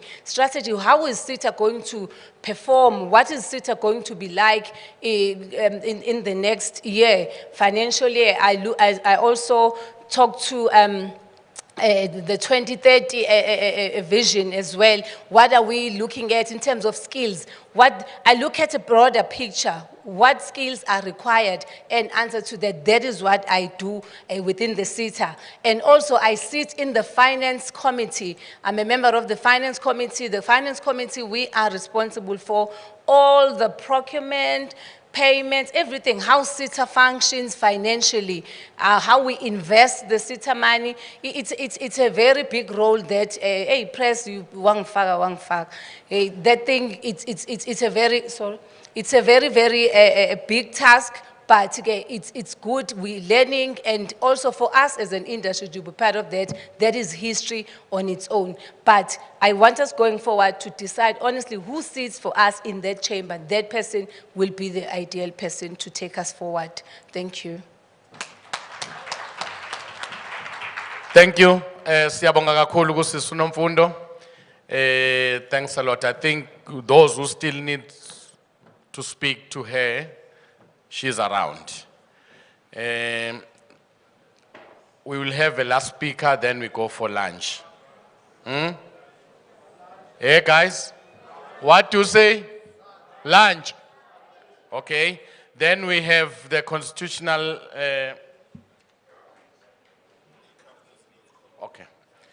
And what we will do now is that we will break for lunch, because I can see everyone wants to go for lunch now. We will break for lunch. Let's do 30 minutes on lunch. Listen, then we go to exhibitors for another 30 minutes, then we come back. The time is 14:28. Let's say 3:15, we are here, every one of us. At 3:15, let's go for lunch now, then we come back and continue.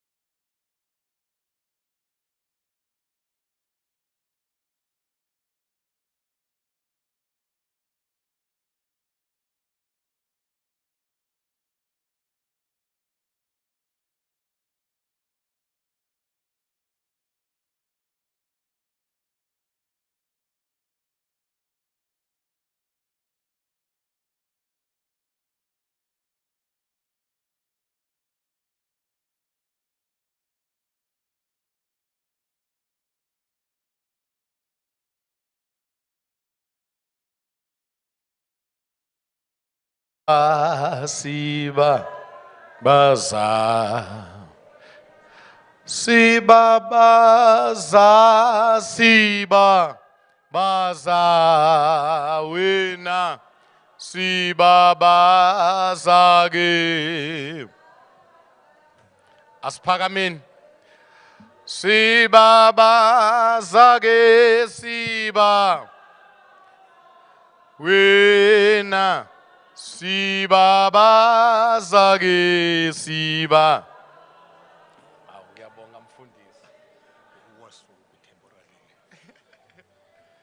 Masivala amehlo siyathandaza. Malusolungileyo Thixo namandla onke. Xa besivula olusuku siye sakucela into yoba noba ubugqitha uzugqithe kule nkomfa. Wenze njalo malusolungileyo siyabuva ubukho bakho. Phinda ube nguThixo nakuleni session. Sithemba ubukhulu bakho siqhayisa ngozuko lwakho. Utshilo naxa ubufundisa abafundi bakho bekulelezela bekucela into yoba bafundise ukuthandaza. Wathi amandla ngawakho nobungcwalisa bobakho kude kube ngunaphakade. Masiweve amandla akho ephakathi kwethu. Udufukame nangu program director wosuku. Thixo namandla. Zezithi zonke ezinye intethe ezizawuphinda ziwe kuleni session. Uphinde ube nguThixo. Siyazi wena awuthi xa umenyiwe ungaveli. Siyakumema phinda ube lapha. Siyakumema uzungasishiyi. Siyakumema uzungasiyekeli. Siyakumema Thixo uzungasilahli. Hlala kule nhlangano Thixo namandla. Ekugqibeleni kwezinto zonke sizuze sivune ngoKristu Yesu inkosi yethu. Amen. You won't get any hug from me when I'm not humble.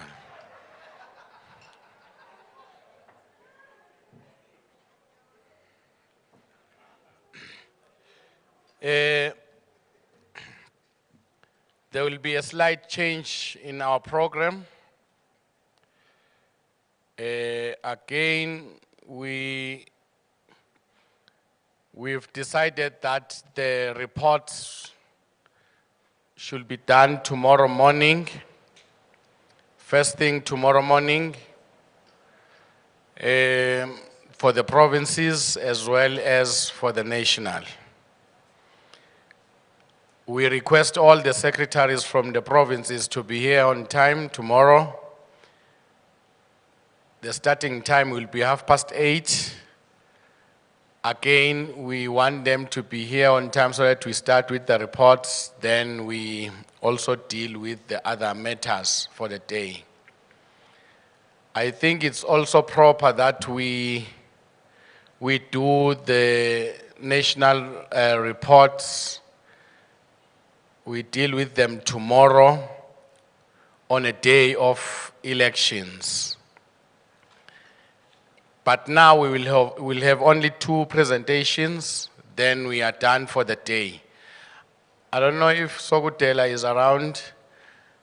I heard him saying that the guy to deal with the financial report is on its way,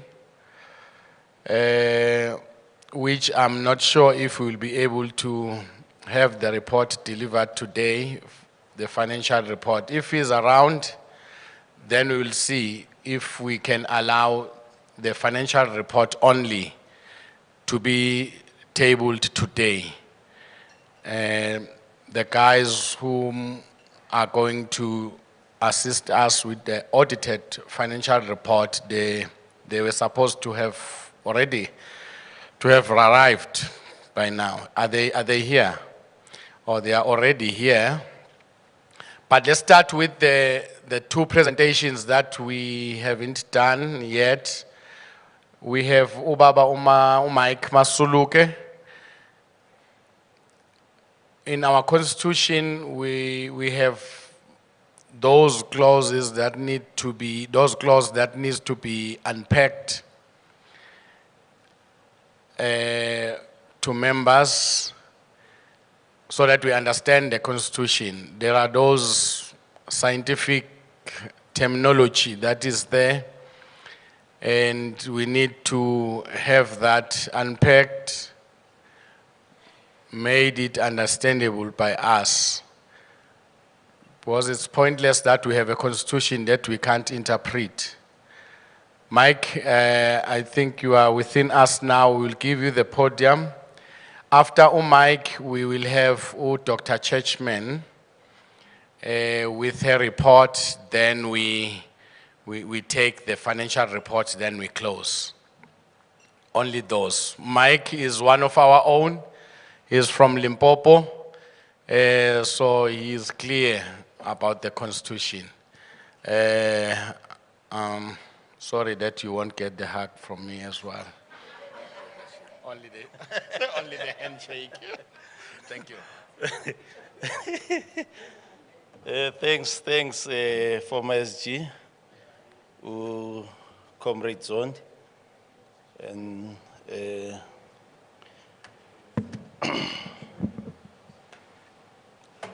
I know why am I not getting the hug. Height-wise, I'm a little bit gifted. So I'm not surprised why you mentioned it, because to be able to hug properly, you need to be wearing some elevators. Thank you. Yeah, can you just... No, I'm not going to. It's fine, don't worry. Okay, do you mind taking this little bit higher?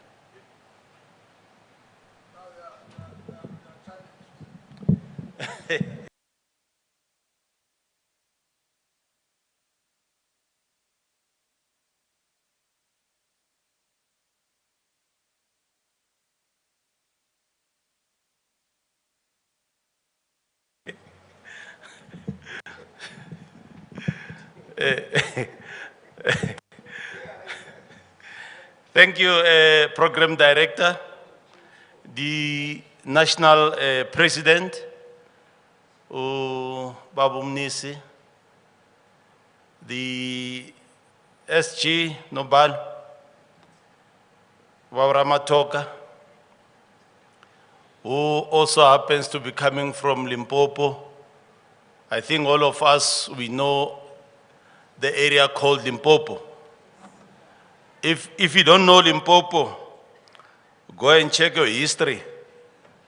You will know very well that that's one area that actually liberated the whole of South Africa, because that's where the battleground was happening.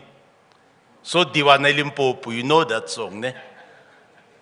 I'm not even referring to our elections. I'm referring to the wars that were fought there, particularly because of it being at the corridors. Those who knows Limpopo will understand what I'm talking of. Former leaders of the association, I know we have the former presidents and former SGs in our midst. Colleagues, friends and friendly associations from other countries with us today. I must mention, because I saw in the program, it's written, there's a title there. So, no Bala, I'll be wrong if I don't even greet learned friends in our midst. And I will say, I thought you'll say, as it may please the House.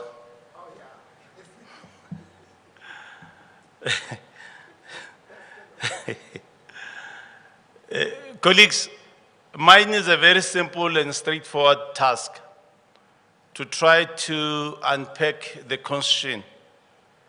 But I must mention that my brief is very, very straightforward, to try to unpack, not to write in or write out in the Constitution, I hope there will be no attempt in this discussion to change the brief that I hold. But I must also indicate that we all agree that the funeral industry is like a ministry. Is that not so? Deputy President, we all agree that the funeral industry is like a ministry. Ne? That's how you approach it. I like that. And my approach as well is that in my profession, when you get a brief, you also get paid for. Is that not so? So I want to combine the two professions, the ministry profession and my profession. And in the ministry, we're talking of church. You'll see a small bucket moving around so that whatever hours that I spend is paid for. Thank you. No, Bala.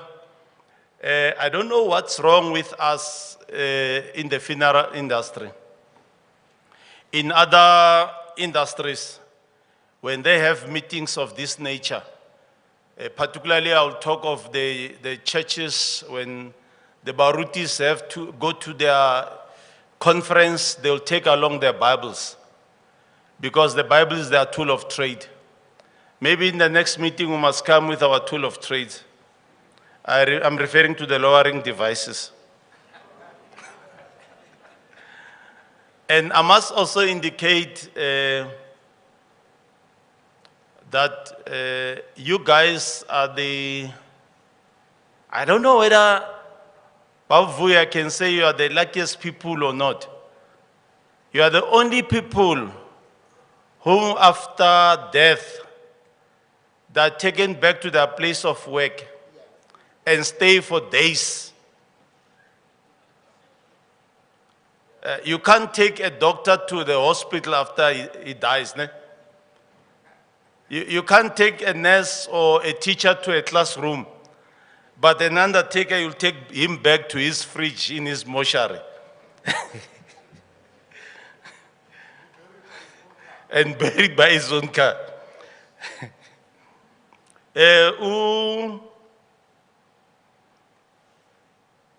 Ceci Mamlambo, I think she talked of running earlier on. And I know we undertakers, sometimes we do a lot of climbing and a lot of running. It doesn't get mentioned. I think I must mention it. We run a lot, more especially running away from angry customers. And also climbing out of the grave after setting up. So we do a lot of exercises. Good people, mine is to try to unpack the constitution, and in so doing, I'll try maybe a little bit to go back and understand what is the Constitution. Because many a times you'll hear people talking and referring to a Constitution, and if you ask them which clause in the Constitution, they're not even specific.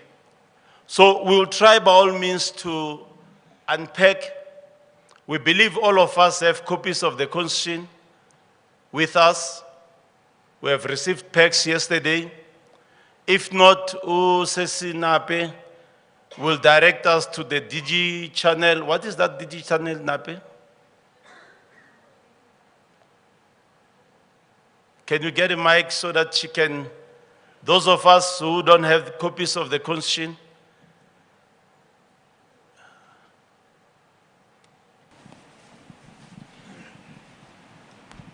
Tabela, this is the new amended constitution. So we have sent this to the provincial secretaries and the digital link as well. So to those that might not have them, you can come to my desk.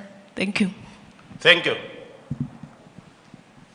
But what is the Constitution? We all refer to the Constitution, and I believe sitting here, we have constituted ourselves into an association of some kind.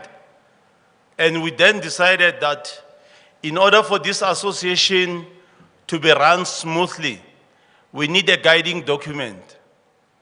So the constitution is the basic principle and laws either of an association, a nation, a state, or a social group that determines the powers and duties of governance and guarantees certain rights to the people.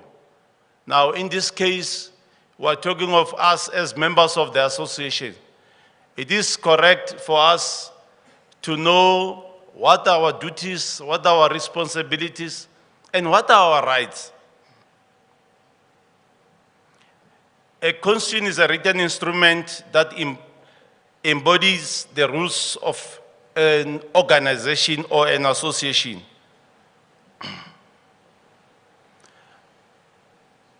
Now, where does this constitution of ours draw its strength from?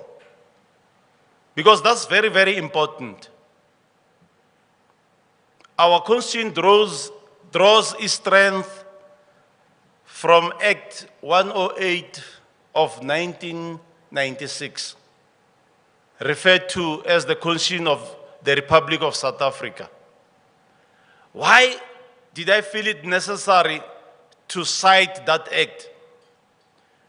Because any law that is inconsistent with the Constitution of the Republic of South Africa is declared invalid. So in whatever we do, when we come up with a constitution, it must conform to the Constitution of the Republic. Now, which sections in the Constitution that gives us strength as undertakers? You remember, Section 18 of the Constitution talks of freedom of association. So if we associate ourselves as a group of undertakers, we draw that strength from Section 18 of the Constitution of the Republic of South Africa. Why am I referring to this section? So that tomorrow you don't hear somebody coming up and saying, whatever you are doing is illegal. You are not supposed to constitute yourself as an association. Now, Section 22 of the Constitution also, if I may ask, we are all funeral practitioners here. But if I may ask, what right do we have to establish our businesses? Somebody can come tomorrow and say, no, we're closing this industry. We don't want funeral directors, we're closing it. We don't want to bury people, or government will take over. But remember, in terms of Section 22 of the Constitution of the Republic of South Africa, you have the freedom of trade. Now, every citizen has a right to choose their trade, occupation, or profession freely, and also practice their trade, occupation, or profession. And that right may be regulated by law. I'm not going to come to Section 23, subsection 3, A and B of the Constitution, because that also talks of a right of an employer to establish an employer organization. But now, going back to our Constitution, you know, program director, I nearly said most of the things that I'm going to present are moot. Moot in the sense that you had the president talking and referring to the Constitution earlier on, and he has covered it so well that I even felt it not important for me to come and present. So, President, when you were covering all those sections, I was sitting there and I was happy to say we have people who understand the document that they have crafted.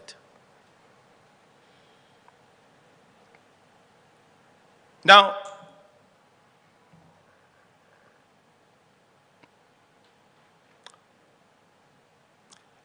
we have talked of the constitution, but now let's talk of the association.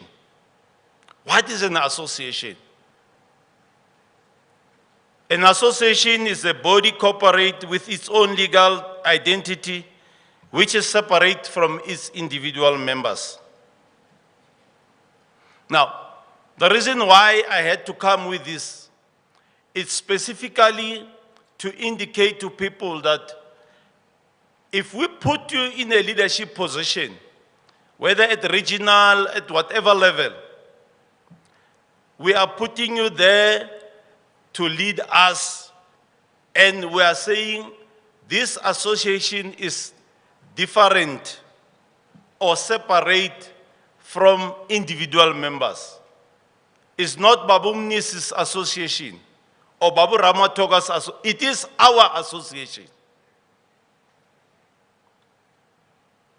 And the association shall continue to exist even if the member changes. It is there in the constitution to say the association may own property, enter into a contract, sue, or be sued. In short, we are saying it's a juristic person. Now, when you talk of a person, there are two types of people or of persons. There's a natural and a juristic person. A natural person is born and a natural person dies. A juristic person is formed and is dissolved.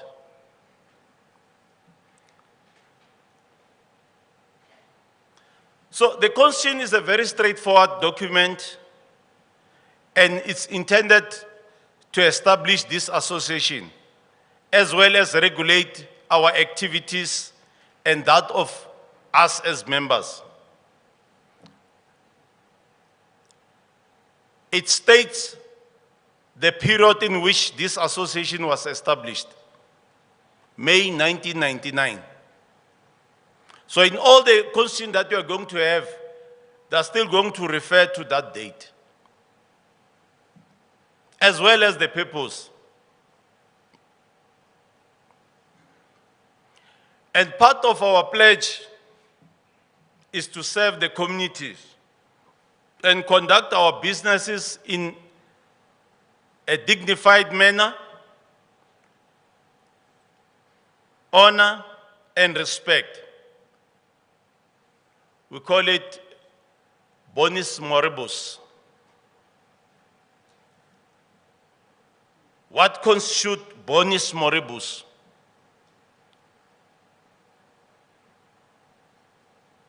And we believe that this constitution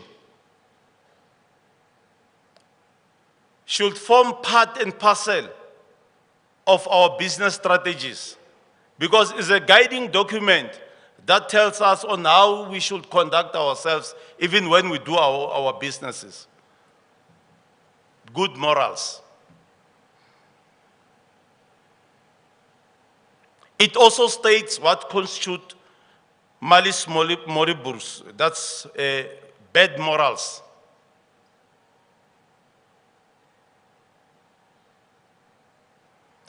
The constitution of the association was also intended to create ethical members. Now, you have to go back to your founding fathers and mothers of the association.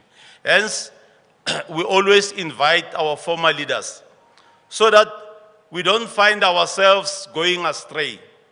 Because when this association was established, there was a purpose to be achieved.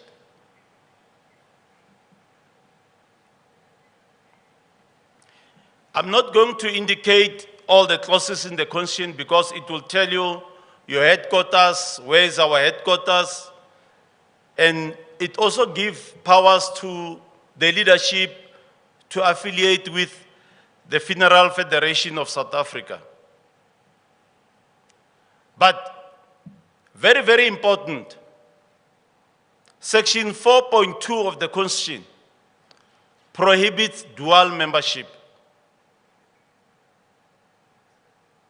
Now, regions, if in your regions you have members who call themselves members of SAFPA, but at the same time are affiliating with other similar organizations, you must know that the Constitution, Section 4.2 prohibits that.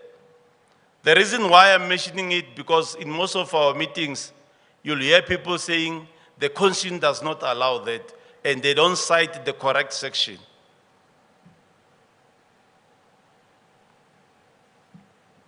Now, when you look at the objectives of the Constitution, it's clear. What are the objectives? Uses Nomfundo talked of corporations earlier on. To be the voice of us as undertakers in the funeral industry. When I talk of us as undertakers, President, I know when you go to meetings of comrades, they call each other comrades. When you go to church, they call themselves Bazalwani and all these names. But when you go to meetings of undertakers, we don't have a name. We must give ourselves names, a name. We are undertakers. Maybe we can shorten that.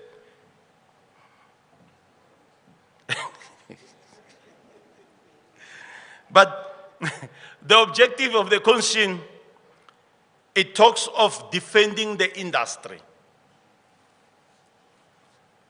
Defending the image of the industry.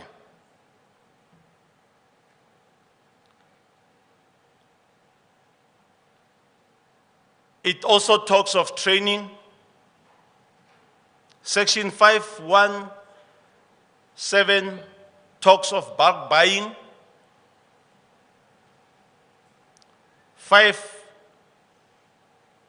Section 5, subsection 1(8) talks of local buying. It also gives powers to the leadership to engage with similar associations that shares the same vision on areas of communality or common interest. Earlier on, we talked of establishing or running our own training academy. It is there in the Constitution. So in the next AGM, when you start asking the leadership, how far are we with this resolution? We're not even talking of a resolution. How far are we with this clause in the Constitution? 5(1)(11) talks of establishing a training academy. But very important, 5(1)(12), protection of the public against malpractice in the funeral industry. So, you can see when a person looks at this Constitution, he will understand actually that these people knows what they are doing.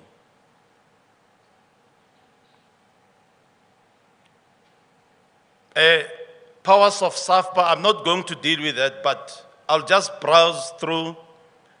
We give them the leadership powers to invest money with a recognized financial institution. We're not saying a bank. We're saying a recognized financial institution.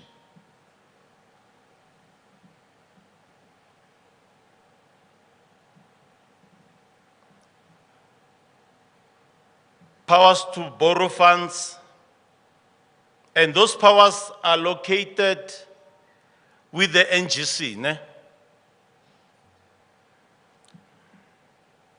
powers to resolve members' disputes. Very, very important, Section 717, to establish a business wing. So if we hear SAFPA running a bank, a mutual bank, or owning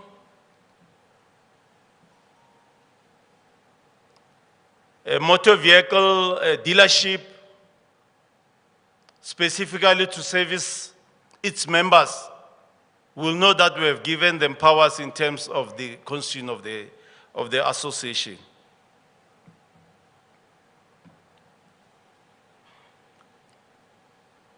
We also give them powers, or rather we cover traveling and all the expenses that are incurred by SAFPA officers, delegates, or employees in the performance of SAFPA's work. Section 7113 determines SAFPA subscriptions from time to time. As you go into the constitution, it will also tell you where are these powers located, who can determine subscriptions. I remember some years back, I went to one province and they said, for you to be a SAFPA member, you must pay 15,000 rand. And I questioned it, where do you get this from?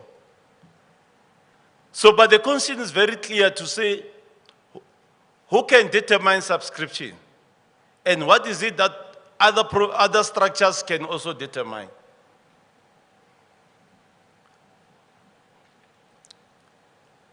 Membership. I'm not going to deal with structures of provincial structures. But who is a member? Because we have three types of members. A full member, aspiring member, and associate member.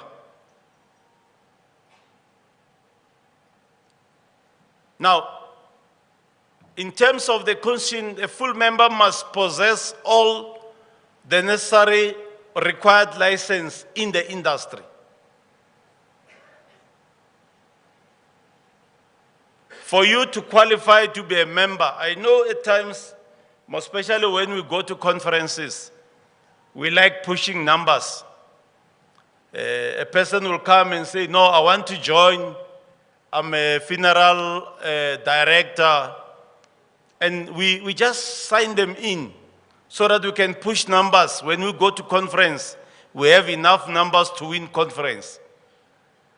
But the constitution is very clear to say a full member must possess all the required licenses, must be a registered company. I'm not going to go to the requirements of a registered company, we all know. VAT registered, COIDA, and lately, you know, there are regulations by the Department of Health regarding your certificate of competence. That also requires your vehicles to have similar certificates. Ne?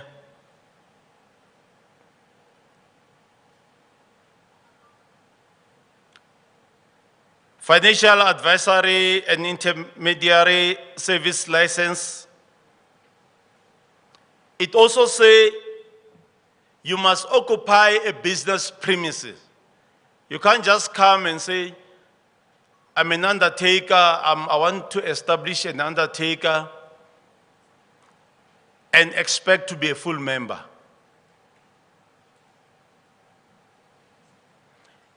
If you don't have storage, you must at least have a signed lease agreement with the owner of the storage that you are currently using. Ne?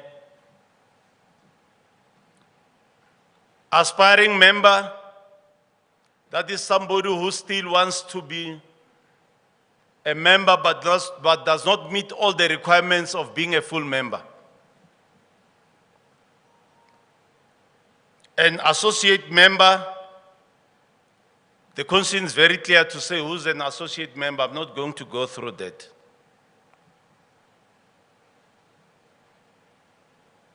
Fees, membership fees, they are determined by the NGC. So if you go in your provinces and you decide affiliation fees, or in your regions, you decide that no, we need to make some fundraising, affiliation fee is so much, that is not correct. Section 9, subsection 1, Roman figure 1, it says the NGC determines affiliation fee for provinces. It also says these fees must be paid. It does not say may. Must be paid before end of February each year. So if you pay by May, it's correct, it's not wrong. But you must know you are only paying for the following year. Is that not so? So this is specifically to encourage our members to ensure that they pay the fees on time.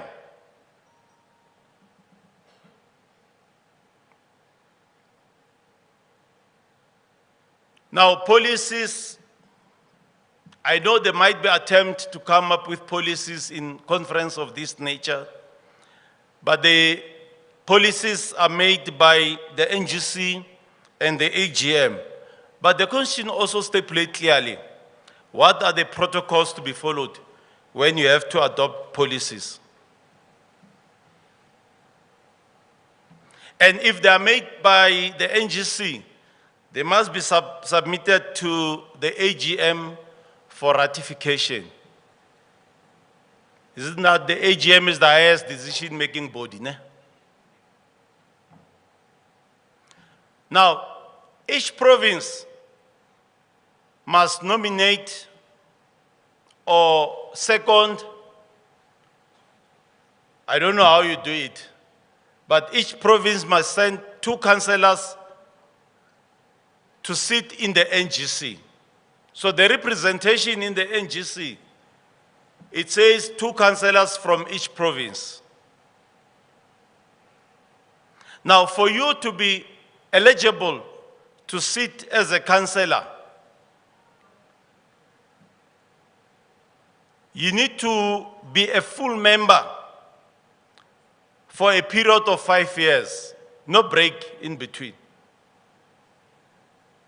You need to be a full member for a period of 5 years. I remember I questioned this in one of the meetings where people were saying, you know, when people want to do gatekeeping, ne? They were saying in order for you to serve in the next structure, you must have first served in the previous in the lower structure. But the conscience is clear to say, you must have been a member to be eligible to serve as a councillor. That's section 12, subsection 2 and 4.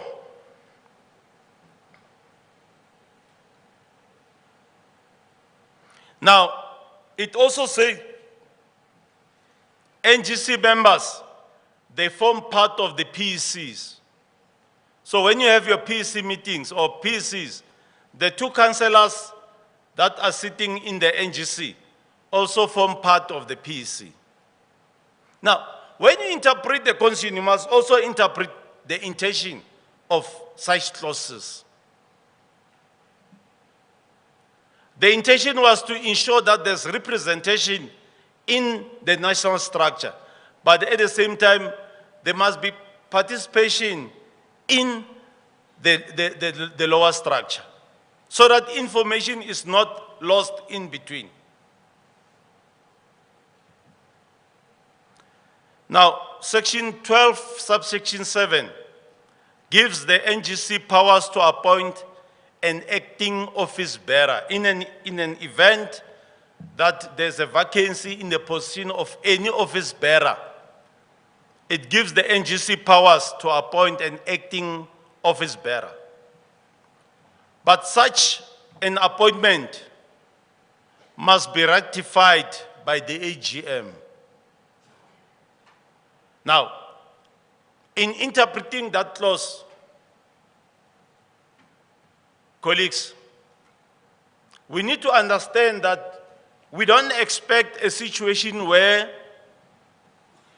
in an event one of the office bearers is not available for a certain period of time, and the NGC then decide that in order for us to execute our work properly, let's appoint an acting office bearer. But the period that this office bearer is going to operate does not coincide with the AGM. You cannot come and hold the NGC because of the period. The NGC can then come and report to you that we have appointed, certain office bearer was not present, we have appointed so and so, then you ratify it.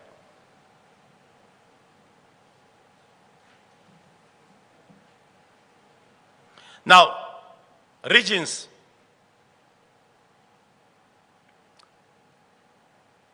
Is there any region that has less than 15 members?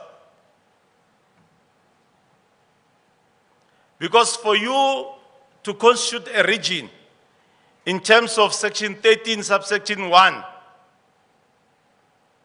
you must not have less than 15 members. Ne?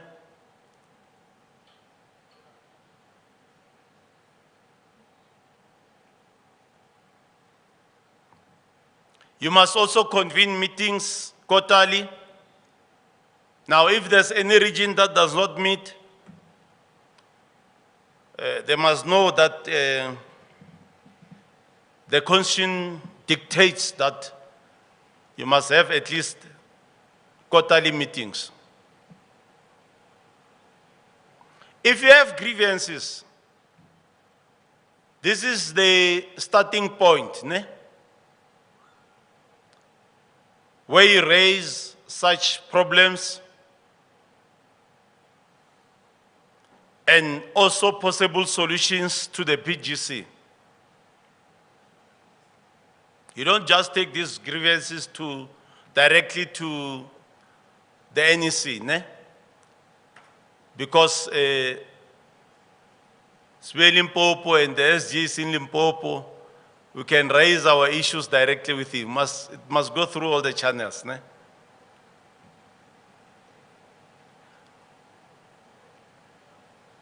And we don't expect membership fees to be collected by the national office. In terms of section 14, subsection 5, collection of membership fees is done by regions. Ne?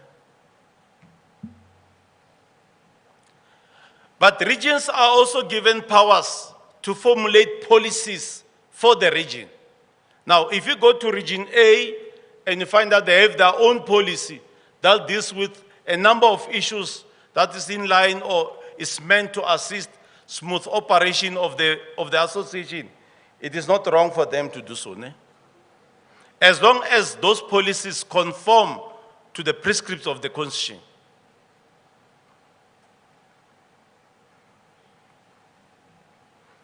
Now, regions must also elect 2 councillors. For these councillors to be eligible to be elected as councillors of regions, they must have been members for a period of 3 years. for them to serve in the PC, ne?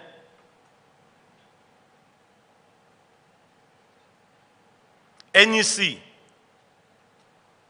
I know we're coming for elections, and we're also going to vote for NEC. The NEC members are your national president, national deputy president,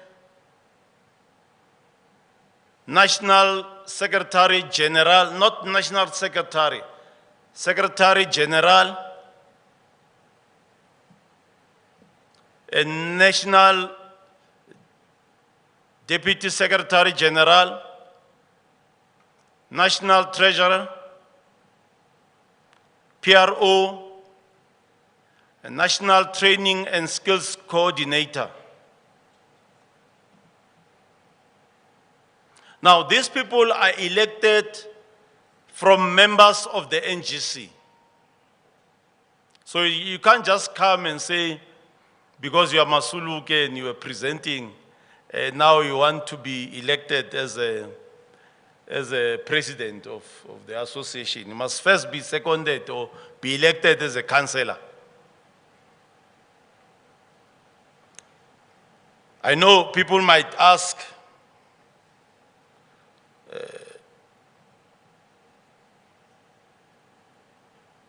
now, vote of no confidence. In previous cases, this was a very challenge in the association. When you have elected somebody into a position and this person is no longer executing his function or her duties as expected, how do you remove this person? Now, a vote of no confidence, if a province wants to remove one of their councillors,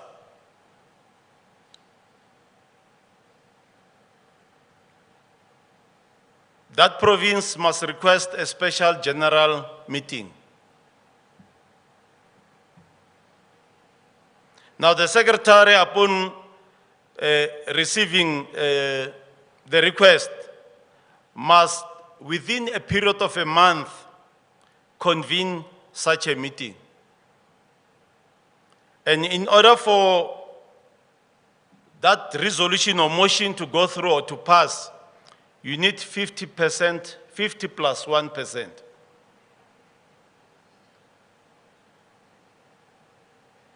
Now, term of office for regions is 3 years.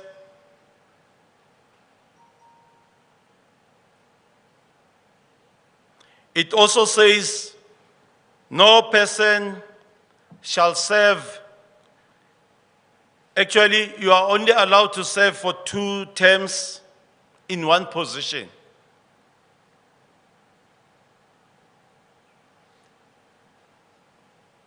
The constitution is very clear, ladies and gentlemen. If I'm serving as a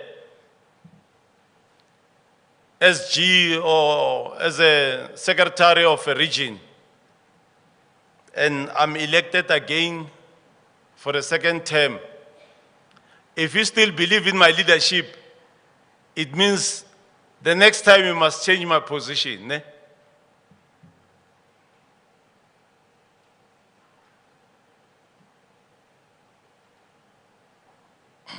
Vacation of office. Section 19, subsection 1, Roman figure 2.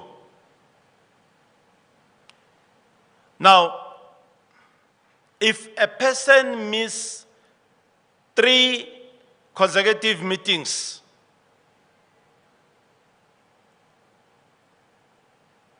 you are automatically out, ne? It's straight, ne? It's not me, it's the constitution, ne? You can also vacate the office, obviously through death, or ill health, by resignation, if you are found guilty of a serious misconduct, or if you are found guilty by a court of law with no option of fine, or if your term ends. We are not going to deal with the terms of and functions and responsibilities of office bearers. I believe that that will be dealt in the induction. That will happen after the elections, including the functions and responsibilities of subcommittees. If you allow me, as it may please the House, my Lord.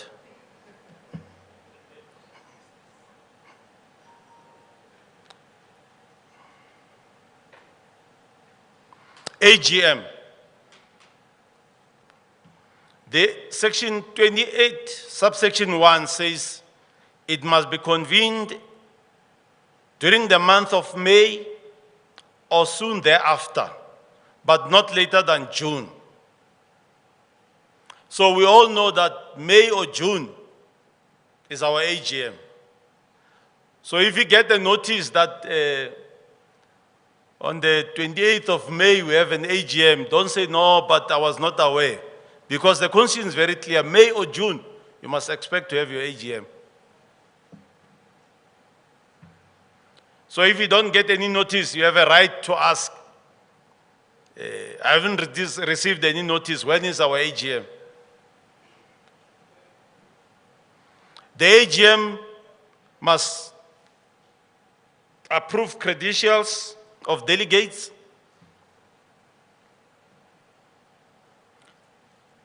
confirm and adopt minutes of previous meetings, receive the presidential address. I think we have already received this one.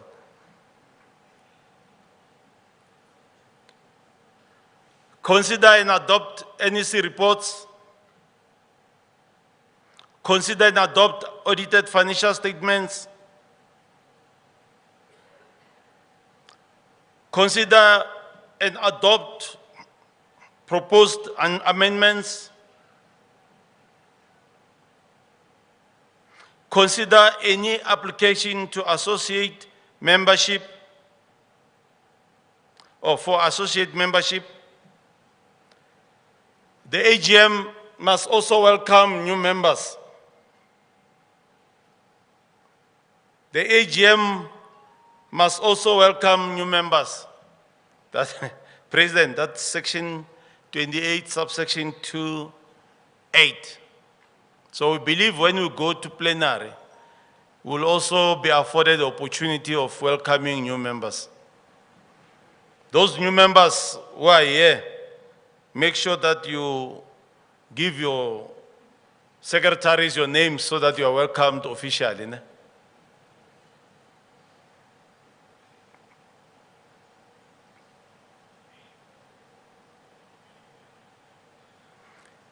Hold elections of national executive or even fill vacancies. Ne? Meetings. We all understand when should our meetings happen. Ne? Can I pass this one? Thank you. It's always good to present after lunch. Now, but I will go to section 29, subsection 9. The president may sit in every SAFPA meeting due to powers vested in him by the Constitution. Now, if you see your president coming to a meeting in KZN, you must remember that the Constitution mandates him to sit in every meeting.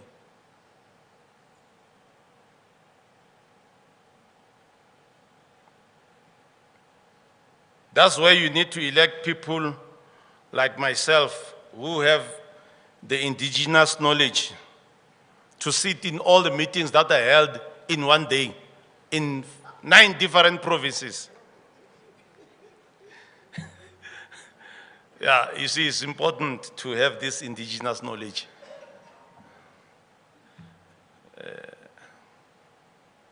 My dear sister in America, maybe you understand this indigenous knowledge. If it was me sitting there with you, coming from America, if you call your friends back in America, they were going to tell you that, no, we're with him here.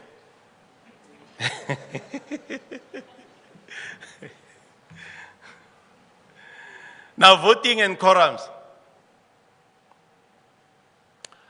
Voting shall be by show of hands, except when you elect executive committees. When you elect your REC, PEC, and NEC, the constitution says you must have a ballot paper.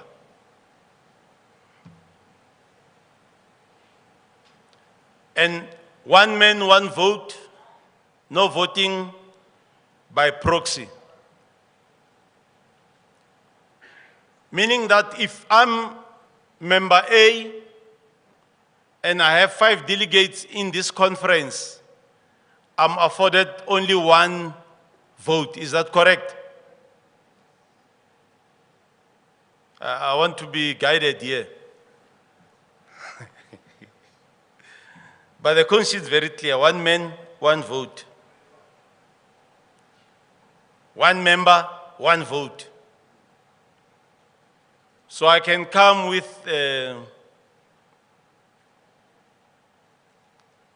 school closed, a school bus full of my staff members or kids, bring them to the conference. They're not going to vote, ne?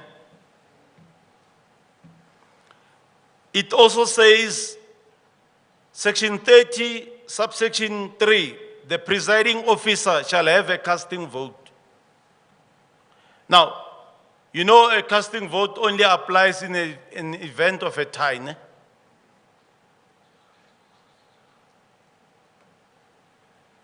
Quorum.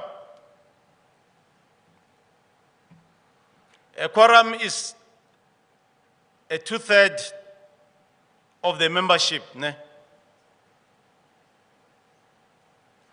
If we don't attain that, it means such meeting should be adjourned for a later date. But what I found interesting in the constitution, because you have situations where people intentionally try to frustrate the activities of the association by encouraging people not to attend meetings. If they know that there's going to be a resolution that's going to be passed and it is going to work against them, they'll mobilize people not to attend such meetings. But the constitution has covered for such things. Section 30, subsection 6, it says, when a quorum is not attained for the second time, a quorum of members present at the last meeting is attained. Meaning if we are 100 and only 20 goes to a meeting, when we call the second meeting, it means a quorum of that 20. If a quorum of 20 is attained, the meeting continues. And such decisions are binding. I think this, in terms of interpretation, is meant to ensure that you don't have a situation where people hold the organization and decide to frustrate the activities of the association. Amendment of the Constitution, it requires 50+1 to be amended, and at the AGM. Ne?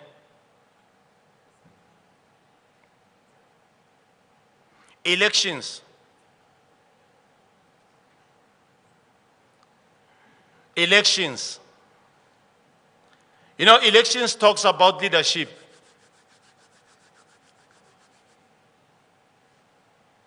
We have already alluded or explained that for you to be eligible to be elected in all the positions, you should have been a member for a particular period of years. Ne?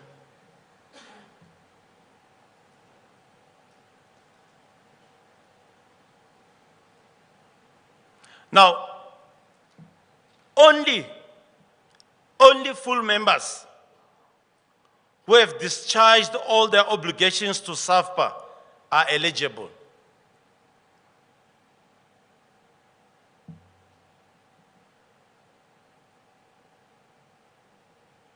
Induction of new members and office bearers and of NEC. Now, provinces must create and implement a policy for induction of new full members and aspiring members. I was very fortunate in my life to be invited by one or two provinces to attend their meetings.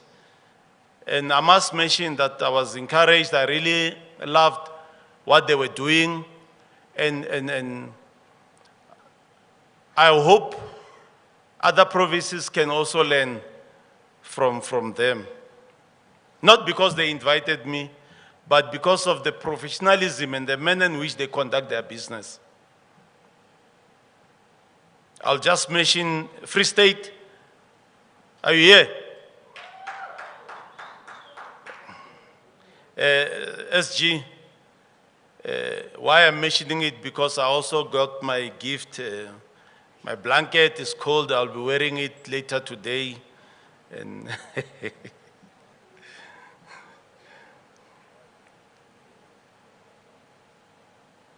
but the Constitution also says elected members must have an information sharing session with outgoing office bearers for a proper handover.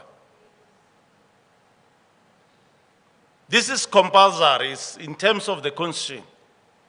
So if your outgoing members refuse to hand over, I think the Constitution must find ways of it's there in your disciplines, code of conduct.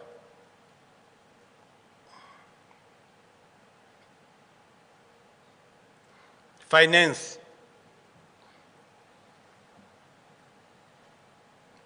Section 34, subsection 1 says if you are given money, money must be given to the treasurer, ne? And the treasurer must deposit such within a period of 72 hours. I just mentioned that so that we understand that treasurers are required to deposit money within a period of 72 hours. Not under your mattresses.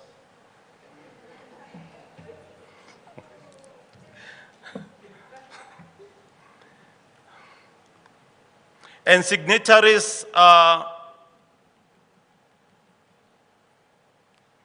DP, your national SG, and the TGs. Audited financial statement must be presented to the NGC for approval before it's presented to the AGM. Ne? Provinces must establish or draft financial management policies that must be implemented by all regions that are affiliated to that province. Bereavement. This is a competence of provincial structure. Ne?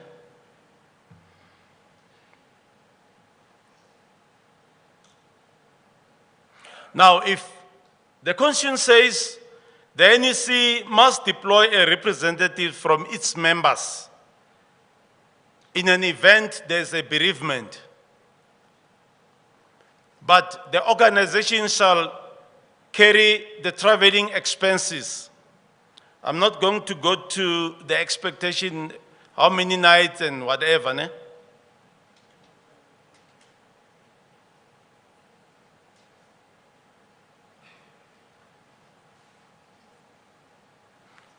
I'm going to skip the national conferences and conventions. The president spoke about this earlier on in his presentation. Expression of views by members.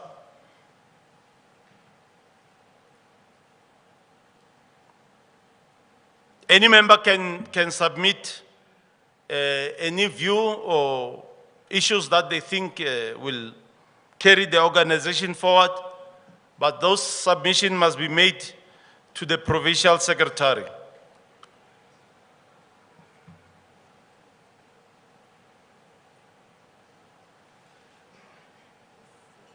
Notices. Because we are in the fourth industrial revolution, the Constitution allows for notices through emails, SMSs, or WhatsApp. Why I thought it's important to speak about this, yesterday the president talked of WhatsApp groups, and he said these groups must be approved by the NEC, ne? So that they become official groups of the organization. So we need to update our contact details. Ne? Amendment of the Constitution, it can only be amended in the special general meeting or an AGM. But if you need to amend any clause in the Constitution, such amendment must be done, or recommendation must be done 90 days before the meeting, and must be signed by at least 5 members, and 1 must be the provincial secretary. You need 50+1 to amend the Constitution. Dissolution, we know what happens if an association is dissolved. Regulations. This is very important, colleagues, because it speaks of offenses.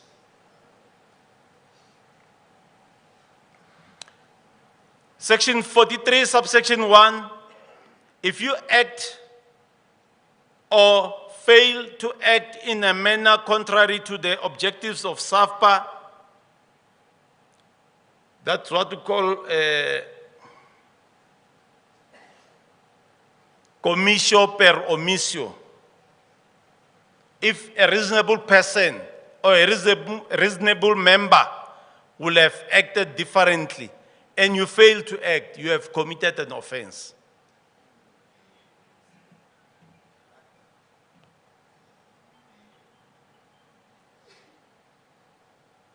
Even in a court of law, if a child drowns in front of an adult person who fails to save that child and can swim, that person can be charged with comissio per omissio.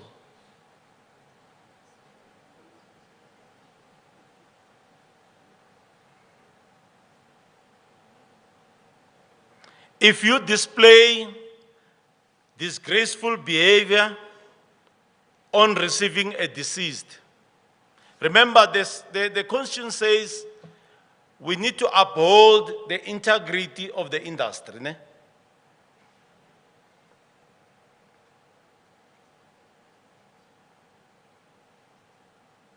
If you display a disgraceful behavior in a funeral conducted by another member or colleague. This is very, very, very important. Because some of us, we know we do these things. When we see our colleagues burying, and we know that maybe he has hired a quantum, and I'm not having a funeral in that area, but I know that I'm driving Lamborghinis I try to go to that funeral, pass by with my branded vehicles and display a disgraceful behavior. So remember, ours is to unify the industry.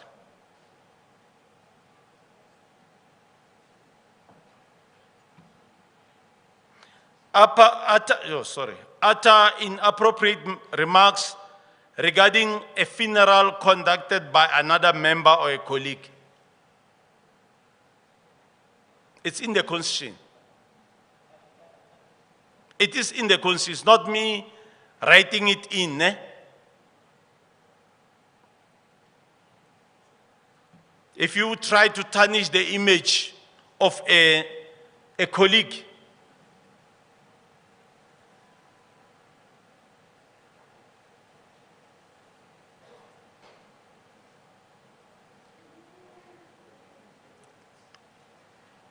habitual use of any form of intoxication or drugs while dealing with bereaved families or in a funeral. If you conduct funerals under the influence of alcohol or drugs, if you disclose confidential information acquired during the course of your duties, if you use your position to further private political aims or encourage non-compliance to the Constitution, if we say membership fees must be paid before the end of February, and you go and encourage your region not to affiliate because Region B is not affiliated, you have contravened a section of the Constitution. This is very important also, not to say the others are not important. Solicit customers in a dodgy manner or in inappropriate manner, including ambulance chasing and touting. If you misguide, coerce, we do it. We know that Unjelele has a pickup from Joburg to Lotrigat or Makado. And after the family or Njelele has collected the corpse to Makado, I go to the family and try to solicit them, tell them that, no, look, that one is not going to give you a better service. Come to me, I'll give you a better service. That one does not have 1, 2, 3. That is completely wrong in terms of the Constitution. And we must emphasize that the Constitution does not allow that, and we must stand in one voice as SAFPA members, that we are not going to do it, and we are not going to tolerate it in our name.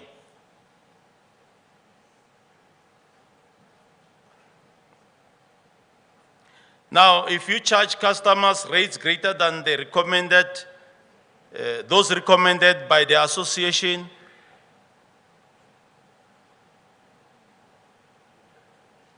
I don't know whether this is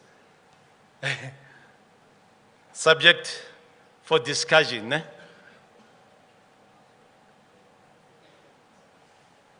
Now, Section 47. In an event that any provision of this Constitution is found to be invalid, unlawful, or unenforceable, that provision will be severed and the rest valid provision shall remain enforceable.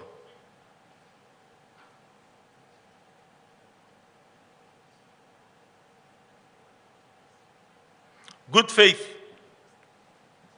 All members shall at all material times be principled and act in good faith when dealing with each other and in fulfilling the objectives of the association.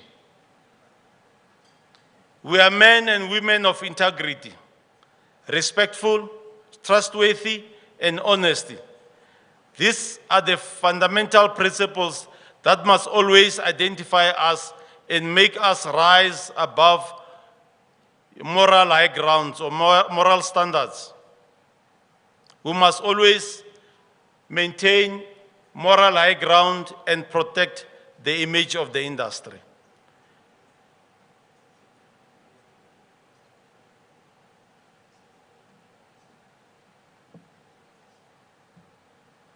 Relaxation.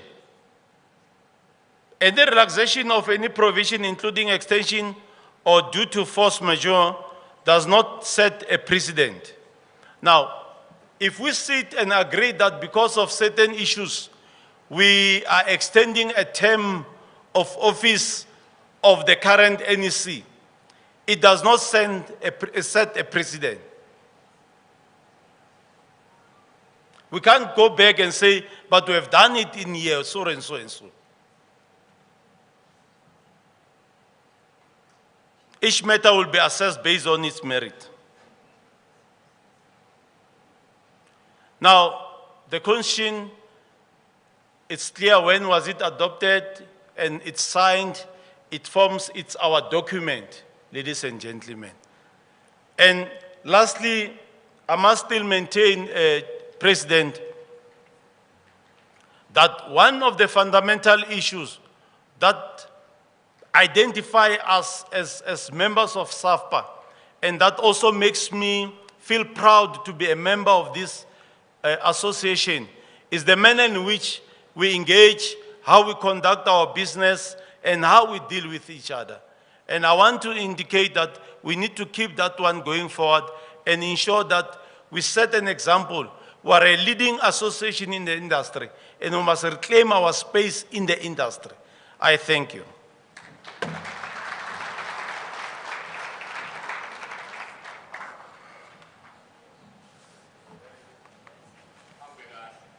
Thank you. Done. I don't know if there are any questions of clarity, because he might have not covered what you wanted him to cover. I'm not sure if I can take more than 3 hands.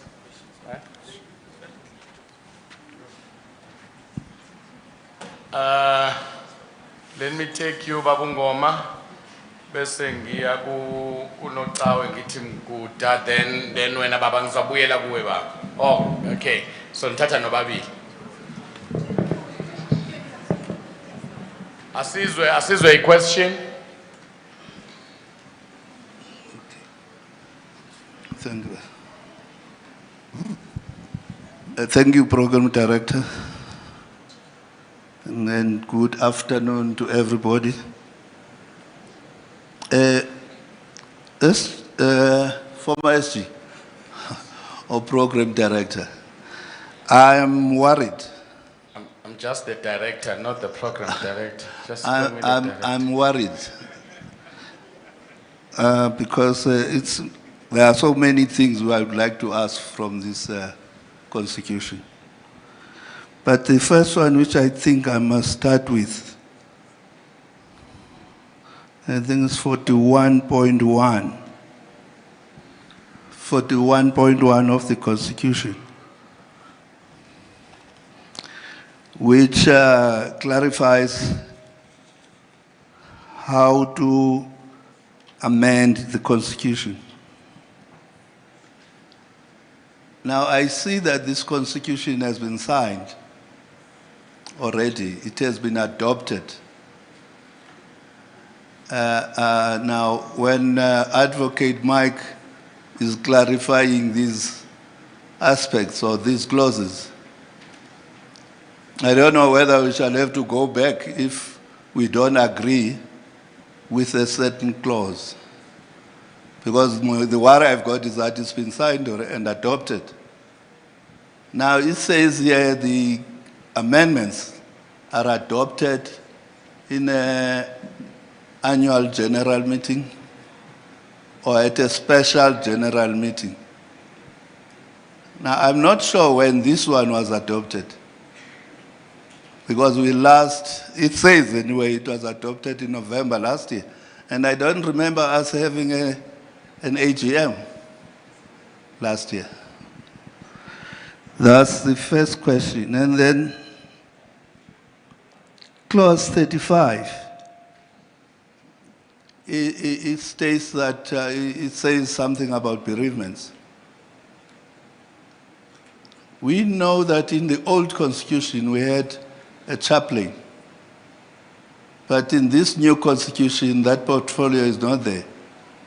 Now on clause 35, who will be handling that portfolio? Because there's no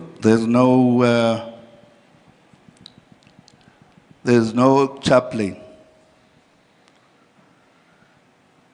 And then the duties of a provincial executive committee. I see they are not stated here. I don't know whether they fall under the NEC.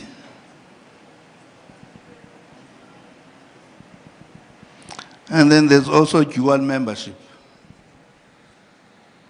That's why I was saying then, Program Director, I don't know whether we're going to discuss these clauses, and if we see that now we need to add this clause, because as I say, clause 41 states very well how amendments are handled in the old constitution. Because of the amendments sent by a province, they are sent to the SG sends them back to the provinces for them to discuss them and see if this will be the right way for our association. But that was never done. We've never had amendments coming from any province. I know my province did send amendments. If I'm not mistaken, that was as early as February. To that letter in this conference, rather than having maybe a kind of a silo response to the Eastern Cape province only, because we thought the questions are applying to everyone. So that's one thing. I would like to hear whether those concerns will be addressed, because maybe for us to stand here and ask questions one by one is a bit of a waste of time, because they were very thorough, the matters that were raised in that. But with that being said, I just want to ask from the people who drafted the Constitution, well, the amended the Constitution, why is the Constitution not sequentially presented? When I'm saying sequentially, if we look at the clauses, I think it starts by NGC, it goes to Regional Executive Committee, and goes to a touch on PGC. To me, that doesn't make a sequence. I would imagine that you start from the top, you go to the middle, you go to the end. That's the first question I have. Why is it not sequentially presented? Maybe that's just a petty question. But the other issue that I would like to understand, which I think Dadungoma has said, but I would like to expand a bit. There's nothing that says powers and functions of the provincial structure. And I'm questioning myself that, is the provincial structure therefore an illegal structure? How is it supposed to function? Interestingly, for the first time, when I looked at the previous constitution, the Regional Executive Committee was not there. So clearly the amendment actually involved including the REC. And it's very thorough. It's thorough on how the REC is supposed to function. But for the reason I don't understand, it doesn't say a word about the provincial structures. It does say something about the PGC 15.1 up to 15.4, if I remember very well in my head. It says something, but that's all. It's mum on how it's supposed to function. It's mum on its actual physical structures, except to say from the regions there'll be 2 representatives who are going to the province. But that's all what it says. So I would like to know. And in fact, it's the same as what was in the original, in the first constitution. So to me, I don't see a change, and I would like to know, as this big association, are we operating illegally under the provincial structures? That's one other question. And then I think the other question is, there's a lot of emphasis on the the NEC and the NGC. Maybe is then therefore the assumption of what they're supposed to be doing and their powers and functions are kind of like covered from there and therefore drawn out from the NEC and NGC to the province. If I can just get to understand, but I'll be very worried if we're running the provincial structures under illegal structure. And then the last one is the issue of the illegalities, I mean, the conducts that have just been highlighted by the gentleman who was, thank you very much, by the way, advocate, I forgot to say thank you at the beginning. There are no consequences when somebody does exactly what the Constitution says it should not be done. There are no proper consequences. And I think for me, to say it must go to the national at the top before a neighbor of mine is doing touting to my clients, or I'm doing touting to his clients, it's very far when it goes to that level. So I don't know whether the Constitution can have some kind of adjustments to that effect, so that when there's an issue in front of you, you know where to go immediately, rather than waiting for a letter to be written to the SSG, and it comes back via my provincial, it goes back via to the region. That's very long. Thank you very much. Thanks. Pardon? Yeah, can I first deal with these questions? Because, you know, I must indicate that if I have to deal with all the questions at the same time, I must start preparing my bill. But I just want to deal with the first question so that we don't lose the debate. Look, the issue that was raised by the SG, we must remember again that during COVID, we were under a lot of state of disaster. And there was work anomaly. But that does not take away our rights as members to, if we are at pains with certain clauses of the Constitution, to ensure that these clauses are correctly captured. Remember, it's our association. And we must commend the leadership for doing what they have done up to so far. But it's not a train smash. When you read the Constitution, you also have to also look at other trends,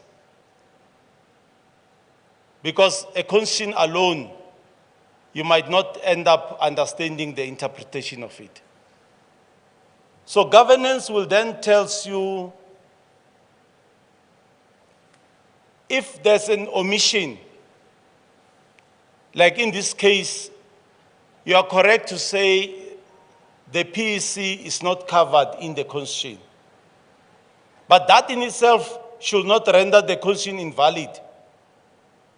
Then plenary should agree to say, let's go back and ensure that this is correctly captured. Because some of the things, remember, you might agree on it, and the scribers and the people who do the typing miss one or two things. So I'll plead with us, comrades, to say, if we have noted or noticed that there is an omission of some kind, that does not change the Constitution, and it does not make the Constitution invalid, then we'll have to agree to say, let's ensure that these clauses are also included, so that we are correct, we operate in a manner that will make us comfortable, we don't regard ourselves as illegal structures.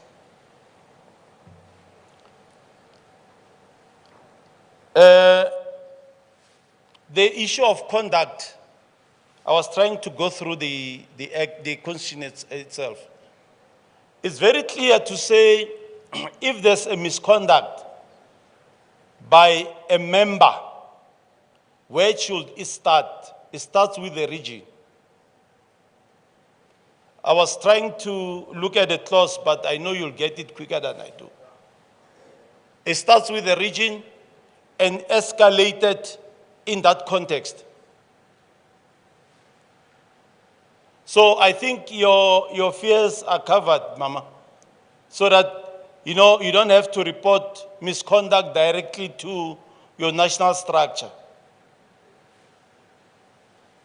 So in short, I don't know if I've missed one important question from what you have said. Or did I try to cover everything? I hope so. Thank you. Next. Did I? No, it's a follow-up. Okay, follow-up. Thank you, Advocate. Yes, you tried, but I'm a bit concerned. I raised an issue of sequential presentation of the Constitution so that when one reads it, it makes sense. It doesn't make sense when you read a Constitution that talks about the NGC. It jumps to the REC. It says four sub-points about the PEC. It's just jumping all over the place. So that is why maybe that's why I'm saying I'm a bit petty. I don't think it's actually petty because you want to read logic, that this document is logical. It says national, provincial, and regional. For now, it's all over. No, And I'm not so sure about the issue of the legality of the PEC, of the provincial structure, whether you've actually answered me nicely. Maybe I didn't get your answer properly in my head. I'm sorry if I did. No, thanks. I think I did. It's just that I might not have put it in a manner that will make it more understandable. But again, I wish you were not going to raise the first question. Yes, I've made that observation as well. We have raised it with the leadership to say consequences, not, the structuring of wedding. I wish you can make me cross the floor. I won't mind, of course, at the fee and start representing you. But for now, my appeal is that we know we have noted all these observations, and if there's any issue that we believe that is not correctly structured, that does not in itself changes the content of the Constitution. Because remember, there's also a clause that talks of relaxation. So I'll say, SG, allow us to say, maybe let's note all the issues that we believe should be channeled and ensuring that we have a well-structured and properly worded document. It's very difficult to craft a constitution, I must be honest. Fortunately, I must disclose that I was not part of the crafters. I was just briefed to interpret the constitution only yesterday. But understanding that when I look at the constitution itself, I didn't see anything in itself that is contrary to what we are doing, except to say the wording, structuring of responsibilities and the like. But I don't think these are issues that, it's not a train smash, if I may borrow that word. It's not something that will make us not go forward.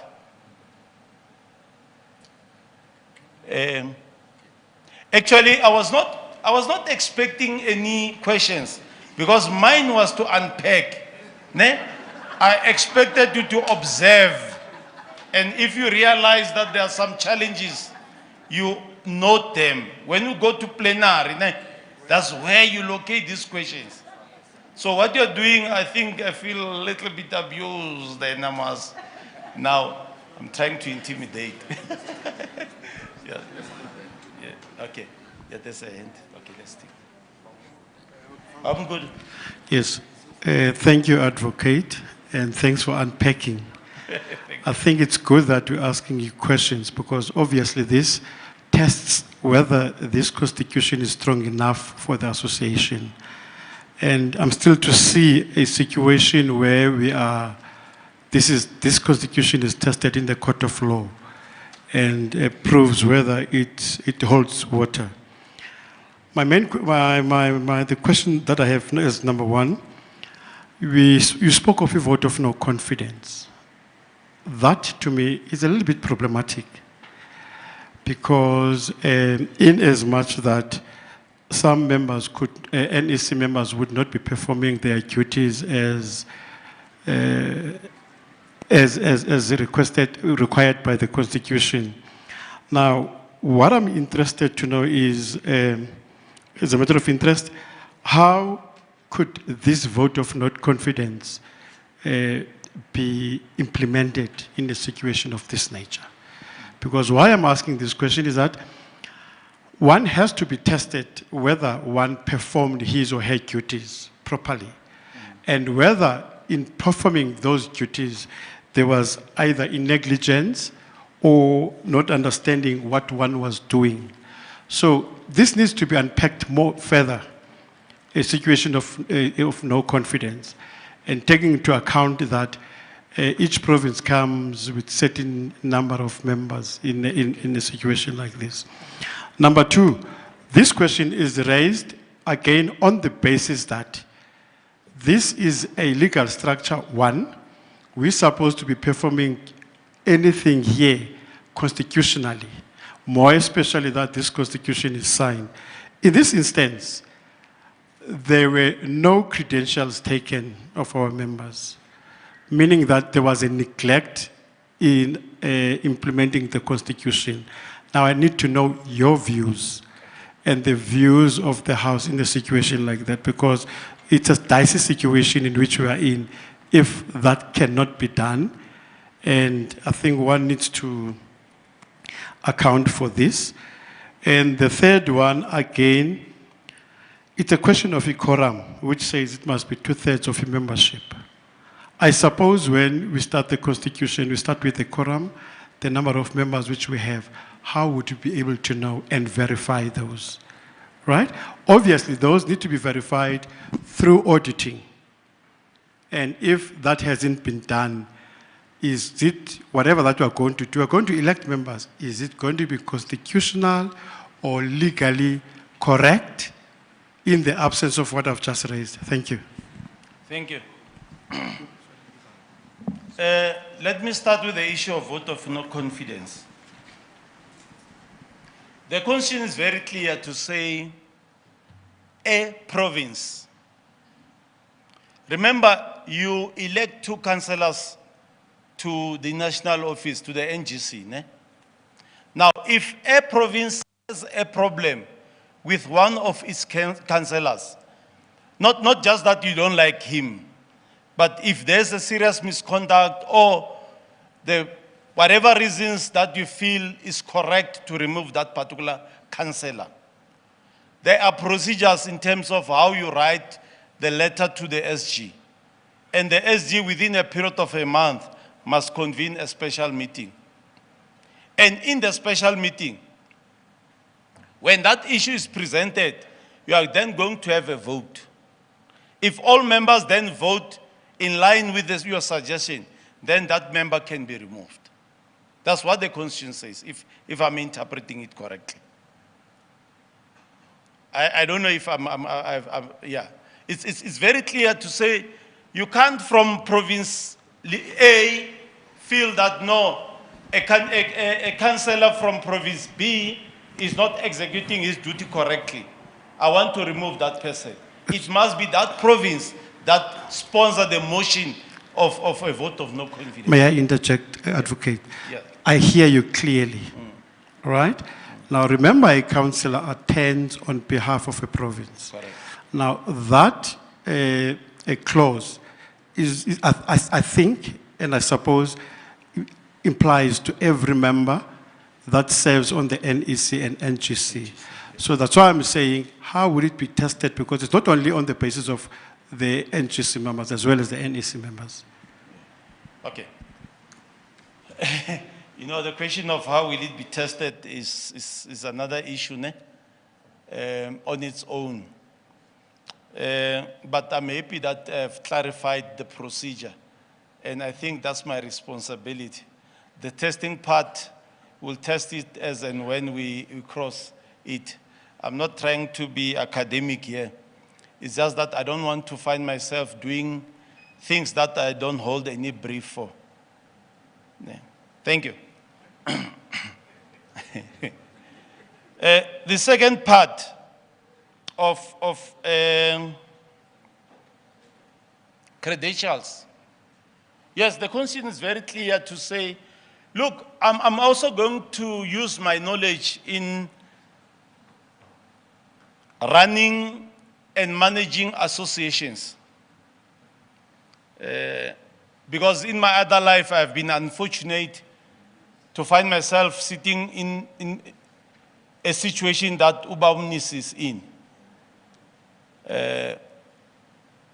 And I know how difficult it is, most especially to manage an association of employers. But my view of a conference, you have different sessions. Ne? You have an open session and you have plenary. Is that correct? Now, in an open session where everybody is present, whether you meet the threshold, the credentials are not that important. Am I correct? Now, if that question is located in plenary, I think it will be more strategic.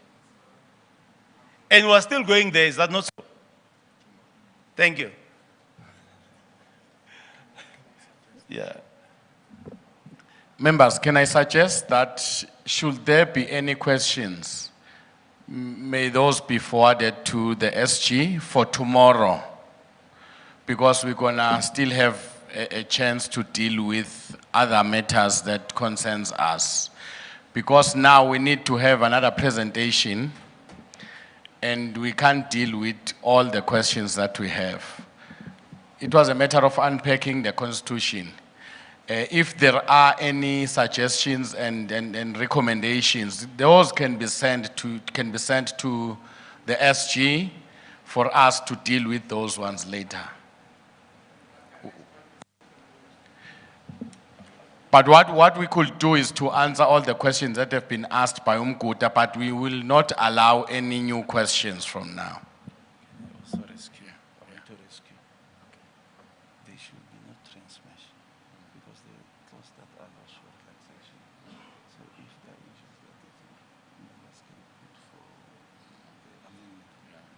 Can still be accommodated so that we can blend the meeting for the constitutional amendments.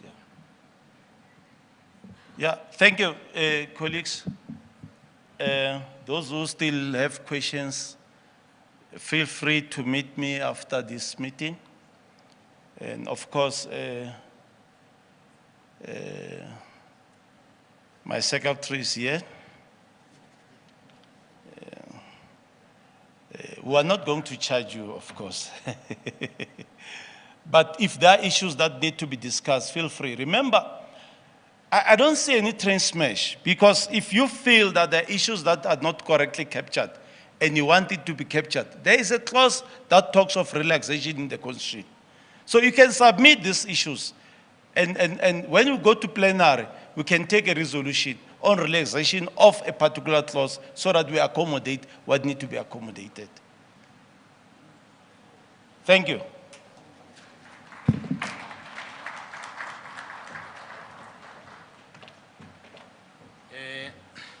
Thank you, Advocate. I think we need to just allow Dr. Churchman, because she might be leaving tomorrow. So there is no way that we can't hear the presentation. I know she's very concise in her presentations. Can we give her a round of applause while she's ascending?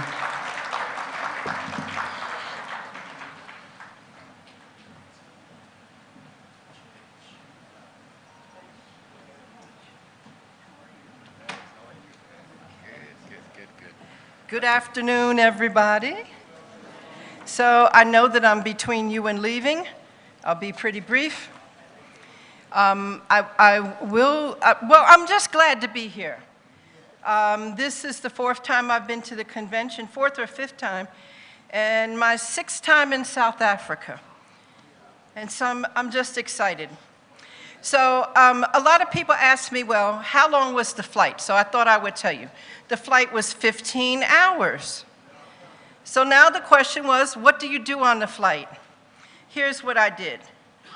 Sleep, eat, sleep, walk around, sleep, look at the map and say, why aren't we there yet? Sleep some more, and then I was here, that fast. I think you've had some great presentations today, and give yourself a hand for being so patient.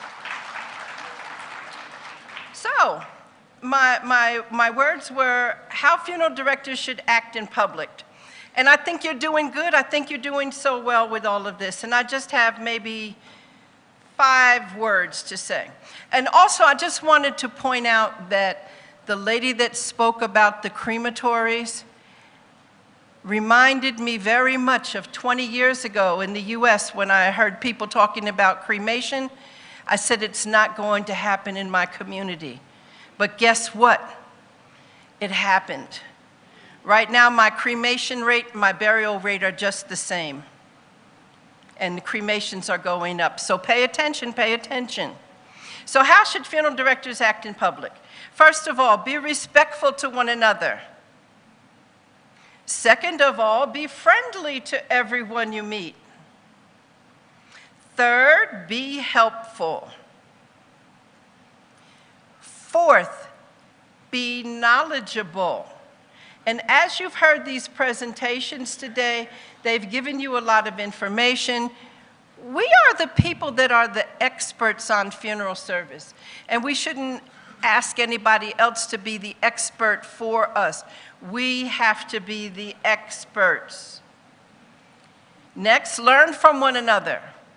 So the lady that was here from Iqbalita, did I say correct? No? Yes, that's it. I'm sorry.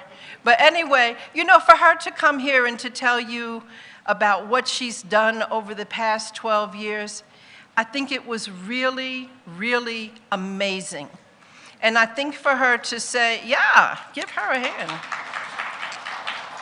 And for her to say, I'll help you, you can talk to me, you can send me an email, just the things that she was talking about, for us to be able to be, for you to be ahead of the trends, so very important.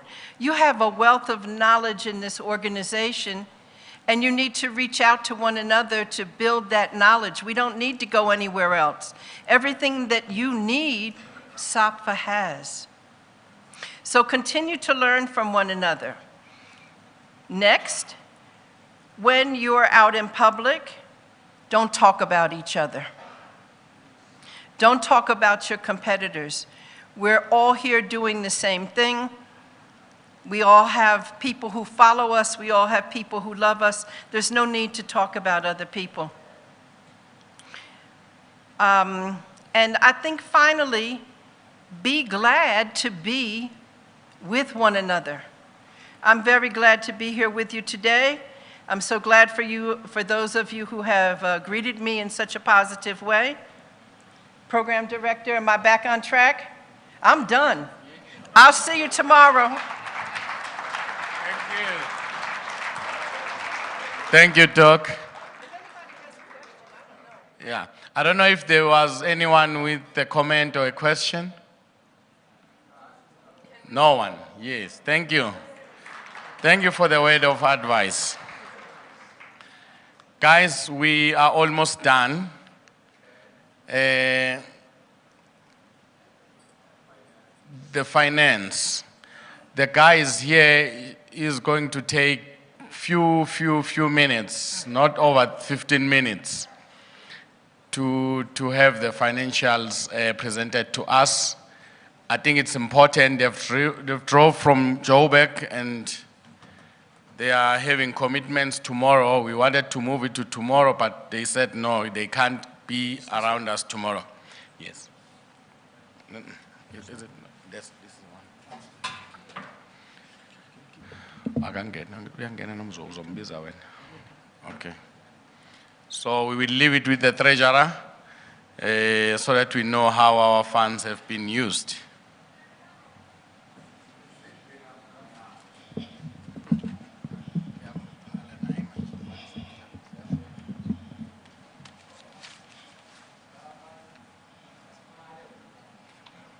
Is it appearing on the screen? Thank you. Okay. Greetings to all members. My name is Pumlani Sokudela. I'm the National Treasurer. Quickly, I have to present the financial statement for the year ended 28 February 2022. There's a lady who's just coming in now, who is the accountant, Ms. Twaita Deliwe. She was appointed in 2020 to be our new accountant. After me, he's gonna be presenting the financial statements because she was the one who was presenting the financial statements.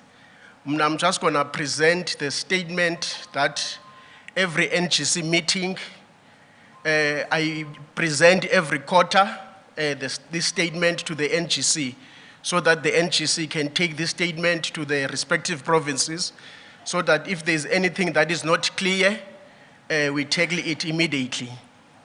I think everybody can see it on the board. We had the opening balance as at 1st March 2021. It was 370,482.17 cents. We had the income of 86,700 for the whole year of 2021-2022.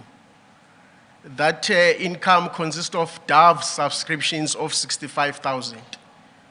If you remember, we didn't pay the subs for 2021-2022 because of the COVID. The NGC decided that there must be a relief to members because some companies suffered a lot because of the COVID.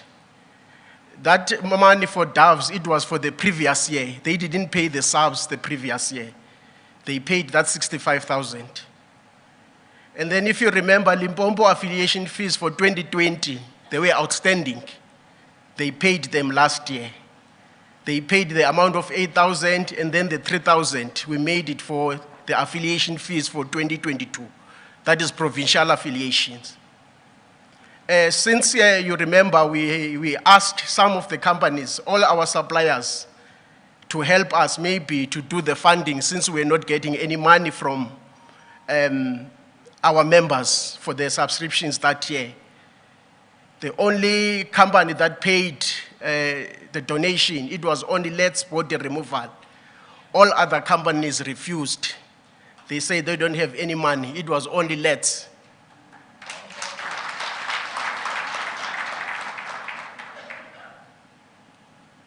And then the Mpumalanga, they also paid the affiliation fees for 2020. They didn't pay the affiliation for 2020 like Limpopo. They paid the amount of 5,500. I think maybe the 500, they made it as a interest because they paid 500 rand more. Thanks, Mpumalanga. We had the Western Cape. They paid tithes of 2,000 rand. And then there was a cash deposited from Northwest. It was 3,000 rand. It was just written cash deposit Northwest. I tried to find out from Northwest. They didn't know about it. We don't know who deposited that money. I took it as a donation as well. And then there was other income. It was written Siyama Kaula. I phoned him, and then we found out it was the error deposit. But even the leader didn't ask the money back. We took it as income. And then the total income for the whole year, it was 86,700. There were no activities, it was COVID. And then there was expenditure. The total expenditure, it was 419,512.09 cents. Bank charges was 3,550.35 cents. Rates, water and electricity for the SAFPA house, 38,206. Traveling and accommodation for the NEC is 132,699.80 cents. I think the big portion, it went to when there was a mini conference because we had to pay for the GC as well. I think it was about 48,000 if I'm not mistaken. I can quickly check. It was 59,832 for the mini conference accommodation for NEC and NGC. And then catering for NGC and NEC, it was 4,550. You can see that amount is too small. Some other catering for the NGC and NEC meeting are coming from the members. Us, Babundabe paid some on the other day. I think it was only one that we made the catering. Others, we paid it out of our pockets. And then internet for the office is 5,145 and 29 cents. Printer cartridges for the printer for printing these cards, 12,162 and 38 cents. And then card printer repairs, it was 3,254 and 50 cents. The certificates, 9,026 and 52 cents.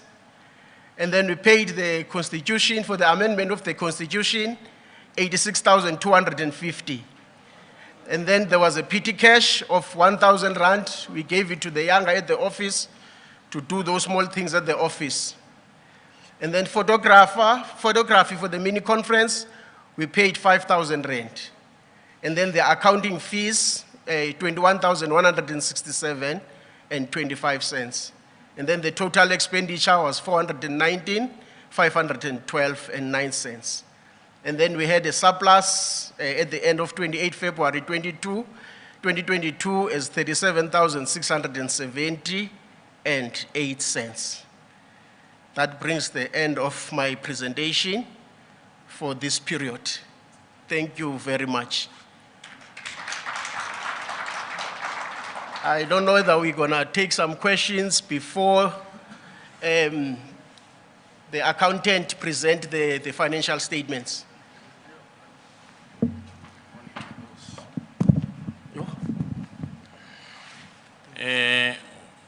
One, two, yes, Babu Limpompo. Okay. Sorry, man, I have one question. You said we spent 86,000 for the constitution. Was it for printing or for drafting or amendment or both? Was it paid for lawyers? Okay. Babu Mkuta. Notatu Ngoma.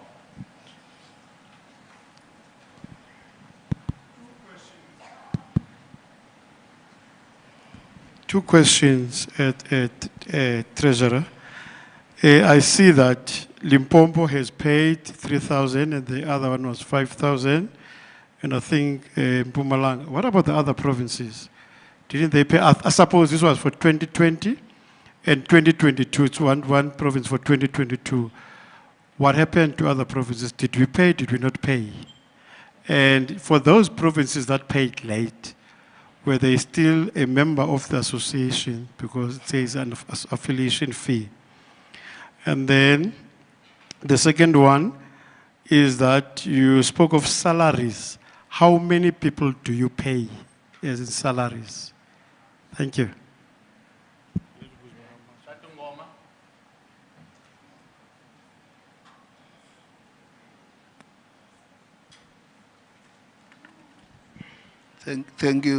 Thank you, Abazondi. It's a pity the treasurer, if that screen of his can come back, because I've forgotten the figures now. Now, that amount of 132,699, which is traveling and accommodation, which year is that? Is that 2020? You can ask me because I want to. Oh, it's 2021, 2022. Because this period starts in 1st March 2021 to 28 February 2022.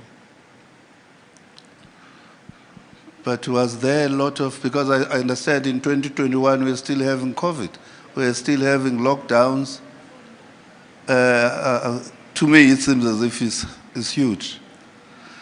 Anyway, you've answered me, but I think it's huge. Now, I can answer quickly. Some of the claims, maybe they are for the year before, because I don't pay a claim without the supporting documents.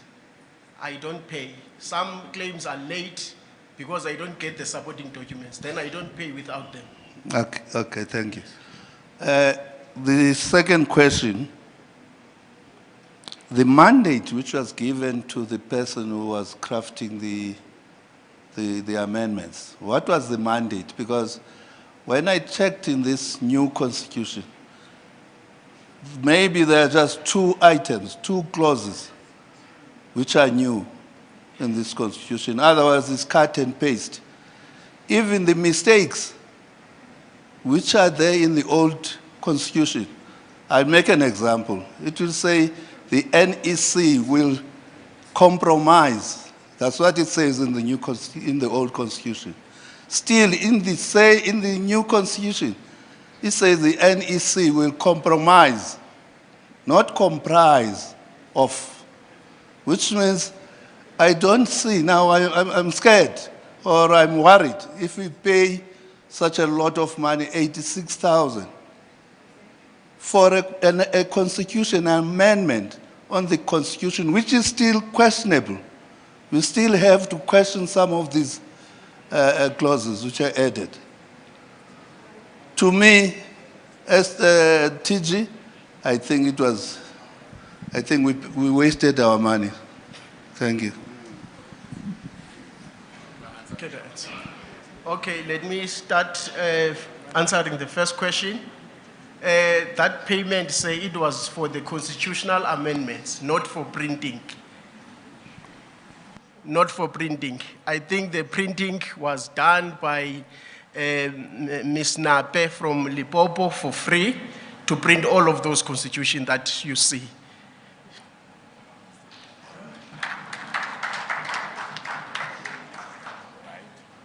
The second question, it was the question of the affiliation fees for the other provinces. The other provinces had already paid in 2020 for their affiliations. It was only these 2 that they didn't pay. The question of being a member or not being a member, maybe my colleagues can help me on that, but they were participating anyway. And then the next question, it was the salaries for one person, which is younger, the administrator at the office, is earning now 7.5 a month. I hope you are answered. And then the fourth, I think is a comment from Untatu Ngoma. I think my colleagues as well, they can help me on that thing because I'm not the only one who makes the decision on the question of the quotation. It's a collective of the whole NEC. We make a decision, all of us, that money was, I think we negotiated as well because we wanted some money more than that one, but we negotiated into that figure.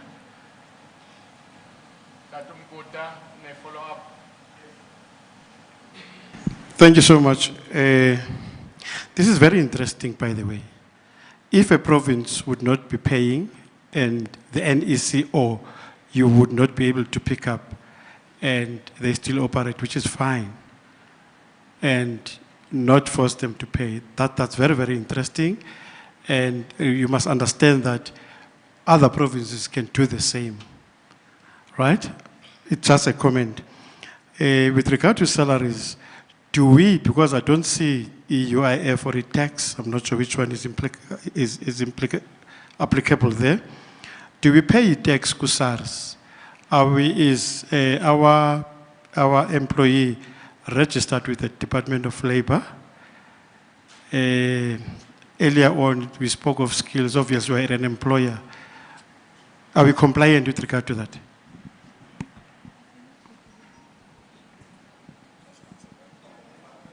Okay. That's what we are doing now with the accountant. Maybe you can say something about that. He also gave me a quotation, I think 2 days ago, in connection with the tax as well. she has to make the returns of the tax since 2018. There was no returns that were made because we were checking on that and then we find out they were not made. And then he gave me the quotation 2 days ago. I've got it with me. I've already discussed it with the NEC. And then we gave her a go-ahead to do all of those things already.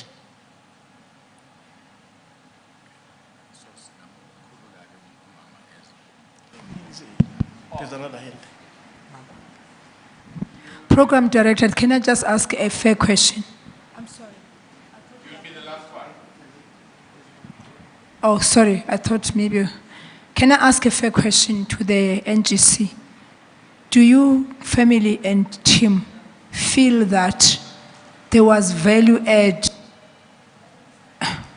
This might sound maybe that we are really being petty here as this group of people. Was there value add in the constitutional amendment? In other words, was the 87,000 or 86, whatever the figure, was it worth it? Because I'm being honest, now I did a study of looking the old constitution and the new one. All what I saw is that it was nicely put together with all the things I've said earlier on. But, and the additions were minimalistic, and I'm questioning, I'm just surprised that you even negotiated the 86,000 rand. I'm asking myself, was it value adding? Because if I'm cruel, please, somebody must forgive me. I do not think the constitutional, the amendment, if that was fee to a particular individual who did the amendment, unless it was a collective of people, they were paid together. But even then, for me, if you look from the very first top, maybe to the first 9 pages of the Constitution, or even 10, there's no change from the old one. Yes, we've got REC added. Yes, we've got the skills and training added. But I'm sorry.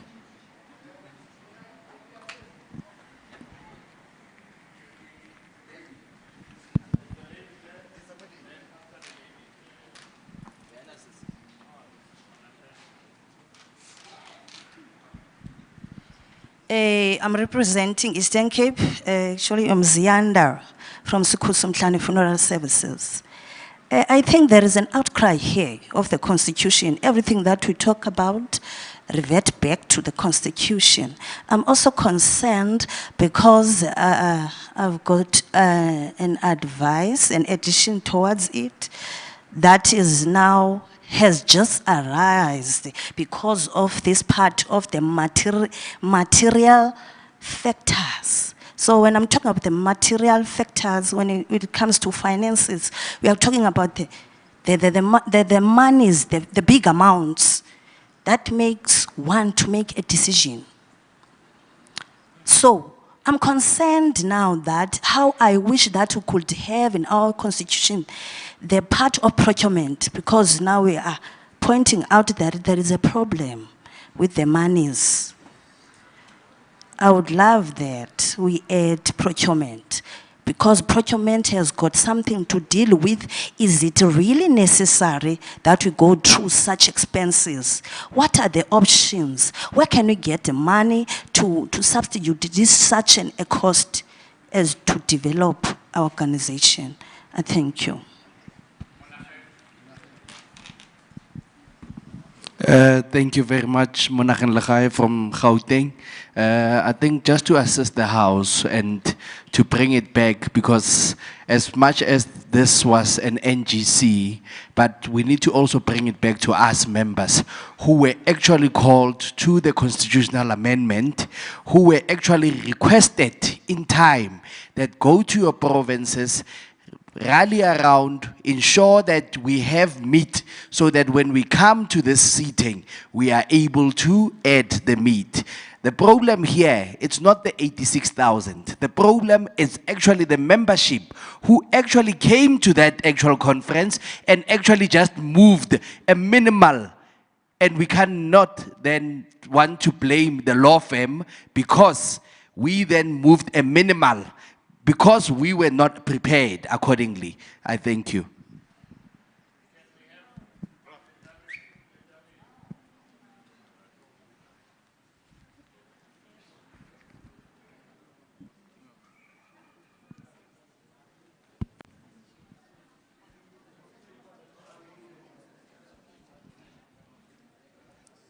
Just for me, it's just one. members for me is to compliment this report we're getting from our treasurer, because there were some stages whereby we're waiting for the financial report. The financial report became to be unfoundable. I just want to compliment. I just want to repeat to compliment. Good people, we understand all of the people, they living their own businesses, trying to compile everything to report onto us. Before either anyway, as for even anyone who's going to make a presentation, firstly, let me compliment for that person. I think that will be suitable. As what I usually say, it's right to have questions, but first thing is to compliment. Thank you very much for the financial report, our treasurer, because it is clear and it's as it is. And as a matter of effect, this is a combination, and justice is passing what is an expenditure. Thank you very much once more. May the executive, God richly bless you and your families. Thank you.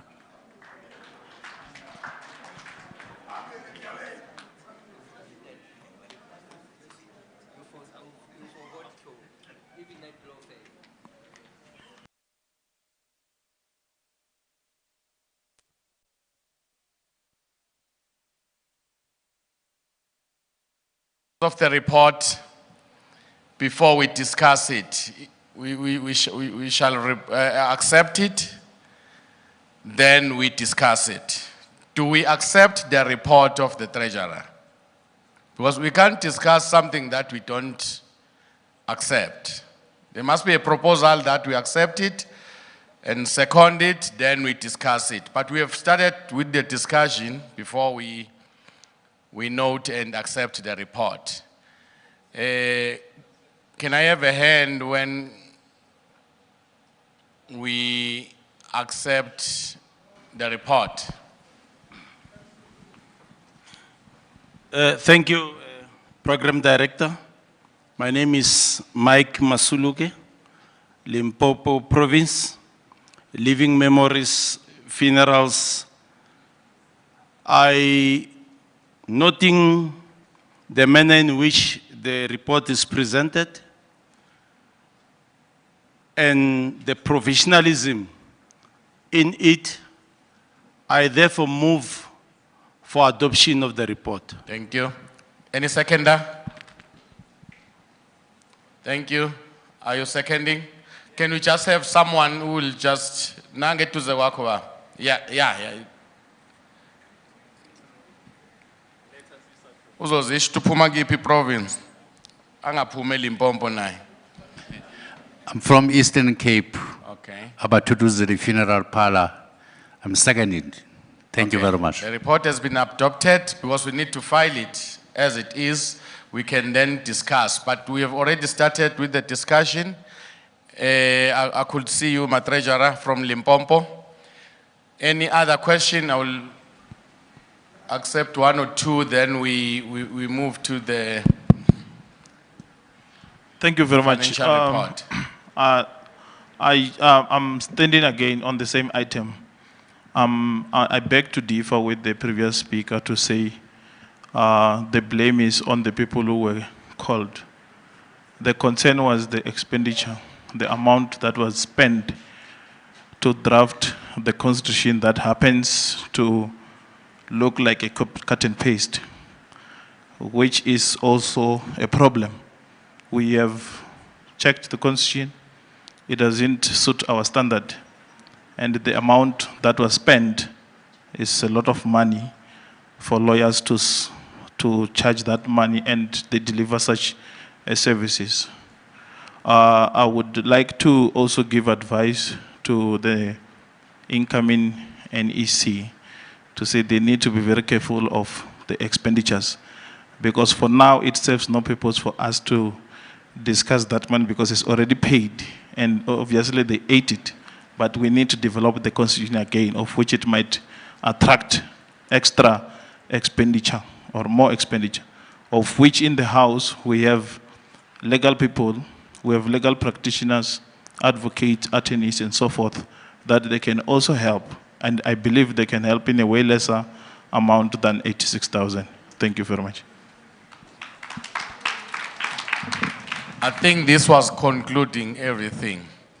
I think I will leave it with the treasurer to wrap up and to let my sister come up. Thank you very much. This is Ms. Twaita Deliwe from CN Accounting Services Solutions. He's going to be presenting the financial statements. Thank you.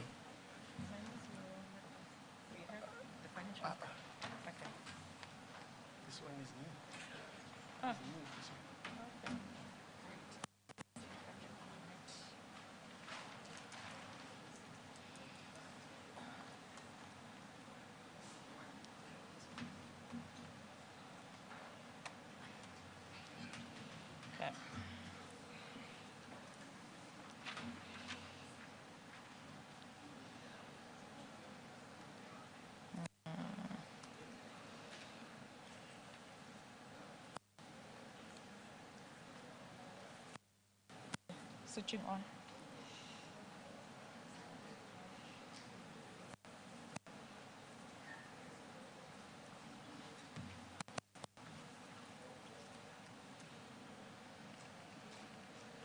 Sorry, Sissy, 1 second. May I just take a look? Presentation, Mike, no problem.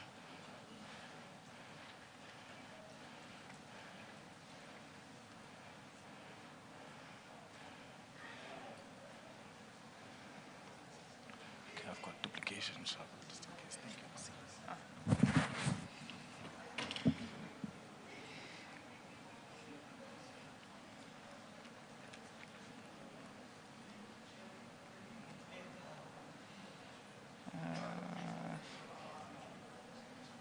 Can they see? Okay.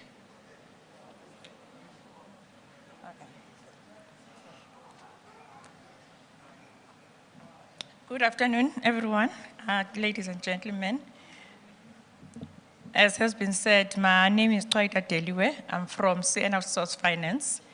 Thank you for having me this year again. I'm here to present the financial statements for South African Funeral Practitioners Association for 2022.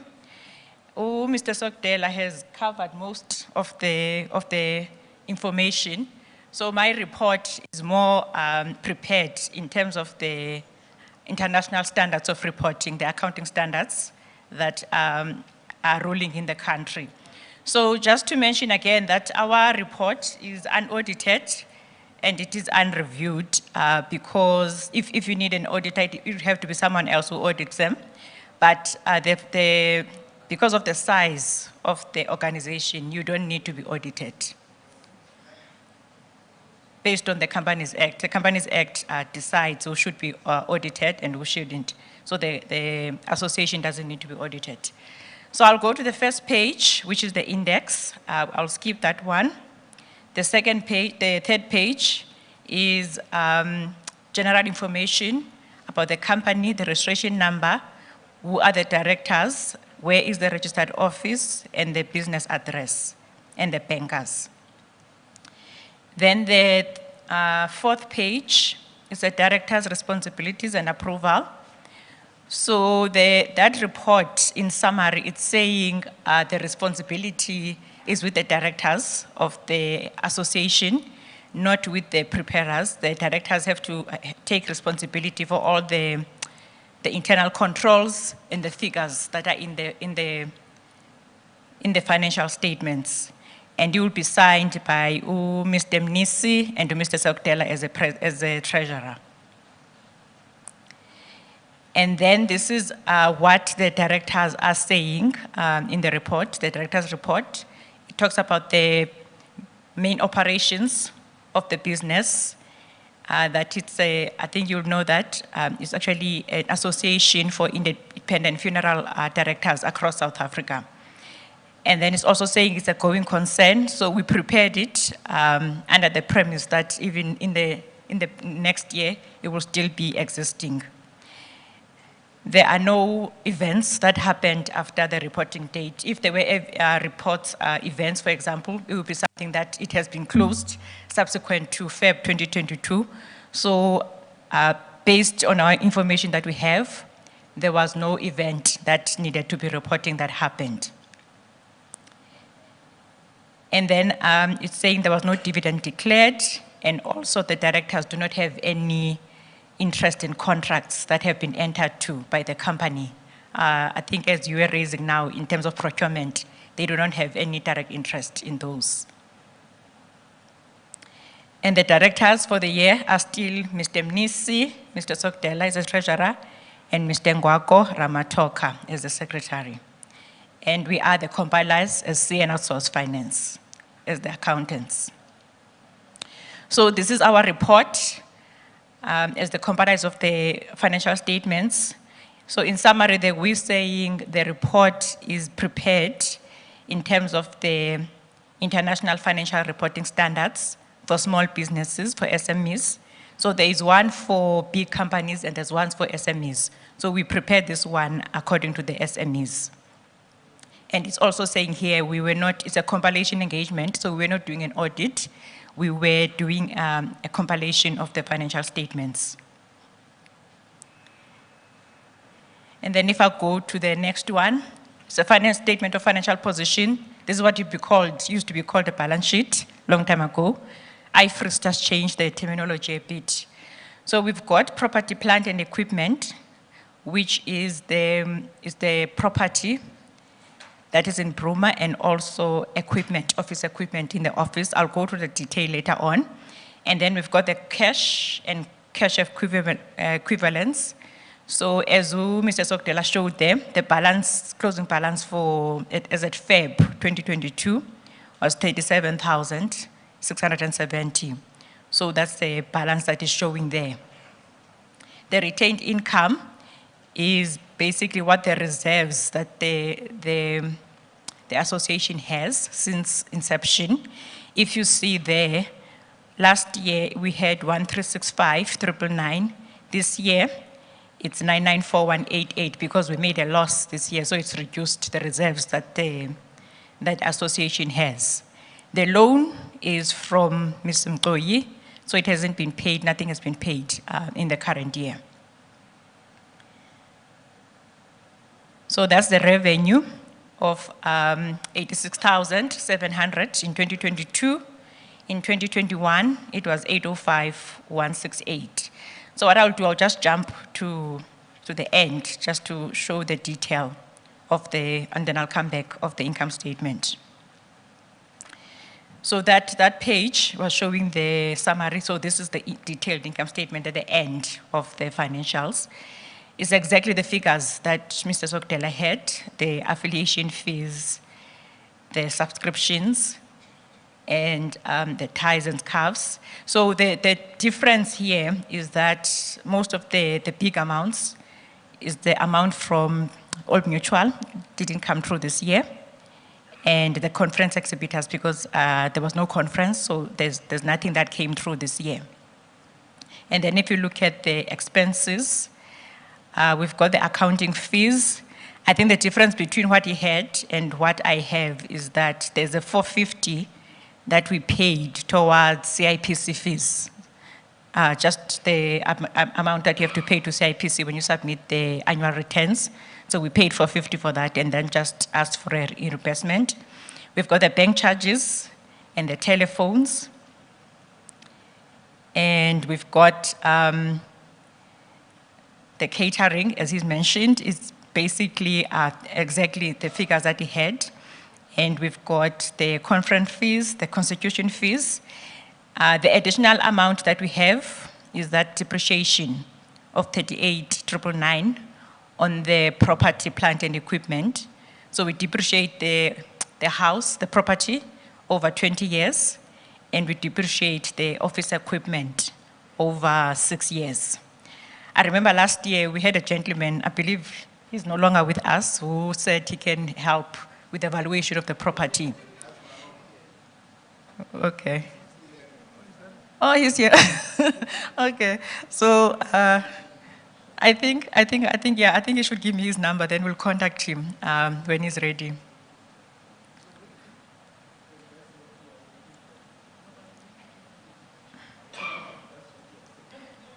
Okay. And then we have the electricity and water, the membership certificates, the petty cash, the printing and stationery, repairs and maintenance of the printer, and the salaries and travel. So on the salaries, I can respond to that question. As Mr. Tsotela has mentioned, so the company is not registered for UIF, and it's not registered for PAYE. I think it was discussed last year, so we only got the access to the tax profile, like now, this month.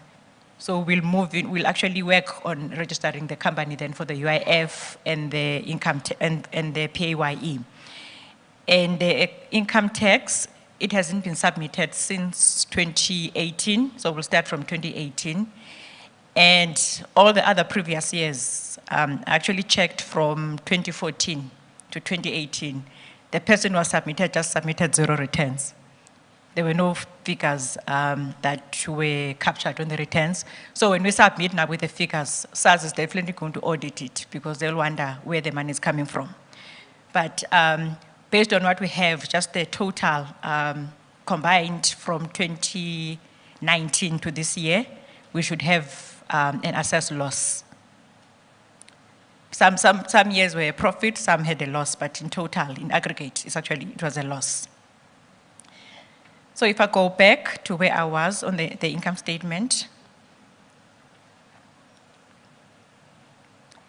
so I covered all of those, the revenue, the expenses, and the other expenses on the detailed one. And then here we've got the statement of changes in equity. This is showing, as I said, the reserves, the retained income. So in 2020, we had 892,558, and then we had a profit of 473,441, which the balance as at Feb 2021 was 1,365,999. So if I go back to the balance sheet, this is this amount here that is balancing to that. And then that would then move as an opening balance for the current financial year. So when I say current, 2022 financial year. And then in the current year, we made a loss of 371,811. So now the retained income is sitting at 994,188. If, for example, there were dividends paid, they would be sitting here. If there were shares that were sold, for example, they would be sitting in here. But none of those happened. So it's just mostly the income that is being shown there. And then the cash statement of cash flows. This is what used to be called the cash flow statement. This one shows how the money, the actual cash was spent in the business. So it starts from the profit or the loss for the year. So as you've seen there on the income statement, if I go back, sorry for the up and down, I just want to have track. We have that loss of 371,811 on the income statement. So it's pulling through on the cash flow statement. And it was all cash. We recorded based on the bank statements, which was cash. And then we're taking out the depreciation, because depreciation is not cash. So we're taking it out, so it reduces the loss. And then there was nothing else that was spent on. There were no assets bought. There was, as I said, there were no loans that were paid this year. The last one that was paid, it was paid in 2021, the one for Ms. Mtoyi. And then it balances back to the 37670, which is the cash balance as at the end of the year, which is this one here in note 5. and also agrees to Mrs. Tokdola's balance as at the end of the year. So accounting policies, this one again, it just tells the user, which are yourselves, what policies we used. As I said, we prepared it according to the IFRS, which is an international standards of preparing for financial statements. And the depreciation rates on the property plant that we've used, 5%, which is over 20 years, 16.67 for office equipment, which is over 6 years. The cash, we're saying anything that is negative, we'll record it as a bank overdraft, and anything that is short-term is recorded as an asset. The borrowings, it also says here we record them as a liability, as you have seen, and the revenue, we actually record it when it has been received. So these are the notes now to the to the financial statements. As you can see that the property, the cost is 1,229, and the depreciation, accumulated depreciation since inception, is at 160. That's the office equipment. The accumulated depreciation is 44,993, and then the depreciation for this year is 24,000 for the land and buildings and 14,000 for the office equipment. So that is the total accumulated figures, 185,076 and 59302. That is the balances, the net assets amount for 2022. For the building, 104,4276, and the equipment, 12,242. So if I go again, the cash and cash equivalents, I think you've seen that, you still remember the figures. So the notes are giving us a breakdown of what's on the balance sheet and the income statement.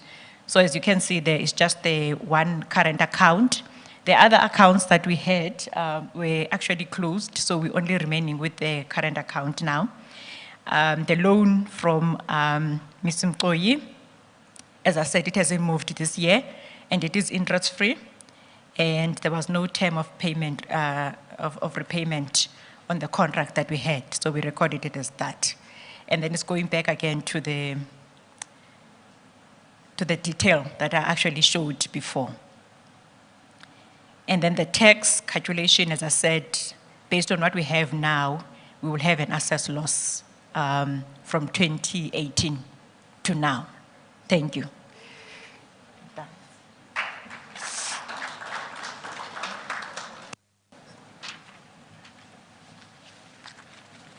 Thank you very much, Ms. Deliwe. Those are the financial statements that were prepared by this company. If there's any question on them, you can raise the question and then.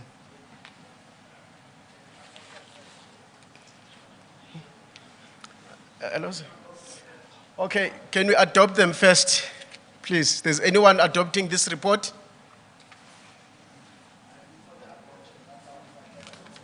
Gauteng? Yes. Any seconder? Seconded by the Western Cape.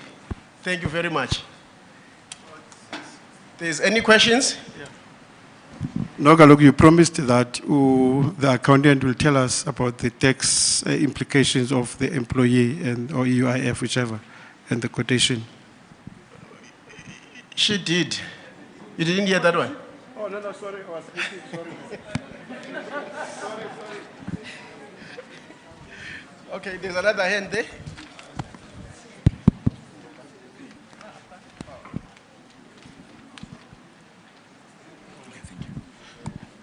Thank you so much, Treasurer.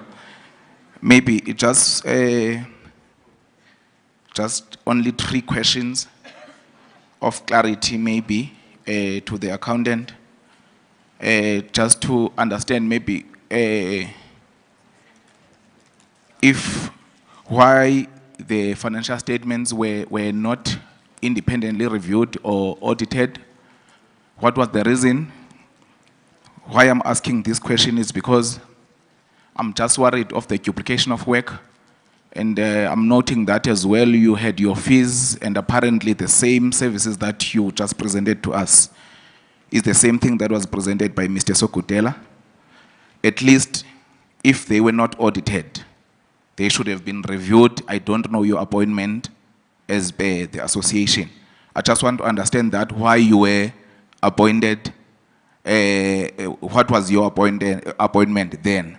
And then the second question, did you verify the directors with the company documents? As you have mentioned them on the financial statements, have you verified them? Have you got any company documents to verify that the directors that you have mentioned in your Fs are showing on the company documents? Okay. Lastly, I'm noting that you were raising that the returns have been outstanding since, which is the tax returns have been outstanding since 2018. Is there any service level agreement that you have with us that stipulates your services? If yes, what are the services that you are doing for us? And why the returns then are outstanding since 2018? Thank you so much. Thank you. Rata Umpakela from Gauteng. I just wanted to clear one thing. It would be unfair for us to ask the accountant why were the financial statement not audited or reviewed. It was a decision of this house to say it must be done that way. So maybe we should check on our minutes and then that will be sorted out. I think that one is answered, Chief.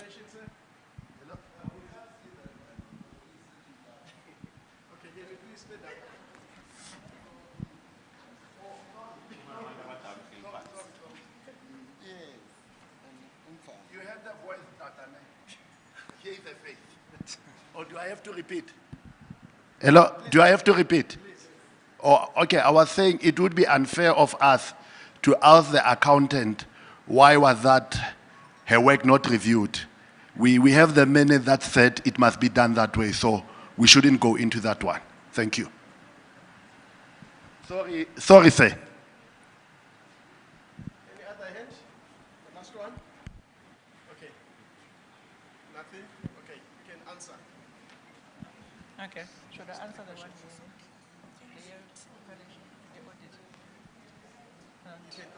Okay, okay. Okay, I'm here now to answer the questions. I'll start with the tax one. So as I said, the company is registered for income tax, but not for PAYE and for UIF. So we have to register for the UIF and the PAYE since there's an employee.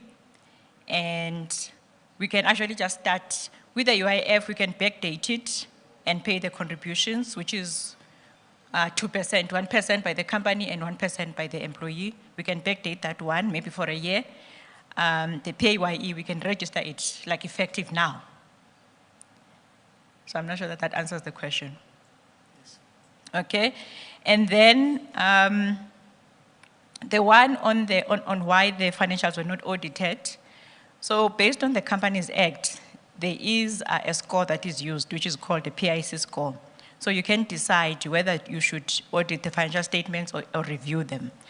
And also the way it works, that the person who's preparing the financial statements cannot audit them or review them. So on our side, our appointment is that we compile the financial statements. If they need to be audited, someone else should audit them. So I think as the gentleman mentioned, so the last year, I think 2 years back, the organization decided that they won't review them because the figures are quite small. And then in terms of the income tax, so we started with we were appointed in 2020. So 2018 and 2019, we actually we were not there yet when those were supposed to be submitted. And also, as I mentioned, we got the profile this year, so we'll actually fix then from 2018 as well. Even though we're not here, we can fix that and submit the income tax returns.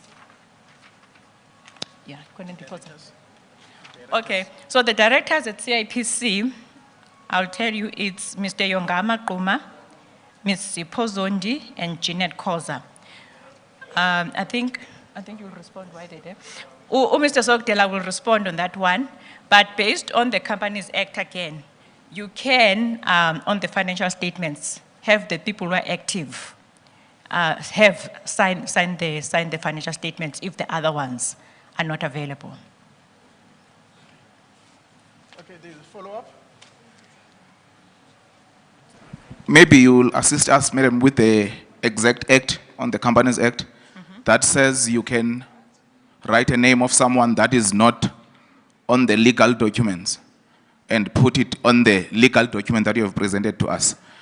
On the question, Mhlekazi, that I was asking, I had or there, which is maybe now, maybe why the financial statements maybe you have not advised us that, because Mr. Sakudela has already done the compilation. Why have you not advised us that it will be a duplication of work?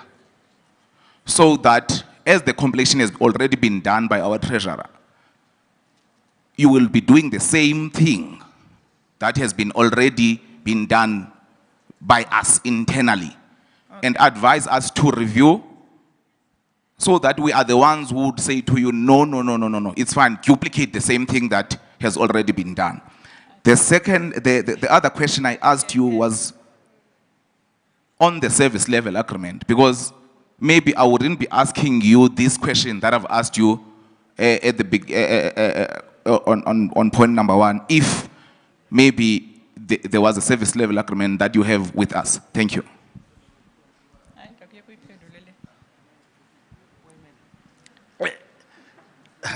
Okay, leaders, I think we usually, when it comes to finance, we get into serious issues. We have agreed, maybe, as I'm saying, it is very wrong of us to ask her, why is this thing happening this way?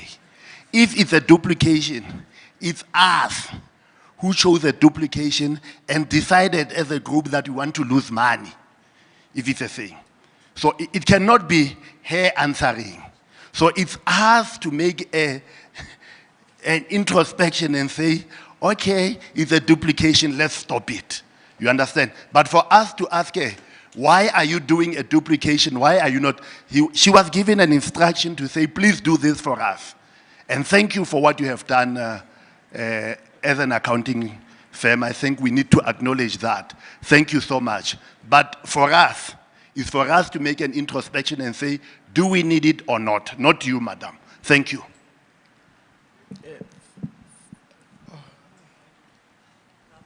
Can I just respond in one thing? I think you are getting to technicalities now of the accounting, because I cannot prepare these financial statements for myself, because I don't think there's a duplication here. Because I've prepared these things and then I hand it over to the accountant with the supporting documents, just to confirm that this thing that I have done is correct. Because if there is no one who's checking after me, if I'm giving you wrong information, I don't understand now these small technicalities. Thank you very much.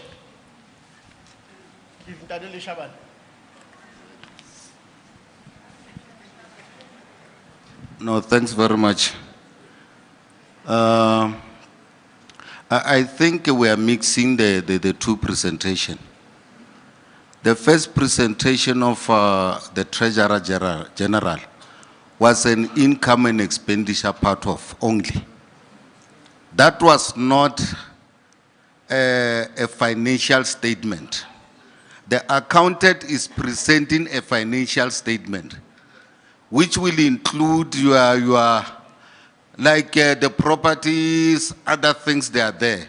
If you check under the general, the TG, there was nothing that was mentioned about our property. There was nothing that was mentioned about the depreciation. Nothing. So now that one, and we must, you know, maybe sometime, because we have been here for some time, I remember her very much. When she came in, she is an accountant. She's not an auditor. There is a difference between the two. When she explained that I'm an accountant, we took a decision that because of the charges and the level of the income that we are dealing with, there's no need to audit our finances. We are comfortable with the accountant as much as she mentioned almost everything. So now this conversation of level of agreement, yes, we did engage her and we understand what she's doing. Thanks.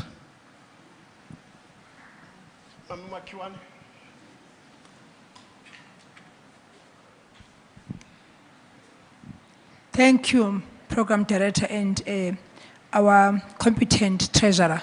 Thank you very much.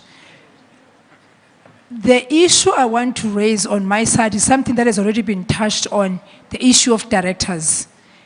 I think maybe this House is taking it light that in our CIPC documents, we still have people who are not supposed to be in those documents. Why am I not supposed to? I think it was read very briefly. We are clear that it is Tatu Zondi, and I'm not saying he's not supposed to be there.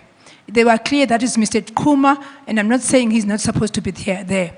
But there's also Madam Koza or Makoza, who's still in our documents. And the question is why? Because from what I remember very well, she hasn't been here for a long, long time, and there was a bad blood that happened, which we all know, and I wouldn't like to raise that argument now. But I think now it's a question of saying, Sibanjwe Intoni from releasing her in our documents. We are supposed to do things. We say we want to open investment companies. We want to open NPOs and all of those kind of things.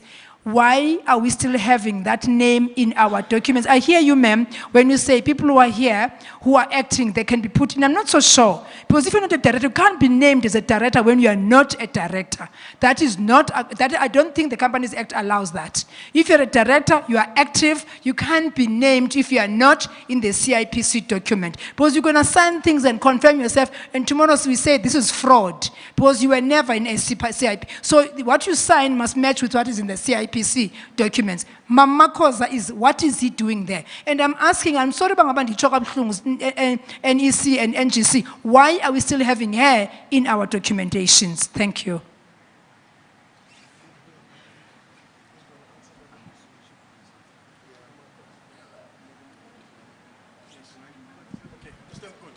Yeah, now one thing that I want to say, or two things. One, I'm happy that the accountant would verify what we have done, because that indicates, shows that there is a transparency, which we were thankful for, because as Mama B said, Mama Koza disappeared until today, right? So you were complimented already, and the accountant as well. I'm also happy that there are questions that are raised and put forward to you, right? And I like the honesty, because she was honest enough to say when the question was asked that the directors there are not the ones that are listed there, meaning that I think, Mnamem, you would need to change that financial statement and put the right people. Now again, the same endorsing question is, why haven't we changed? We understand 2020. 2021, why? 2019, why? I think as you came in, change it, because now in as much that we have endorsed it, but the names need to be changed, and the signatories there need to be the right signatories. That man, the treasurer, worked shame for free of charge because he's not a treasurer as indicated in those papers, though we elected him. Thank you so much. Thank you, by the way. Thank you, sir. So we can, in terms of the CIPC, there is a resignation of directors and there's a removal. So Ms. Koza she will need to be removed based on what has been discussed here. So on the removal, I've just indicated now that we're not good in removing the directors.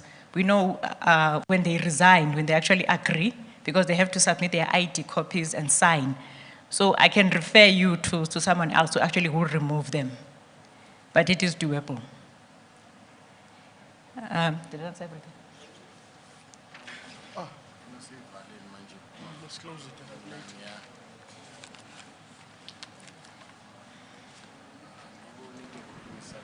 Thank you, Accountant, for your presentation. It was warmly welcomed. Let alone the other part that the people, they wished that we had audited financial statements. And yet, we did not appoint it because the auditor is supposed to be appointed in the fashion of an annual general meeting. Sorry for that, dear. But my concern is on the property, plant and equipment, note number 4. My concern is the depreciation part of it that you highlighted. As in my own understanding, we've got these days, actually not in these days, we've got two years that we are, the properties they appreciate. Now, you showed then a depreciation under note number 4 of a property. Yes, I'm comfortable with the what you call equipment part of it, but I'm concerned whether we are having a not maintained property because I've never seen it before, and we never got what is said to be asset register. We don't actually have such a thing. So I understand that an accountant works according to the source documents and so on. Can you be transparent on that? Okay. You want to answer that one? Okay, you can answer that one and then we close. Yes. So based on the IFRS, it's the land that you don't depreciate, the building you depreciate. And last year, as I mentioned, Ubud said he will actually help us in terms of valuing the building again, so which would now show the real value. So it was never done. That's why I was saying out, maybe ask Mr. Sokdela for his number, so that when you do the 2022, we can have the new valuation figure, the updated one. Can you close it? Leaders, I think one of the things that is very important, we need to be consistent in our argument, and that would really help us. We were saying there are 3 directors who are there, and we're saying no, Uzondi, just because he's here, we say no, it's not a problem for him not to be there. Uyongama, just because he's here, it's not a problem. This one is a problem. It cannot be. If they are not supposed to be there, all of them, let it be, okay? Number 2, in terms of a director of a company, you do not have to be in the CIPC to be a director of a company, okay? There are directors that are appointed and they become directors and they are not even on the company document. So let's not confuse it. We can appoint directors today who are going to run, who are SAFPA, that thing, in the SAFPA company, and they are not in the CIPC. It is allowed. Directors can be appointed and they are not even supposed to be in the CIPC. I just wanted to clear that. Thank you.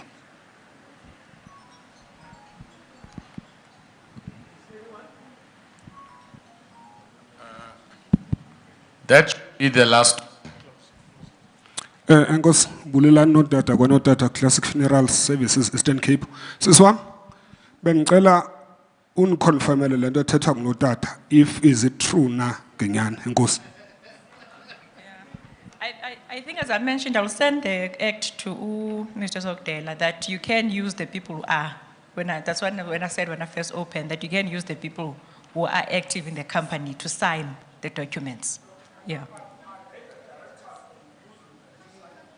Yes, yeah, I'll send the act. If you've got officials that are in office, they can sign the financial statements. I'll send that act. Okay.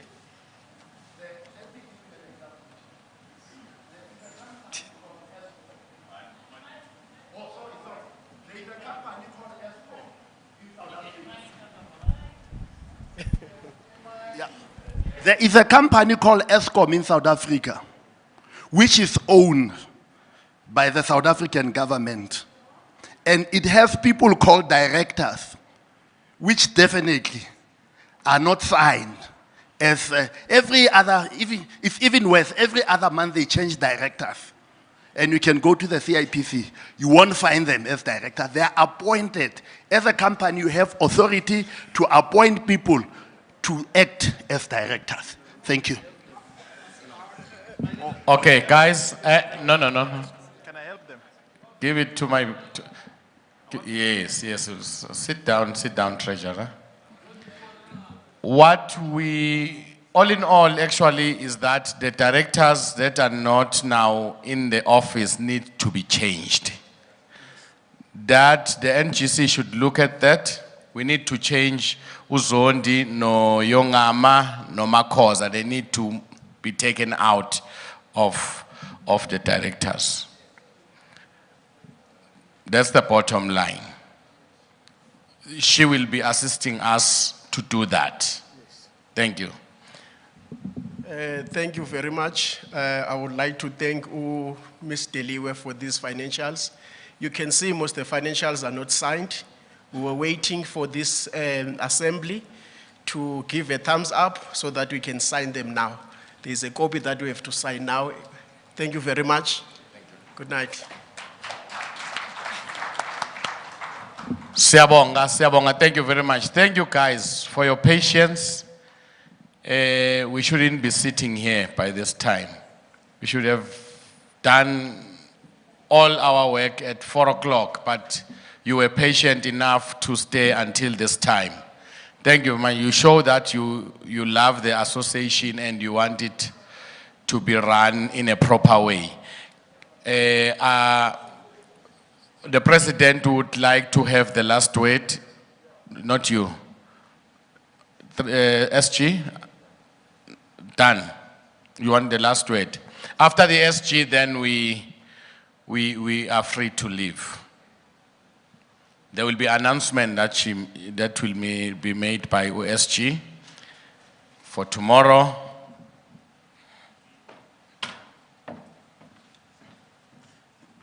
Thank you, honorable members and my permanent SG. Just a quick one. Tomorrow, the program is starting 8:30. Because we did not finish the whole business of the day that was planned for today. So we'll have to finish that early in the morning so that come 10 o'clock, we'll be starting with our processes of the elections. So come ready, the briefing for the process and everything else will be done in this hall. So we don't want people to be late and then they take us back to explain to individuals what the process will be like. And then we find that we take more time in explaining the process other than the elections themselves. So let us be here on time and do the right things. And that is from our side. Tomorrow, if we have enough time, we will make sure that we also roll the pictures of the office that we are always talking about on the screen so that people have an idea of the kind of office we have. Thank you. Evening, colleagues.